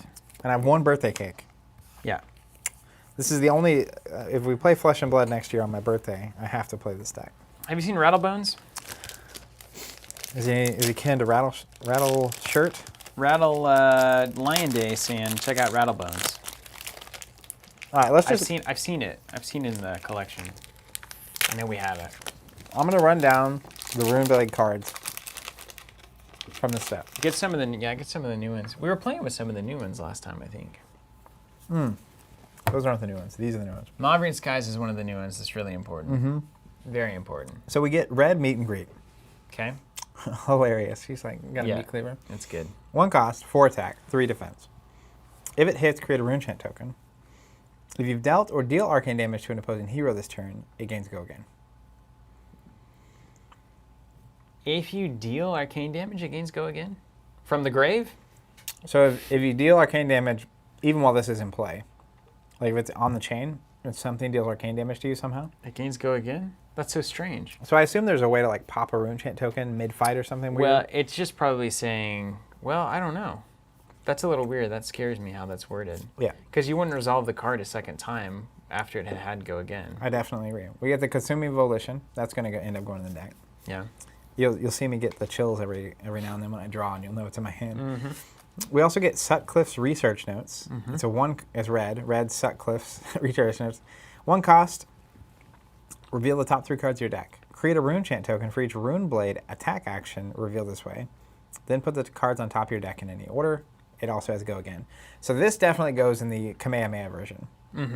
Or maybe it doesn't, because you wouldn't have that many attacks in your deck. It really goes with a different hero. Because the problem with Viscera is you always want to have non-attack action cards to create these rune chant tokens. So yeah, I imagine the next Runeblade hero is not going to focus so heavily on non-attacks. All right, so then we got some sweet new cards. The first one is Blue Dread Triptych, Triptych. If you've played a non-attack action card this turn, it costs 3 to play. Create a rune chant token. If you've dealt arcane damage this turn, actually, wasn't this in my deck? Yeah, here it is. Already seen it. This is a new one though, and it looks phenomenal. Yellow Rune Blood Barrier. Look at that. Majestic foil. Oh, that's going to be a shield card. Look at this. Anyways, It's like shiny things. pay 3, create 4 rune chant tokens. If your hero would be dealt damage, instead destroy that many rune chant tokens you control and prevent 1 damage that source would deal for each rune chant token destroyed this way. At the beginning of your action phase, destroy Rune Blood Barrier. So you can pay 3. It's an aura. It's an aura. And so you immediately get 4 tokens. And if they don't do damage to you, you can use those at your pleasure. And if they do, you don't have to, but you can destroy any number of any number of rune chant tokens to prevent that much damage. So that's a really good card, especially at the end. Boy, that's nice. That's really nice. Because like you can just guarantee a block. I love shields. Look at them like floating. I love shields. Source for each rune chant destroy this way. Yeah. I like it. Benjamin Anna said, how about a fabulous weekend at TC next year for Zach's birthday? Yeah, there you go. Let's do it. Let's go for it. Okay, so the cards that I previously hadn't had in my deck were Meet and Greet and Consuming Volition, are the 2 newbies. I'm going to go and put this foil in. While you're there. Well, I mean, You may as well. Yeah. Okay. Let me look at Mavrian Skies. Runeblade action, it's red, 0 cost. The next Runeblade attack action card you play this turn gains go again, and if it hits, create 3 rune chant tokens. That's pretty good. I'm not going to lie. Do you see another blue one around? Did I just have 1 blue one in? Why? Cut it. Why did I do that? That can't be right. You're the one that did it. Which weapon are you running? That's a good question, isn't it? Where are my... There they are. I want to look at the difference. Yeah, can you just tell me the a tale? Reaping Blade. Ooh, it's so good. Oh, I see. Reaping Blade, 1 cost attack for 3 damage. Nebula Blade, 2 cost attack, essentially for 4 damage, given the text on the card. If you played a non-attack action card, it gets +3 until end of turn. I'll just assume that's always the case because you're not an idiot. So Nebula Blade, pay 2 for 4. Reaping Blade, pay 1 for 3. So sometimes the way that I think about these kinds of comparisons is how much work can I get done with 3 resources, right? Pitching 1 blue, what can I do? So Reaping Blade opens up, I have 2 floating resources to use cards from my hand. So I can play a 1 cost, put 1 in my arsenal. Whereas Nebula Blade, if you're going to swing with that, that's going to cost you, you're going to have 1 floating resource left over. So depending on where your curve wants to be, I think Reaping Blade can get away with a higher curve on your non-attack and your action cards. Nebula Blade, you're going to want to run cheaper non-attack or attack action cards. And then the other thing about Reaping is that it means your opponent can't heal. Which is beautiful. Just as an idea. It's a great idea. Now, I'm not, of course, this deck isn't running anything, so there are times when it's totally dead. But when that's working against Scar for a Scar, or Life for a Life, and the Sigil, it's like, oof, that's very good. So look at your cards and like, where's the curve right now? It's pretty low, right? It's very low. So, let me look. That's really low. You're all really low. Become the Arc Knight 0, 0, 0, Ones, 0, ones. 0, 0, 0, 0. There's some threes for sure. But don't they reduce per rune chance? This one does. Okay. So we'll count that as 0. This one's basically a 0. So 0, 0. This one does not. There's Okay. another. This one is minus. Yeah, that's the old end of the game birthday cake there. This one is minus. Mm-hmm. So my curve's really low. Super low. Yeah. In fact. So is there any new Rune Chant cards or any Runeblade cards you didn't include last time that are more expensive? So that's where like especially the 2-cost ones? Like, these are all ones. Is there any big dad like 2-cost Runeblade card that you could be playing but you're not because you're scared? All right, we got Rune Flash. Let's go red Rune Flash. Costs 1 less for each Rune Chant token you control. So and it has to go again. It's just an attack. The end. That card's good. Why am I not running it? There's too many good ones. Yeah. What was that? Aaron Burr. Aaron Burr. Aaron Burr. I hated that commercial. It drove me crazy, the idea that you could be so close to winning so much money and be denied because of peanut butter. That would make you have a different opinion on peanut butter. Mm-hmm. You know, dude, there's not. There's no high-cost cards, are there? This is just... I'm just trying to find them. I'm trying to think, maybe is there generic Are there high-cost generic cards that you could be cool? Because again, that's the whole point of Reaping Blade in my mind. Unless it's just a meta answer to a bunch of healing, which is fine. But I would still want to run a Runeblade deck that takes advantage of the fact that you have more resources to spend. Yeah. I mean, maybe at a certain point you run like Slogism kind of stuff, you know? That's a combo you can roll in there as a high cost. Does it technically reference what you paid or what the printed cost is? Wait, what does? Slogism, right? It gives +6 or plus whatever, but it has to be at cost 2 or more. I think it is cost 2 or more, yeah. Let me look at it.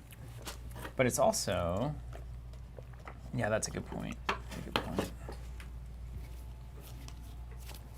I'm so sick. Now there's a lot of chat happening right now about whether or not you run Mavrian Skies and Bloodspill Invocation at the same time. In the same deck? Nathan Bradley says printed. Chat's the best. Chat.db. So it's got to be a printed 2-cost attack? All right. Ah, that's awful. So we don't want that. Let me look. I'm going to look through generics.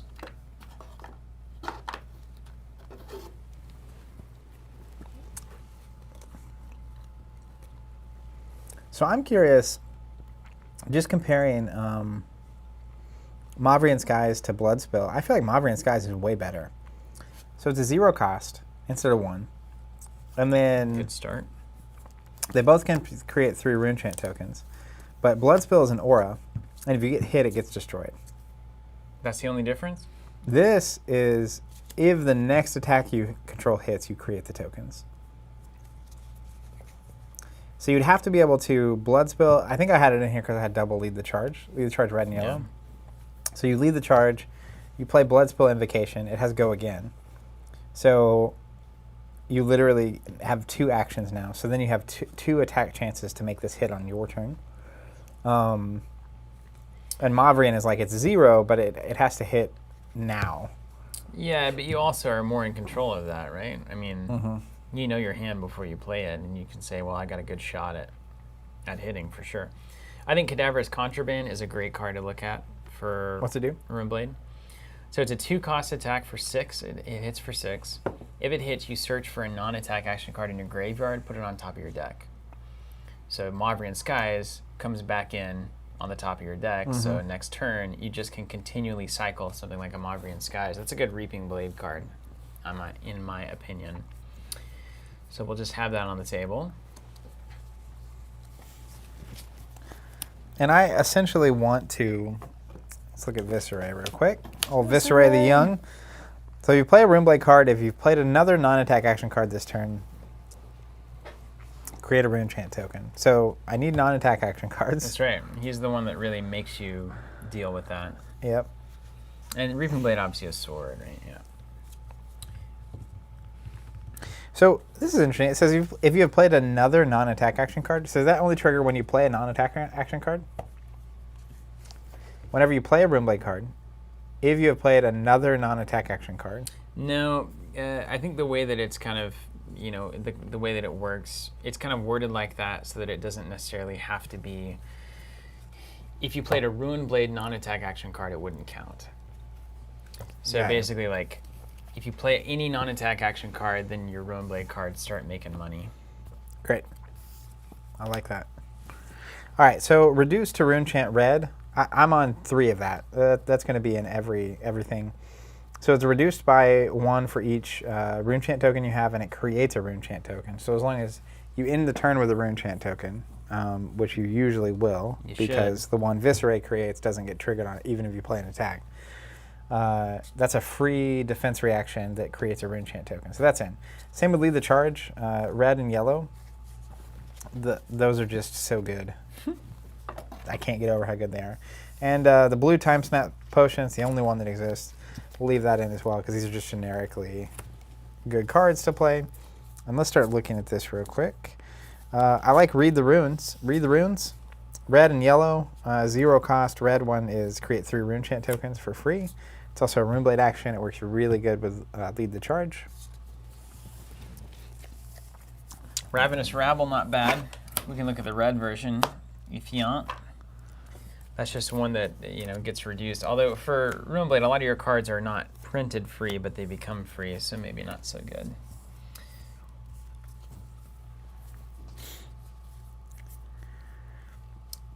Fine, yeah, that's all fine. That's all fine. I'm really looking for 2-cost cards that are going to be impressive, Or I suppose like 2 1-cost cards could be an impressive string of combination of things to do. All right, I'm going to look at Meet and Greet Red versus Consuming Volition Red. They have the same stat lines. Good start. Any comparison? But Consuming Volition, if you've dealt or deal arcane damage this turn, it gains. If this hits, they discard a card. Mm-hmm. Meet and Greet creates a Rune Chant token, and if you deal or have dealt arcane damage, it gains Go Again. So one's a 1-cost Go Again if you hit, or if you've honestly, that's not even if you hit. That's just if you've dealt arcane damage. That's important too, yeah. And then Volition is what attacks the hand. So they're both really good for 1. Don't mind me. Don't mind me. BRB. I like the red versions of those. Just 1 for 4. That's very hard to block. Check out Vigor Rush. Have you seen this in the context of Visceray? Visceray. Vigor Rush red. 1 for Go Again. Yeah, I mean, it's like basically you're going to have a non-attack action card having played. You're going to get a free 4 damage attack with Go Again. It seems important. I'm going to put that in my short pile. Do you want Cadaverous in there? It's worth a short pile, I assure you. Yeah, I assure you. Yeah, I do like it. This I can tell you. There's not a lot of space left. There's no space. You started out with no space. You stuffed like a Christmas goose. So like Dread Triptych is questionable in my mind. So if you played a non-attack action card this turn, which I usually will, it gains, you create a Rune Chant token. If you've dealt arcane damage this turn, you create a Rune Chant token. If it hits, you create a Rune Chant token. But it costs 3 for 4, and maybe 2 or 3 Rune Chant tokens. It's also an attack.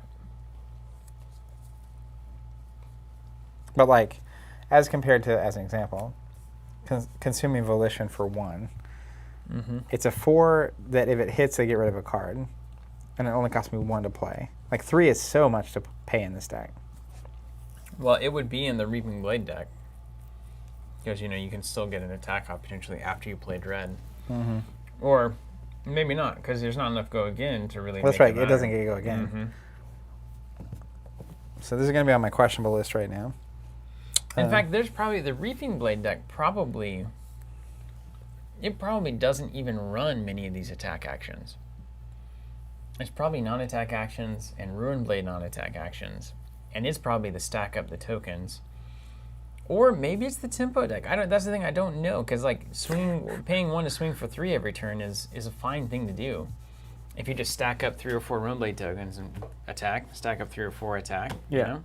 That's a fine strategy. Yeah. That's what I'd do.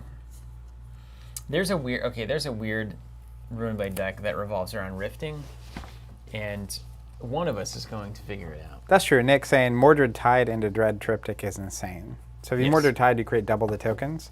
Yes. And then if you Dread, technically if you use Blood Sheaths to make Dread not cost you anything, it's like Mordred Tide for free, crush this to play this for free. And it's like if you actually meet all those conditions, creating 6 Rune Chant tokens is reasonable. Look at Rifting. So Rifting red, 6 damage attack for 2, which is fine. If it hits, you can play your next non-attack action card this turn as though it were an instant. Is there anything that would make that insane for Runeblade? Oh, sure. That's what I'm thinking. Like instant speed means during an attack or during a, it doesn't have to be, you could use it basically as an attack reaction, if you will. So is there a world where that becomes like bonkers? That's what I mean. Like it feels like some combo player is going to figure out a rifting Runeblade deck that is quite annoying. And that, how'd that read again? Sorry? It turns your next non-attack into an instant. It has to hit though. So then it's like, well, okay, so it hits.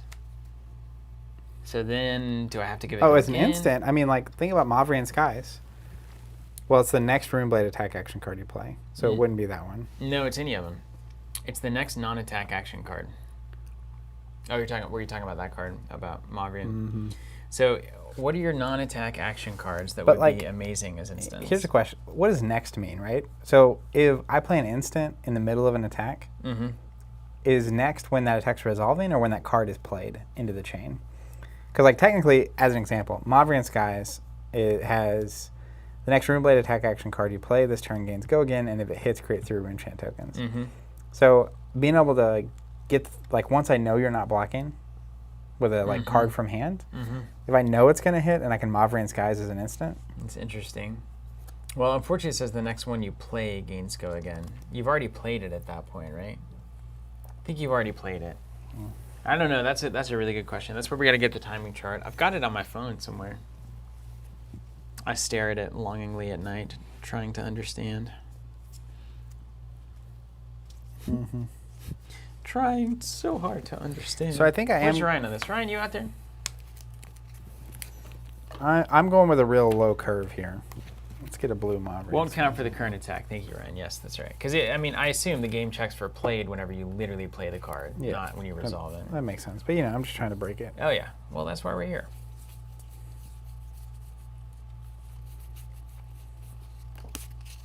Yeah, you can do the old Razor Reflex Reaping Blade shenanigans. That's hilarious. Just be a very effective sword wielding rune man. Rune. Let's do this.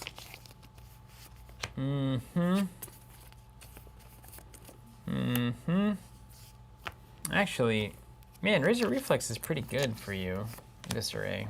I'm going to put 2 Visceray. Red Razor. Particularly the second. I mean, the first one's nice because you essentially surprise, do 6 damage with the Reaping Blade. But the second one also is pretty interesting because how many 1 or less Runeblade attacks do you have that would be nice to have go again on? Gains a go again. Oh, hello. Spellblade Strike. Yeah. Any others? That's the one that I keep looking at. Nope. So not enough. Not enough at all. Well, these. Oh, the Consuming But Volition. this one gains go again already. Okay. But this one. Not quite enough. Not quite enough. Yeah. I mean, it's still generically fine. +3 on the sword. But I remembered wanting more attacks, so I'm glad these showed up. These Volitions. Maybe those Razor Reflexes back. Sullying up the card pool over there. Gross.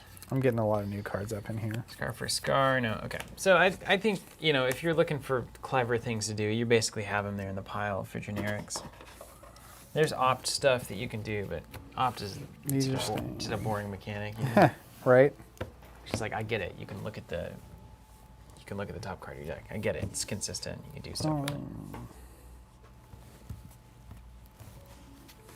Wow. Let's do this. I think we're getting somewhere. We're gonna have time to jam one. I have the time. Do you have the time? I think so. Bryce, we're gonna jam one. We're gonna jam one after this. Dorinthia versus Ruin Man. I want new heroes for these other classes that we didn't get. I want a new Runeblade. I'm gonna put a contraband in. Can you imagine? Well, what if it was the Runeblade hero that just changes the game entirely, right? Where it's like... That's what's gonna happen. Instead of Rune Chant tokens doing 1 arcane damage, they...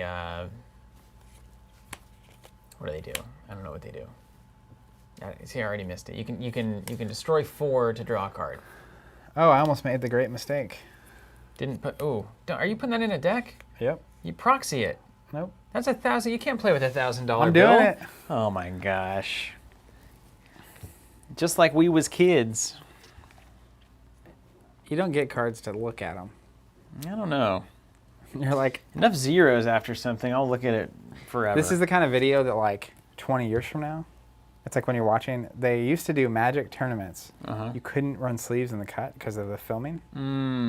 So there's like people just like rifle shuffling Black Lotus cards, and people watching now are just like, just dying. Goodness. Just literally, well, literal we'll death. sleeve it at least. Just be very careful. Okay? Yeah, I'm gonna shuffle gently. Shuffle everything first, and then I'll put it in a random place, just so you never know. You know. I'll shuffle. It's fine. You got to remember why you're here. That's right. Nothing's more important than fun. Not even money.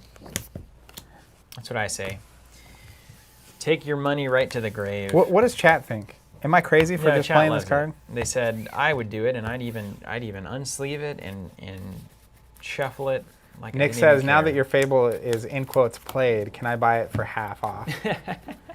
Anesthesia Cat says, now rifle shuffle. See, that's the thing you can't do. Anesthesia, goodbye near mint. Zach's not a seller, he's a collector. I would have sold that. That thing would have already been on eBay if it were. Well, it is on eBay. I listed it. Twice played. I knew it was going to happen here today. Twice played. It's touched the stream. George says, ain't nothing like a $1,000 card becoming lightly played worth $500. That's right. Cards are for playing. End of story. Okay, I need to get that dumb arcane barrier now. Null Run.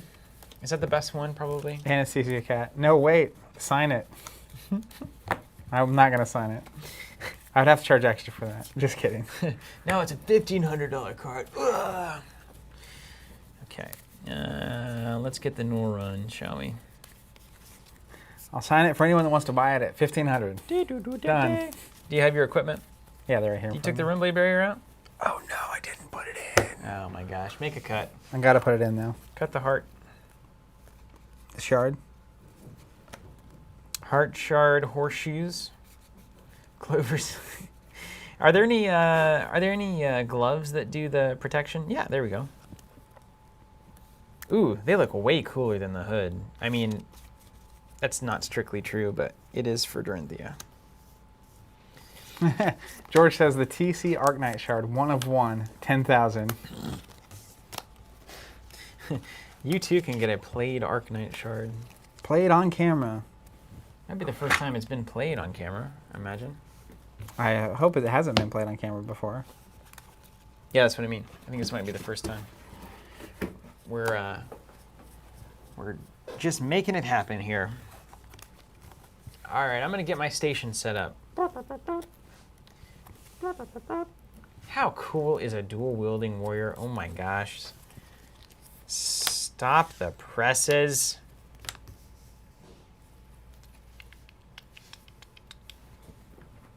Is that right? Nope. Scoot over for you. Rams Adult says, yeah, I doubt anyone else would do it. Would do what? Play with the card on camera? Probably. Why else are we buying them? Well, you buy them to sell them, and then that person that's buying the one you're selling is buying it to sell it, and then It's the like stocks. person they're selling What are we it to doing? or buying it to sell it at some point, is anybody going to play with the card? Guess that's the question. Nick Murphy says, the fact that Mordred Tide makes the Fable to create 2 rune chants makes me so sad I don't have it. Ooh, actually, yeah, that's awesome. It is awesome. Just make money and then make money. I'm making money to make money. Look how, like, just gently I'm shuffling. It's fine. I don't know. It looked a little, I don't know. Makes me uncomfortable. All right, even Steven. Let's go Viscera. Oh, yeah, I have to pick a blade. Well, you didn't build for the other one. For the other what? This Reaping Blade. I'll build a Reaping Runeblade. Reaping Runeblade. Viscera. I'm going to build a Kisei deck that's going to be awesome. Is Dawnblade Dorinthia only? I don't think so. Is it? Because I like the idea of doing a Kisei Dawnblade deck just because it's fun. No, I think that's right, though. Because she works just the same. All good. The problem is, the problem with that plan is a big problem, which is, it's not Dorinthia only, which is you have to find a way to give it, you can have to attack with it more than once per turn, and the only way to do that is Twinning Blade. So it's literally 2 of card in your Blitz deck. Yeah, it's got to be the Centauri Sabers. Yeah. All right. But hey, if you had Twinning Blade and you could recur it over and over again, then you're in a good spot there. Can you help me with 4 health dice and a red die for my plus damage? I sure can. And let's go ahead and get one of these foil rune chant token sleeves so I can use it as my marker. Boom. Do you Viscera, bro? Do you even Viscera? Okay, I'm gonna get classic blue dice. You're gonna get classic. Remzeldat says, reminds me of the time I saw a Charizard on eBay from a father who had taken it from his kid when he found out it was worth money. It looked like it had been eaten by a dog, but I bet that kid had a blast. That's exactly it, man. That's exactly it. Oh, can you hand me a What do you mean? red die? Like a rune chant bajillion counter? Hey, I'm gonna put no. I'm putting No, it right here. I don't want to cover my cards. This is I know, they're all this is my great. health right here. I'm putting mine right oh, here. Yeah, great. All right, you want to roll for even Stevens? Even Stevens. It's a 2. That's me first. Now and I'm I'm just gonna gently picking up. You know what I'm gonna do? What's up? I'm gonna play the first. I'm gonna play the whole time hand exposed to the crowd. I'm not doing that. I'm gonna beat you with all my cards showing. Because I wanna let the chat help me with some hands, and then I also just want anybody watching along at home that might be wanting to run a deck like this. I think it's really helpful to see it actually in action like that.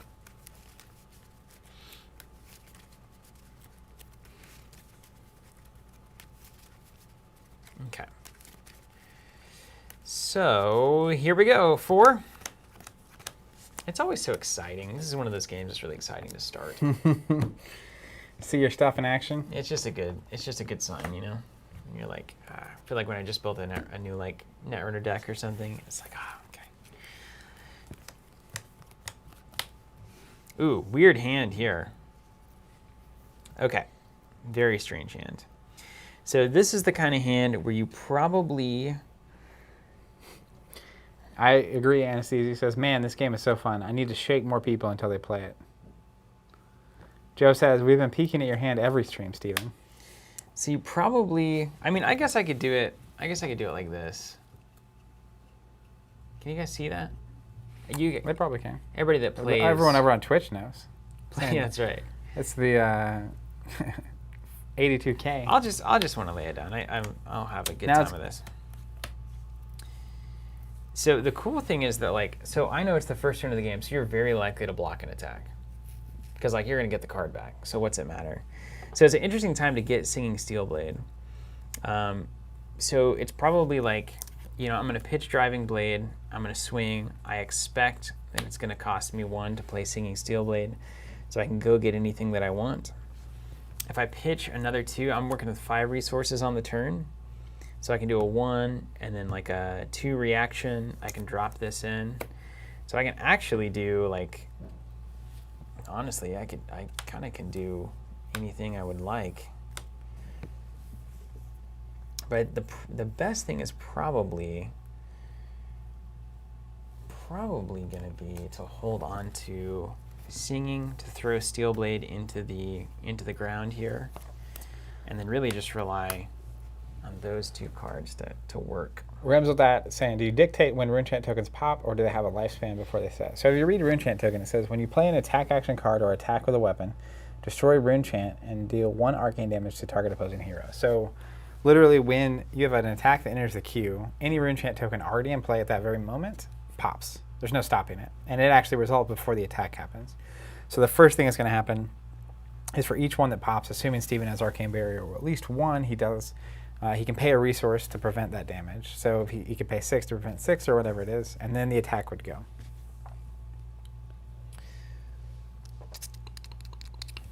Okay. I think we're in a good spot here. So I'm going to attack for 1. I'm going to pitch this, sit on 2 resources, and see what happens. This would do 2 damage. 2? 2 damage. I'm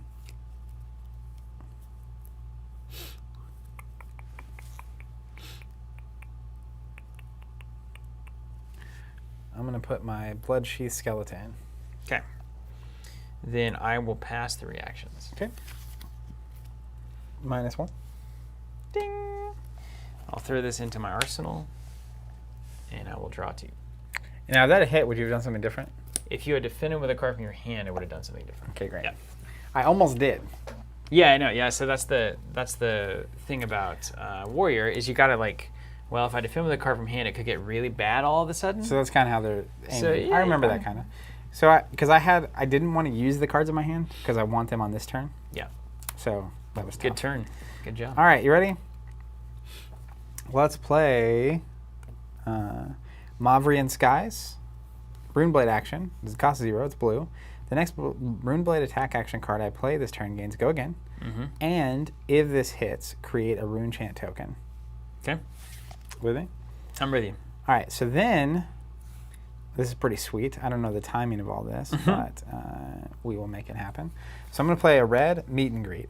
Okay. So it has Go Again, and if it hits it, I'm going to get a rune chant token. Yep. Now when I play this, Viscera says whenever you play a Runeblade card, if you've played another non-attack action card this turn, create a rune chant token. So I had played a non-attack action, then I played an attack action, so this is going to generate a token. That's right. I'm going to put it here, and because it wasn't already in play, it doesn't immediately pop. Yeah, and you got to pay for that, baby. Then I'm going to pay for it with my Arknight Shard. Oh my gosh, he top decks the Arknight Shard. What? Wah, wah, wah. Talk about loading a box. This is unbelievable. So this says The Rudy of gameplay. Arknight Shard says legendary Viscera specialization. You can only have 1 in deck and only of your Viscera. When you pitch Arknight Shard, create a rune chant token. I wonder. So you play the card and then you pitch. Yeah. Yeah. So it wouldn't pop yet. Yeah. So you now have David Whitfield. I didn't have Go Again is why I couldn't go again with that saber. You now have a red meet and greet that has Go Again. 4 damage coming at me with Go Again, and you got 2 sitting. All right, so let's see. My next. And if this hits, I create another rune chant token. Right. FYI. Just saying.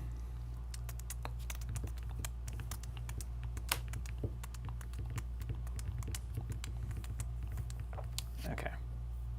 And then this. And then that. Okay. So if it hits, you get another rune chant token, and then you're about to drop 3 on me, basically. So I'm going to start trimming my hand. So let's go drop this in and drop this in to defend for 4. You got it. Anything fancy? Nope.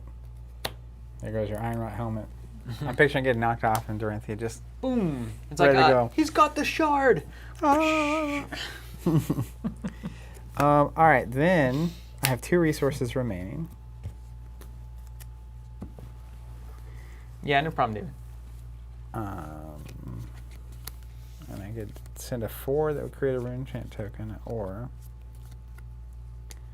I think that's the wise play. So I'm going to use my Nebula Blade, which cost me 2.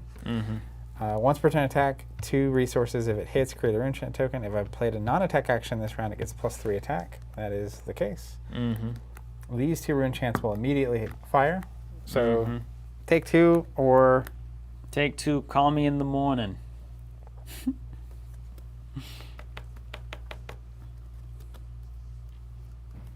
Okay, so if I do that... What was the resource card used to pay for that first round? This thing. Why didn't you swing at me with this?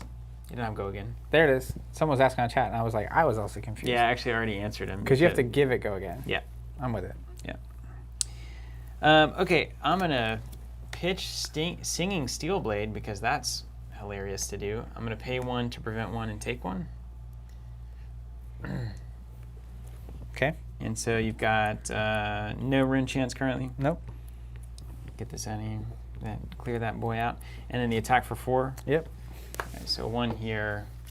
Steelblade Shunt's going to defend for 5 and deal 1 to you. Come on. All right, so this is going to go back. I'm going to put this in my arsenal. So I actually had a attack I would really like to have played. But you didn't. If I play it, I don't have a card in my arsenal. So that's something I'm learning more and more, where it's like a 5-card turn next round. 5 cards is so stronger. It's exponentially stronger than a 4-card turn. I totally agree. So that's where it's like a little bit weaker of an attack that round. Means that this turn has the opportunity to be really good. Or like if I have to block, obviously, then like I'm not just on a 2 or 3 card turn. That's right. Go to the end phase. And then I'm just going to take a turn to throw 1 into my arsenal and draw 3. And basically what I'm setting up is like the right combination of go again in my hand. Yeah. Very nice. All right, so I've got a good bit of what I need here. So I'll pass it to you. Man, David, you're totally right. It occurs to me that this is Eowyn of Rohan versus the Witch King of Angmar fight. That's absolutely correct. That's actually awesome.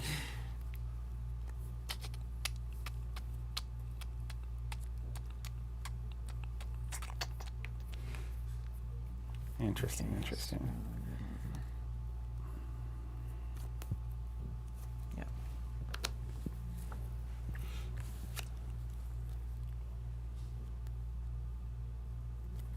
There it is. Pass? No. I'm going to play Mavri and Sky's Blue. Seen that before. The next attack action gains go again, and if it hits, create a rune chant token. God, we are of all of them. Yeah, et cetera, et cetera. I use my birthday cake to pay for my meet and greet. So it'll generate a token, and I have 1 resource left. And then if it hits, it'll create another token, and the bottom of that text doesn't matter, but if it hits, it creates a rune chant token. So if this hits, it's 2 rune chant tokens. Right on. So it's a 4, huh? Mm-hmm. New guy says, okay, so I don't understand, is Crucible of War a good set for new players? Do you think you can make a deck with just the Crucible set? I think so. That's actually a good experiment for us to do.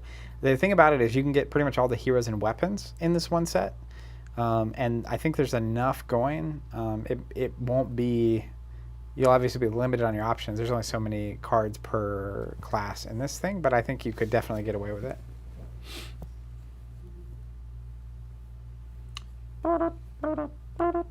Nick says a 10 damage first turn seems pretty good. Did I do 10? Did you do 10? You did 10, I think, across all the rune chants and whatnot. So, as for me and my... let's go 3 out of hand, and let's put the bolters in as well. He doesn't want me to hit. Well, yeah, I do think that's important. I mean, it's only going to last so long because the equipment's bridging the gap, basically. Do you have any reaction? Okay. Yeah, so like, just for full transparency, if it hits and I get 2 more rune chant tokens, I have a 3-cost attack that's -1 for every rune chant.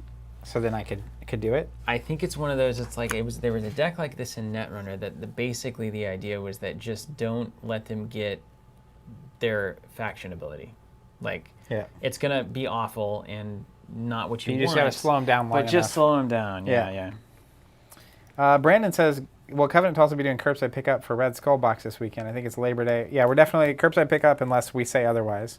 That's definitely happening on Saturday, so you'll be good." And then this is so brutally good. New guy, I'm kind of with you. So this isn't designed to be a set for new players. Now, could you make it that? Could you put it together? You could. You could figure it out, but like compared to like if you could buy 2 boxes of set 1 or 2 boxes of Crucible, I think set 1 is going to get you a better, more rounded. Yeah, because you only have 4 classes, so you have way more cards for that. So like if you can find the starter decks, particularly, I think this is a good supplementary set. All right, so then I'll pay my 1 remaining resource to play from Arsenal my Consuming Volition. So it's really cool because like I had this card that I could play if I hit, and this card if I didn't. And it's 4 damage. So this game's go again? This has go again somehow? It has go again from this. Okay. And if it hits, it creates a rune chant. That's what this does. And this, if I've dealt arcane damage, it would gain go again naturally, but I hadn't. Oh, okay, so this gives your next thing go again. Yeah. This gives it go again and create a rune chant token. Wow, this it's naturally so easy. has. Yeah. And then you're trying to string this stuff together. So this played from Arsenal. If I've dealt or deal arcane damage, then it gains. If it hits, you have to discard a card. Okay, so I need to block You this have one coming at you. It's a terrible position to put something. I don't like that. I need a red card. So basically, I'm just basically choosing the card that I discarded here. David Whitfield, I shake my head every time I see those refraction bolters. Armored Stiletto Hills? Who comes up with this? This is a really good point. Lofty says, hey, new guy, grab some of this set while you can, and then go to eBay and get bulk commons for a penny a card. Yeah, that's the right thing to do. Yep.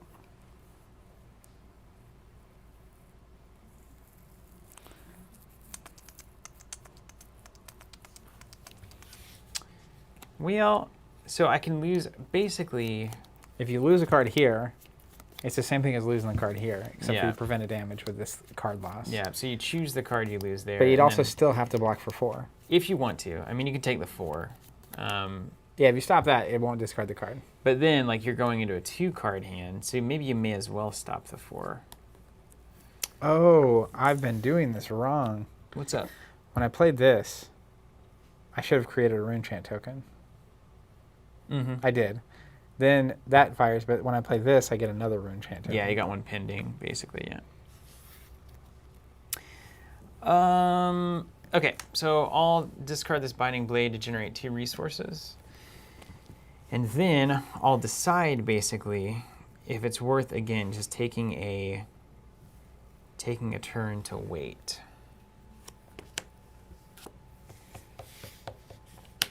This array. I think it's probably worth it to wait. I got to get me a cold foil Crown of Dichotomy. You know what I mean? I do know what you mean.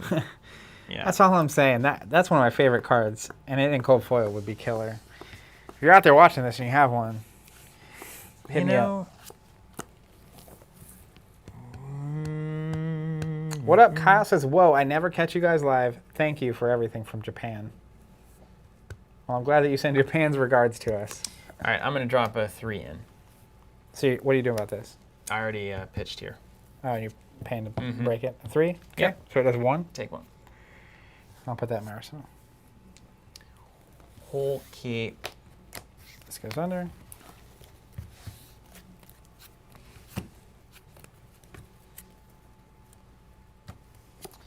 Lofty says, secondary market really determines whether a card game will live or die. Seems like it was a really healthy one for this game. All right, I will pass the turn. Ryan says, I think I bought yours off of our website. Yeah, I should have been paying more attention. All right, over to you. You just set up. That's terrifying. I'm just waiting to find my hand. I mean, I only have 1 card in hand, right? I could have gone in with 2, and it's like, it's not quite right. I've seen you have turns that are uncomfortable for me. I'll build to it. I'll get there. That's the thing I'm learning more and more about Flesh and Blood is just don't get worried. Play your game, you know? I'm with you. You might just lose slowly, but you'll lose with dignity. Interesting turn. I see you guys. I'm going to hit you up, Ryan and Joe and Thomas. Man, Ryan isn't trading one. Joe and Thomas are. I will hit you up somehow. In this internet of ours? Yeah, I'll find you. Let me screenshot your names. I really, looking at this card, is like, if that was cold foil, I would love that just sitting there. It'd be good. Oh, man. You know, how hard do you go in the paint? That seems powerful. If I do that, you're going to have to deal. All right. Red, lead the charge. Got it. Red, Mavrian Skies. So Generate a token. it has go again, and I generate an action point. So I got 2 left. Then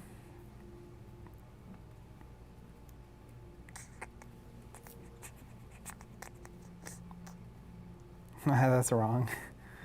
That's got to be wrong. Right?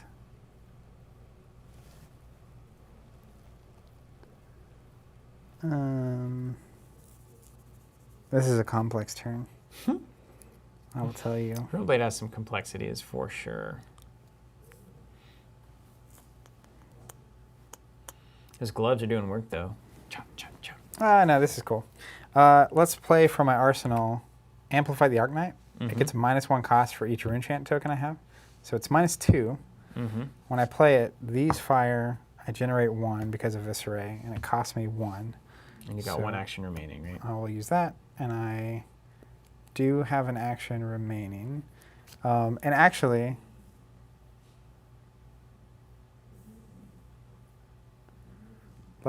before I do this, I'm going to insert a Goliath Gauntlet.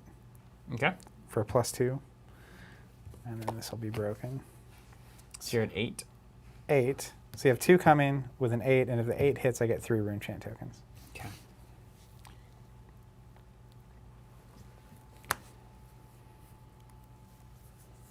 I agree, Ryan. He says the best thing about this game is how complex the turns are with just 4 cards. Okay, so let's see. I love this. Benjamin, you're a champion. In the chat saying, I have extra starter decks I'd send to someone for free. Awesome. Z says, hey, Z, Ben, get on I would it, love yeah. to get the starter decks. Hopefully you guys connect. So these arcane damage I will be taking. Okay. And then we have an 8 damage attack coming in. So let's roll with 2, 3, 4, 5. And then I'll pass to reactions. I'll pass. All right, we got a sink below for the rest of it. Nice. Now, I could put a card from my hand on the bottom of my deck. I'm not going to do that. It's out of here. Okay. Then I have an action left. And this is where the lower cost curve would matter a lot. That's right, yeah. It's fun to see those moments, yeah. Attack and... No, those are all fine. I'm just going to let it disappear into the ether. You were over-eager. Over-eager indeed. And that's going to go down. Okay. I mean, part of it was like, it was the most I could do with that hand. Which is sometimes just the beat. Oh, where did I go? I put the blade hold in there. It's like, well, that's not what I want. Okay, over to me. Hey, it's an energy potion. Pass the turn. Oh, I like your style. I gotta build. Build, baby, build. Build! All right. You really, it's amazing to feel it, right?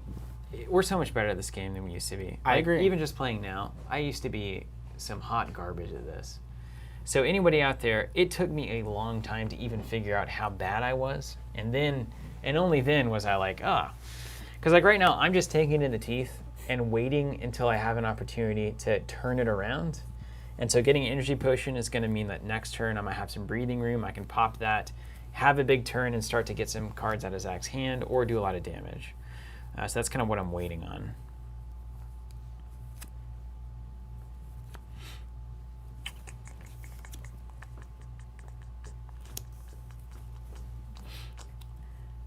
I'll do that. And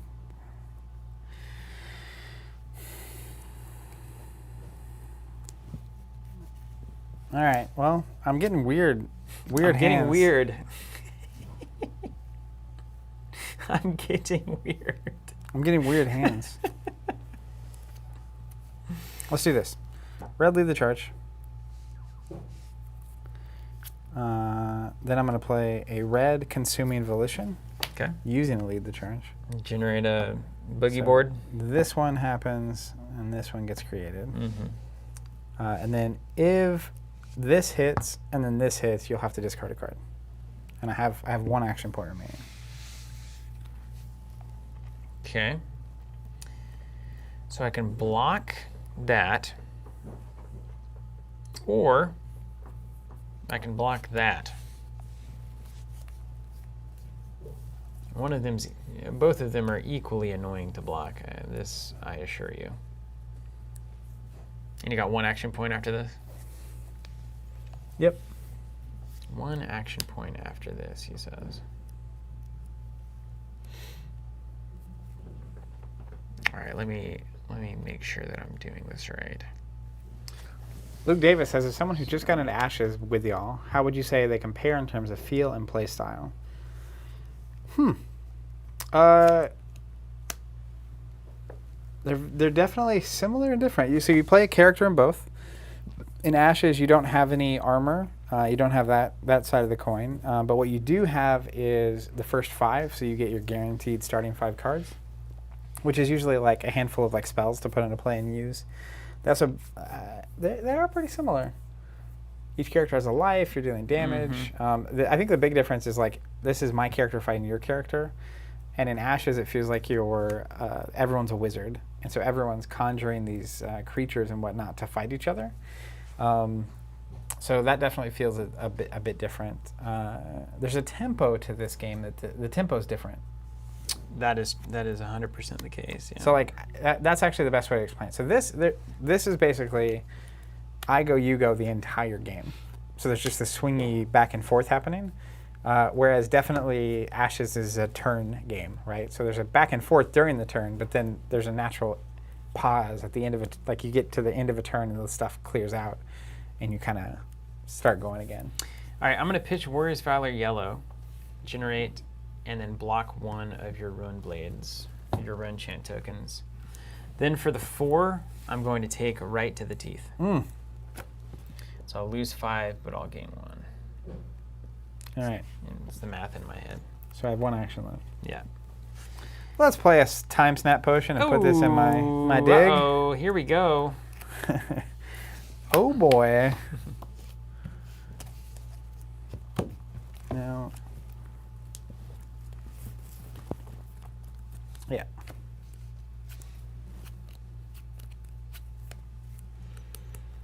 Okay. My turn. So let's kick it off. We're going to destroy this energy potion to gain 2 money. Let's see if we can turn the screws a little bit. Actually, that's a very Runebladey kind of. All right, 2 money. So then let's go from the arsenal. 1 for a Warrior's Valor. Next weapon attack is +2. If it hits, it gains go again. And then I'll pay 1 to drop in a saber. So we got a 4 damage attack coming in. And if it hits, you get go again. If it hits, it gains go again, yeah. I don't like that.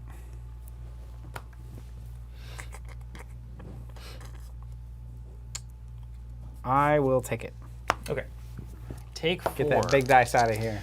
So this is going to trigger a Centauri Saber Dorinthia ability, so I can use this again this turn. guess I'll leave that there for now. Okay. Then, since it's got go again, this is the eternal question you just got to ask yourself.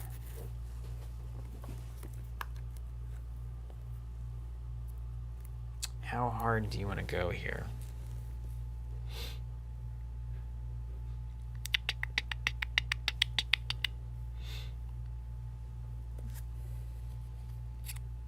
I like how hard this question is. Okay, so then we will use Centauri Saber number 2. And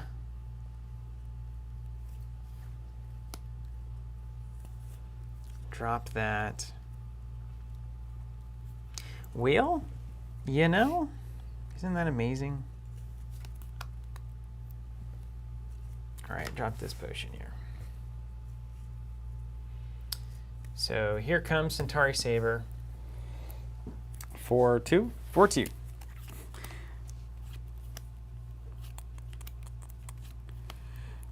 I have to map out my next turn, don't I? It's one of those turns.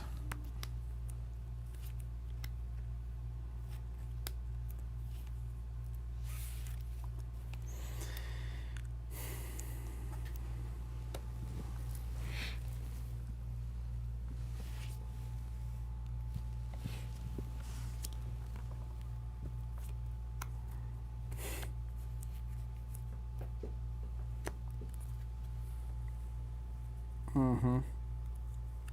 I'll take it. Okay. You're like, all my fun stuff needs That's you. good. That's not the intent.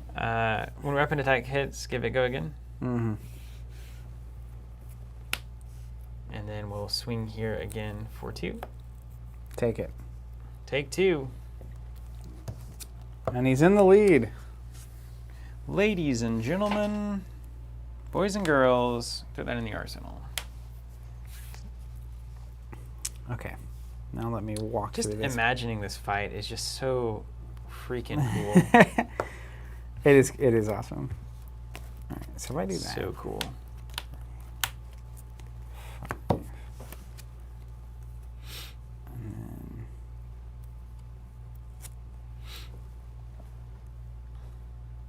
do that for free.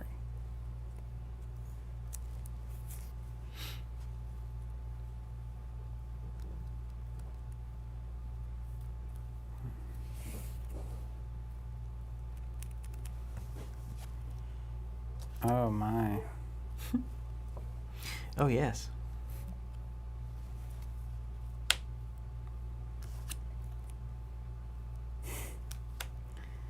All right, you ready for this? I'm ready. Heater of a turn? I don't quite understand it. Let's do this. I'm going to use my Mage Master boots, kicking my shoes off. 1 resource, destroy them. The next non-attack action card I play this turn begins to go again. 2 left.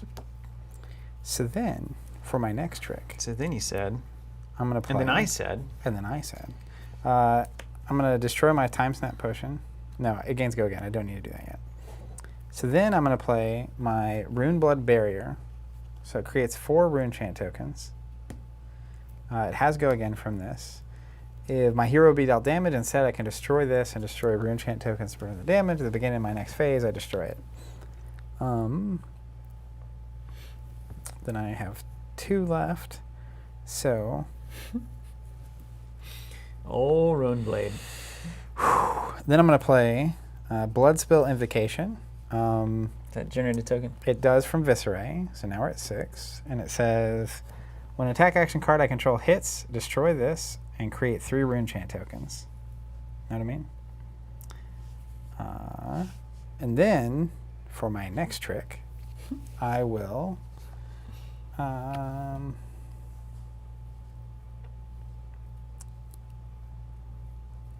play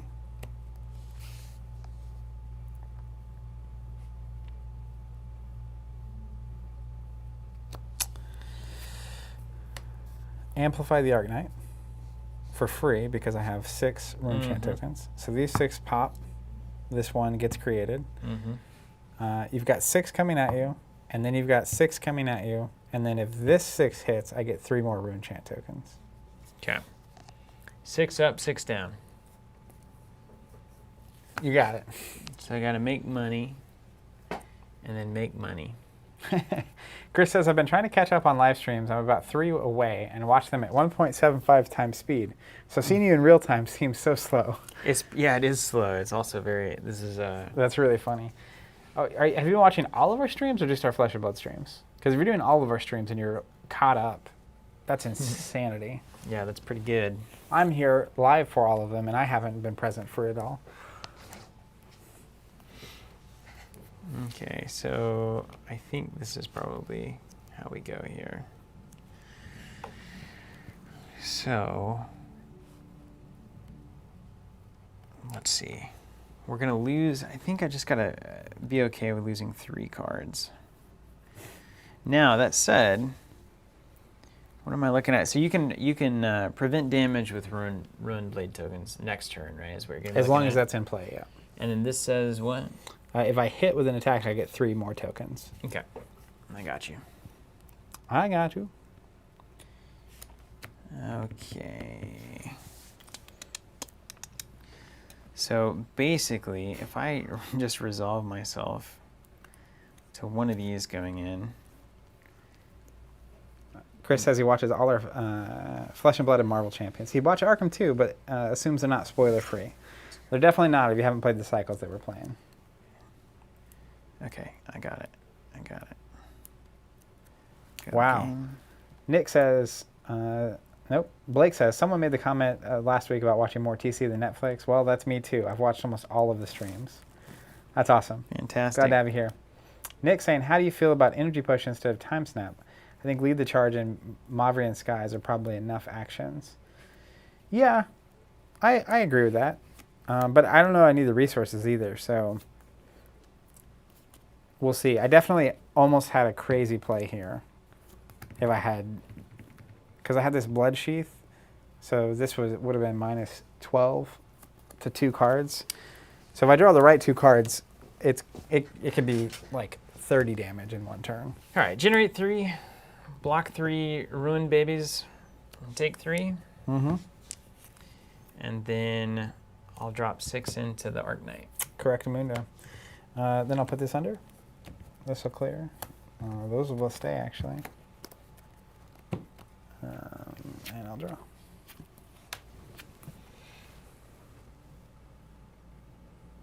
Mm-hmm. All right, let's Courage Blade Hold. -1 to my swads. Uh-oh, this is... you're just going crazy with the 1 or 2 cards. That's what's amazing. I'm trying to think about if it's the right thing to do or not, because I really need to get rid of that Blood Skull Invocation. But it's also not exactly the right time to be doing this. So that's really the question.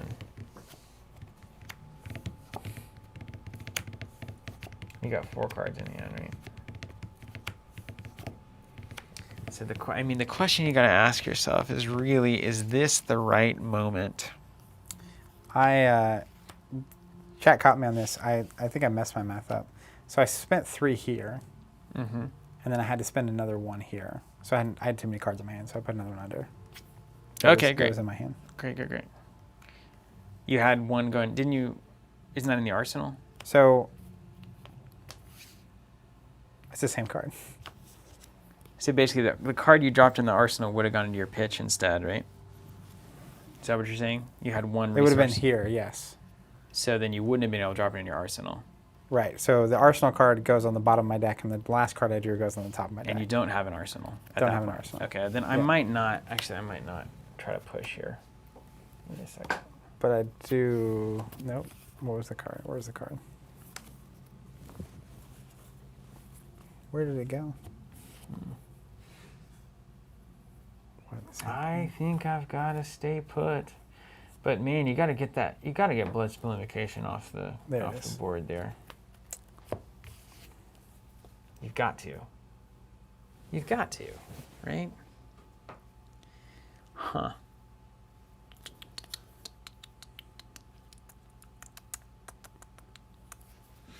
Well, okay. I mean, okay. Maybe I hold. You create 3 if you hit with an attack? Yep. Ugh. No bueno. Ugh. There's just no good way to go about this one. Yeah, Blake, we'll be doing it when we come back. All right, well, maybe... All right. Let's just do it. Let's just do it. Okay. All right. Okay. Swing for 2.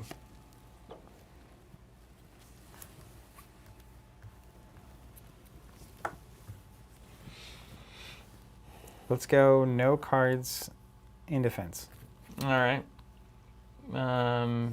Reactions. You're first. So this is going to do 1 damage. That's enough, I guess. I'll react then. Yeah, I'll pass. Free yellow reduced to rune chant. Reduces cost by 1 for each rune chant token I have, and it also creates a token, and it's a defense reaction of 3. I'll let it resolve. And then I'll take the window. From the window. Glint the Quicksilver.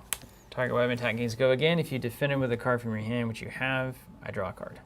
Okay.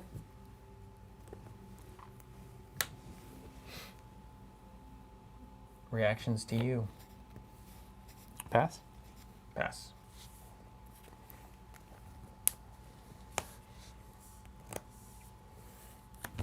Attack with the saber for 2. I'm going to put these all. Oh, not yet. Hold on. Pitch for 2. Play a driving blade for 2. Next weapon gains +3 and go again.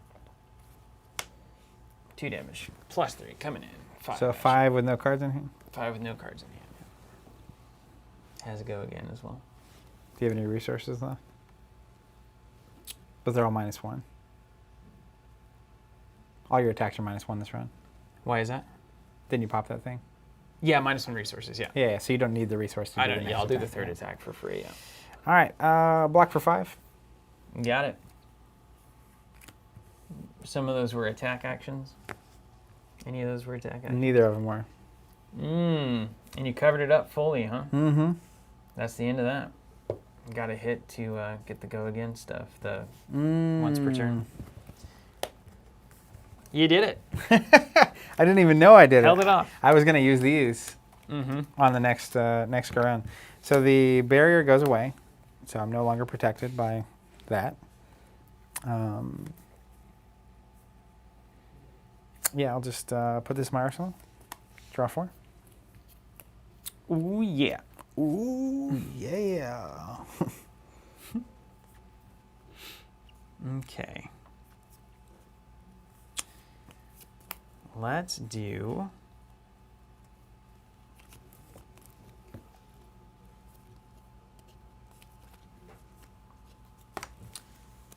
Let's swing with the saber.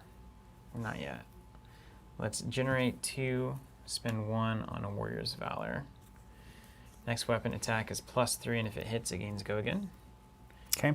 Spend 1 for 5 here. Don't mind me.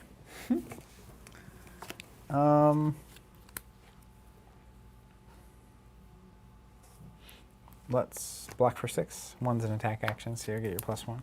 Won't much matter, but... You never know. So it's currently, let's look at it, it's currently a +4. Mm-hmm. Decisions.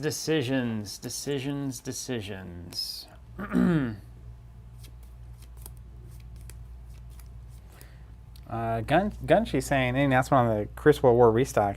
Yeah, it's in right now. Were you on the wait list? And if you were and you didn't get an email, let me know. All right, I will react. Generate 3, play a biting blade. So it's going to get +2 And then you defend it with a card from your hand, so it gets another +1. So I take 3? So 9 coming in, yeah. Taking it. 1, 2, 3. And I lose my invocation. Jordan says, any plans for some Rise of Red Skull content when it releases? You know it. None. We're taking next week off, and then we're coming back and starting a full campaign. So Drenthe's ability triggers. I can attack an extra time with a weapon that hit. Pay 1.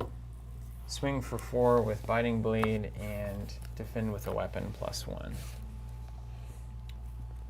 Is it if I defend with another attack? It's just once? Yeah, well, so if you defend with an attack again, it will be a +1. Yeah. Okay, so it's currently at a 4, and it would be a 5. Mm-hmm. I don't imagine, like, if you defend with 3 action cards and a single attack, I don't think it would get +3. That would be insane.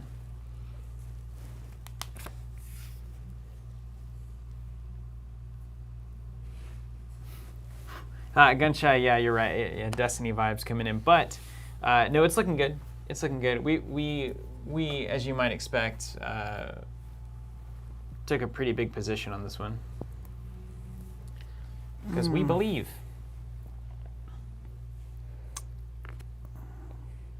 It's amazing to feel the tempo shift, isn't it? Mm-hmm. I'm living it. That chest was. Oh, there's the fly.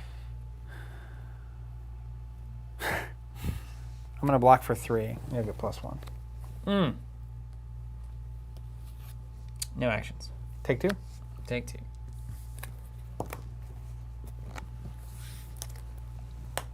All right. Mine? Mm-hmm. We will read the runes, create 3 tokens, and I know now what I must be drawing.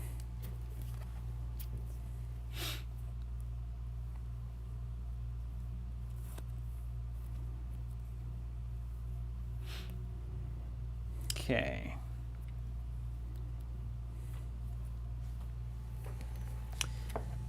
Let's do lead the charge red. Uh-oh. Don't like the sound of this.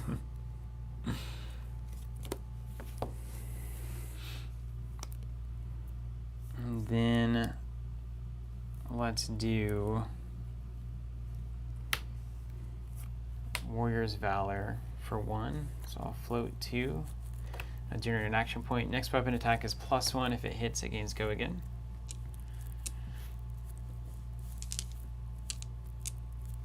And then spend 1 for a 3 damage attack coming your way. Got 1 action point floating. An action point and a resource floating. A resource, yeah. Action point, resource floating. Oh, wait, hold on. Yeah. So spend the action here. Yep. Gain the action here. And get it go again. Yeah, and it has go again. And so then this is the first of 2. And if it hits, it has to go again. That's right. So then you'd still have 2 So it's left. the double saber. Yeah. So I've currently got 1 action floating. And this is for how many damage? It's for 3. Because it's +1. I'm going to put this on there. Right? Yep, that's right. Yep. Um, I'm gonna get that fly. Yep. We've been hunting this fly. I don't know if it's the same one. They always It's seem right like they're here. the same one. This is like one of the stream ceremonies, really. You got to find the fly. You gotta fight the fly.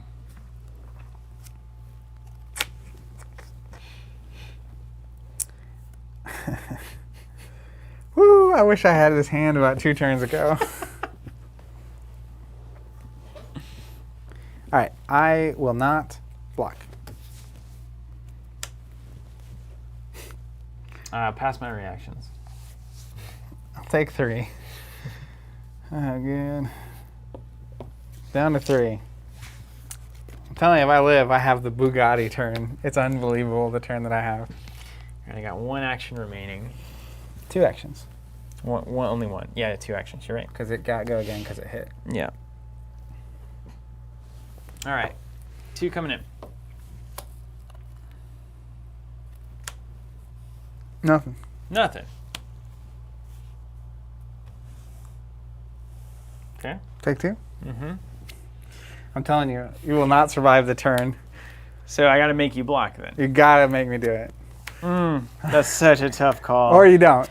I mean, I have a pretty good answer. You got like 20 damage coming my way with those tokens.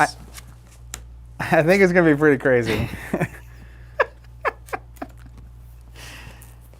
So you're saying I have to make you block as a good faith?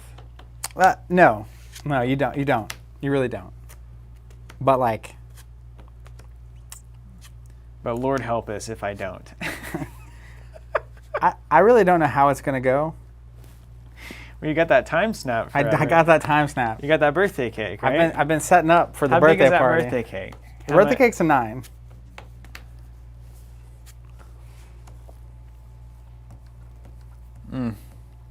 Ryan says, or is it Happy Death Day? All right, so here's what I'm gonna do. Because we love the Runeblade, I'm not gonna attack again. Because in the grand sense of the world, I think my better play is playing a time snap potion. Or you could swing a saber. Or I could swing a saber for 2. But if you don't kill me with the time snap, I think next turn I should be set. Yeah, But I'm gonna have to pitch like all of my hand over and over and over again because you're now about to like swing. But you gotta watch out for swinging with the blade because I could have the steel blade shunt. always. So, well, let's see what you can do. Luckily, the rune tokens I have trigger before the blade needs to do its thing. Yes. Okay. Are you ready for this? Y'all ready for this? I'm going to play red Mordred Tide. Till the end of the turn, if I would create a rune chant token, I instead create that many +1. Interesting. Then I'm going to play red Mavrian Skies. The next Runeblade attack action card, and I get 1 extra because of this, right? Thank you much. Gains go again. So you get And- 1 more because of Yep, Mordred that's Tide, right. yeah. And if it hits, I'll create 3, but it's now 6 because Mordred Tide's out. You get it? Yep. Then Welcome to your birthday. I'm going to crack my Bloodsheath Skeleton.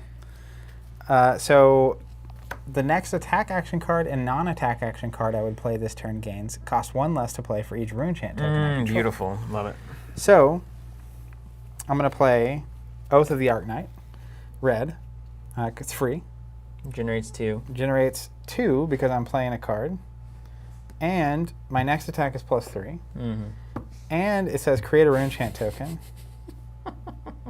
And it has go again. Okay? So then I will play from here my free Arknight Ascendancy red. It does 5 + 3, and it says cost 1 less for each rune chant token I have. So it would have been free either way. I get 2 more tokens because I'm playing another card. These 13 are going to pop. It's everything but the 2 you just generated, right? Yeah, that's right.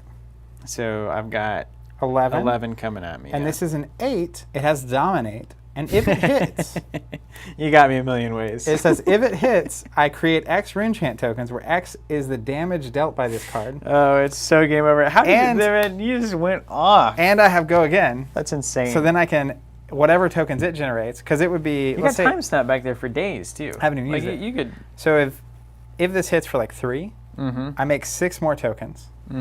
Then I play another card, or I send See, this, Yeah. and then I'm doing, like, it's so much damage. This is important though. So like even if I had pitched this to attack, you've got 1 card you just block with that one. Yeah. Yeah. So it's not a big deal. David, wow, are we not entertained? That's crazy. Yeah, so it's absolutely 11. crazy. Let's just see how much damage it ends up being. So Okay. there's 11 here.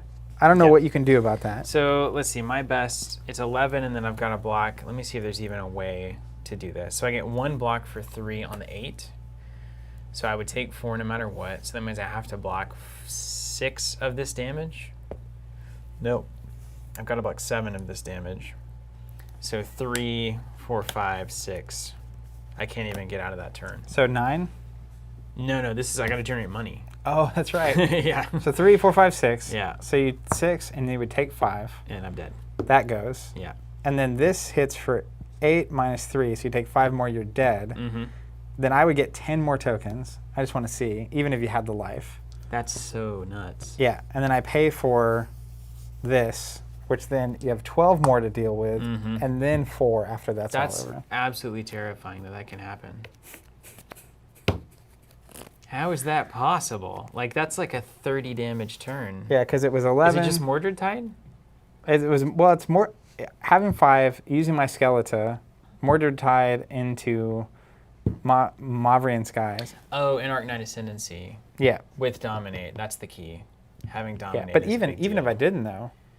Yeah, well, I'm just thinking, like, how did you get 10 tokens after the attack? It's like, I could at least cover up the attack. It would have killed me no matter what. But in, like, I'm thinking, what if that happens turn 1? I couldn't afford it. Yeah? The only reason I can play this is because I had enough Rune Chant tokens. Right. So, like, even if I played this, Okay. play this, gain 1, It's play because you were this. on the back foot for a while and you generated a few and they kept building. That's what I was literally. Yeah, it's just the home run swing, basically. I knew I had Birthday Cake and Arcanine Ascendancy. And so I was basically, that's what I was saying, is like, I just need 1 turn to stack up right. Yep. Because I know what happens when this actually gets going. That was the Nest home run swing right there in the game. But think about, so can we think about for a second, let's just really sink in and appreciate the play-by-play of that game, where it was like, you come out and you're big and scary and just like, what is this thing? I'm taking damage, not doing hardly anything, clearly outmatched. And I'm breaking your armor down. Yeah. Yeah. Piece by piece by piece. And then, oh my gosh, a moment of light. It turns around and like there's a little back and forth. The tempo kind of switches up a little bit. And then it switches again. And then the courage of, blade hold or whatever happens. And all of a sudden, here we go. And then the glint of the Quicksilver, and it's like down to the last dying breath of like, oh, the hero's about to win. The hero, of course, is Dorinthia. And then at the last second, it's just like all of the craziest magic and insanity is just like, oh, you're actually just unstoppable. Like it's when you actually like cut me Yeah, once. it's like almost done. And then in reality, you never stood a chance. It's like, nope. Yeah. Crushed. Yeah, I mean, that was wild. And what's weird is because we did the preview stream a couple weeks ago where I played Viscerae. And like, I had some really weird hands in the, like when I switched to defense. It was pretty cool because like I had 2 in a row and it put me on my back foot. And I was like, man, because I drew like 2 lead the charge and a potion and something, and it was just like, oh, I've been pressuring you all game. Yeah, you hit your pressure cards, and then it was like I can't do anything right now. Yeah. And then you just started once I seeded tempo, you just started wailing on me. And then at the end, it was like once I lost tempo, I literally made the choice because I had 4 cards in hand, right? And you took me from like 10 or 11 health down to 1, and I was just like, yeah. Well, I need to seed 1 big punch because I have to, and I was just waiting to draw the cards to wait until you could just wail on me. Yeah. But like the turn before, it was like I blocked with everything, and then I played the just generate 3 Rune Chants because it's like, well, this is not the turn I can go for it, so block the damage and get 3 tokens in. There was one sequence in there where I could see how if I had Route in hand, it would have been absolutely devastating because there was an attack that basically was 6, and then you block. Chase asking not double. I think the double was from Mavrian Skies, right? That was what doubled it. This says Mordred Tide, yeah. If you would create a Rune Chant token, instead create that many +1. So it says if you would create a Rune Chant token. So when you generate 5, I don't know if it's 5 + 1. It didn't matter because I generated 1, then it was 2. I generated 1, it was 2. This separate effect generated 1, so it was 2. It was really, if Arcanine Ascendancy creates 5. Okay, maybe it's just 6. That actually makes it a little bit better than the doubling. Yeah. Chase, I think you're right on that. I think that's completely right. That was all just overkill. Yeah, Nick Sand 5 + 1. That's a little bit more in the pocket, but at the same time. So then it would have been 11, 7, plus the 8 from the attack is 26, plus the last attack of 4 is 30. So that was a 30 damage turn. Just like that. But that's what's crazy is like, if I had done no damage the rest of the game, it's just 30. Just build, and that's a Runeblade template, right? Yeah. Is you just build those tokens over time. So I think if I was going that way, it's like I would include more, like I think below, more defense reactions. Yeah. And you're literally, and I get it, because there's the other card that's important to this is the Become the Arcanite. 0 cost. You can discard a non-attack to search your deck for an attack, or vice versa, and you can go again. You and get so the like birthday cake, right? you can run a lot less attacks, and you just set it up where you'll Crown of Dichotomy, become the Arknight to get the 140 damage turn. I think what won this game was that Arknight shard. I agree. I think that was 100% it. That turn one. But so this is actually a really good example. So if you're new, some people were just saying they were.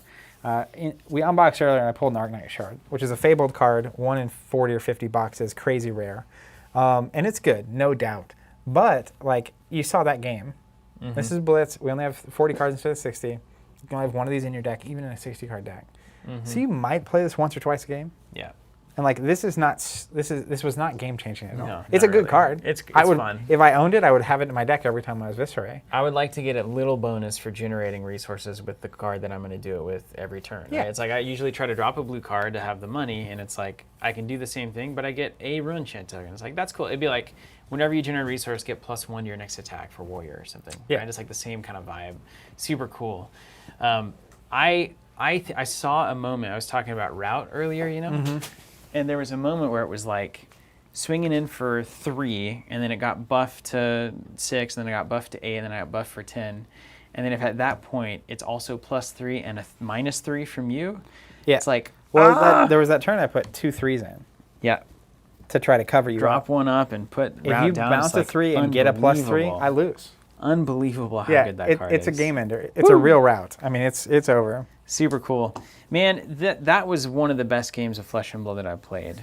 We keep saying that. They're all really good, man. Well, it just getting better. I mean, it's just getting better. I do feel like you and I are like Seeing through the matrix a little bit. improving at a similar rate. It's normal. This is what we've done since we were little kids. But like, it's super cool to go through this with someone. And if you're playing out there, having someone who's in it with you is just unparalleled. Because like you're escalating at the same time, and someone will see it. Like their deck, they'll get it just a little more, and so then like they'll win a little bit more, and then you're slowly like pushing each other to be better. Yeah. There's nothing like that. The old teeter-totter. And the cool thing about constructed, when we think about going into like a full constructed environment, not only are we looking at where, you know, Visceray having a big turn for 30 isn't even necessarily the end of the game, which I think is cool. I'll go to the big view here. But also that's where like Zach sees that I'm playing Warrior, so maybe now he throws in more defense reactions because he knows that he's going to have to react to like the crazy stuff that I'm doing as attack reactions. And then I include like enchanting melody, energy potions, because I know that I need sources of blocking arcane damage that otherwise I wouldn't have in my deck. Which those energy potions do. Yeah. Just getting 2 instant money means you can pay more. Enchanting melody like blocks 4, I think, if I'm not mistaken. The Ginyu Force says, Visceray is crazy, and I'm here for all of it. Yeah, those are flying. All right, guys. Hey, thanks for watching. This has been great. I hope you learned something. I hope we could help. I hope the deck building sessions made some sense. This Dorinthia deck is super fun. There's a lot of tweaking to do on this, so take that template, which is really just all the hit and runs and like driving blades, and just go crazy with it. There's a million directions. There's like 6 to 8 slots that are just wide open in this deck. Out of 30 is a lot. I love that. I love that so much. Yeah, I'm super excited. People asking what we're excited to play next. I think there's a lot of stuff I'm excited about. I love Bravo, just period. I want to play some Brute. I'm going to play some Ira Ninja. And then I also want to try the Kasai with the Sabers. I think it'd be cool if we both have a Warrior deck that we're building, and it's like obviously 2 different lanes. I want to see that Copper actually get some use, some cash. That's what I'm in for. And even, also Kano. I'm super excited about Wizard. Super excited about Wizard. And I've got to do Brute. I might learn Mechanologist, man. Just you gotta keep your friends close, your enemies closer, right? That's right. Well, someone's got to really do the it. key I hope you run the smoking gun version. I will. Oh, I love that gun. I love that gun. Oh Yeah. my gosh, the Mechanologist gun is The steam definitely gun? better than the other one for me.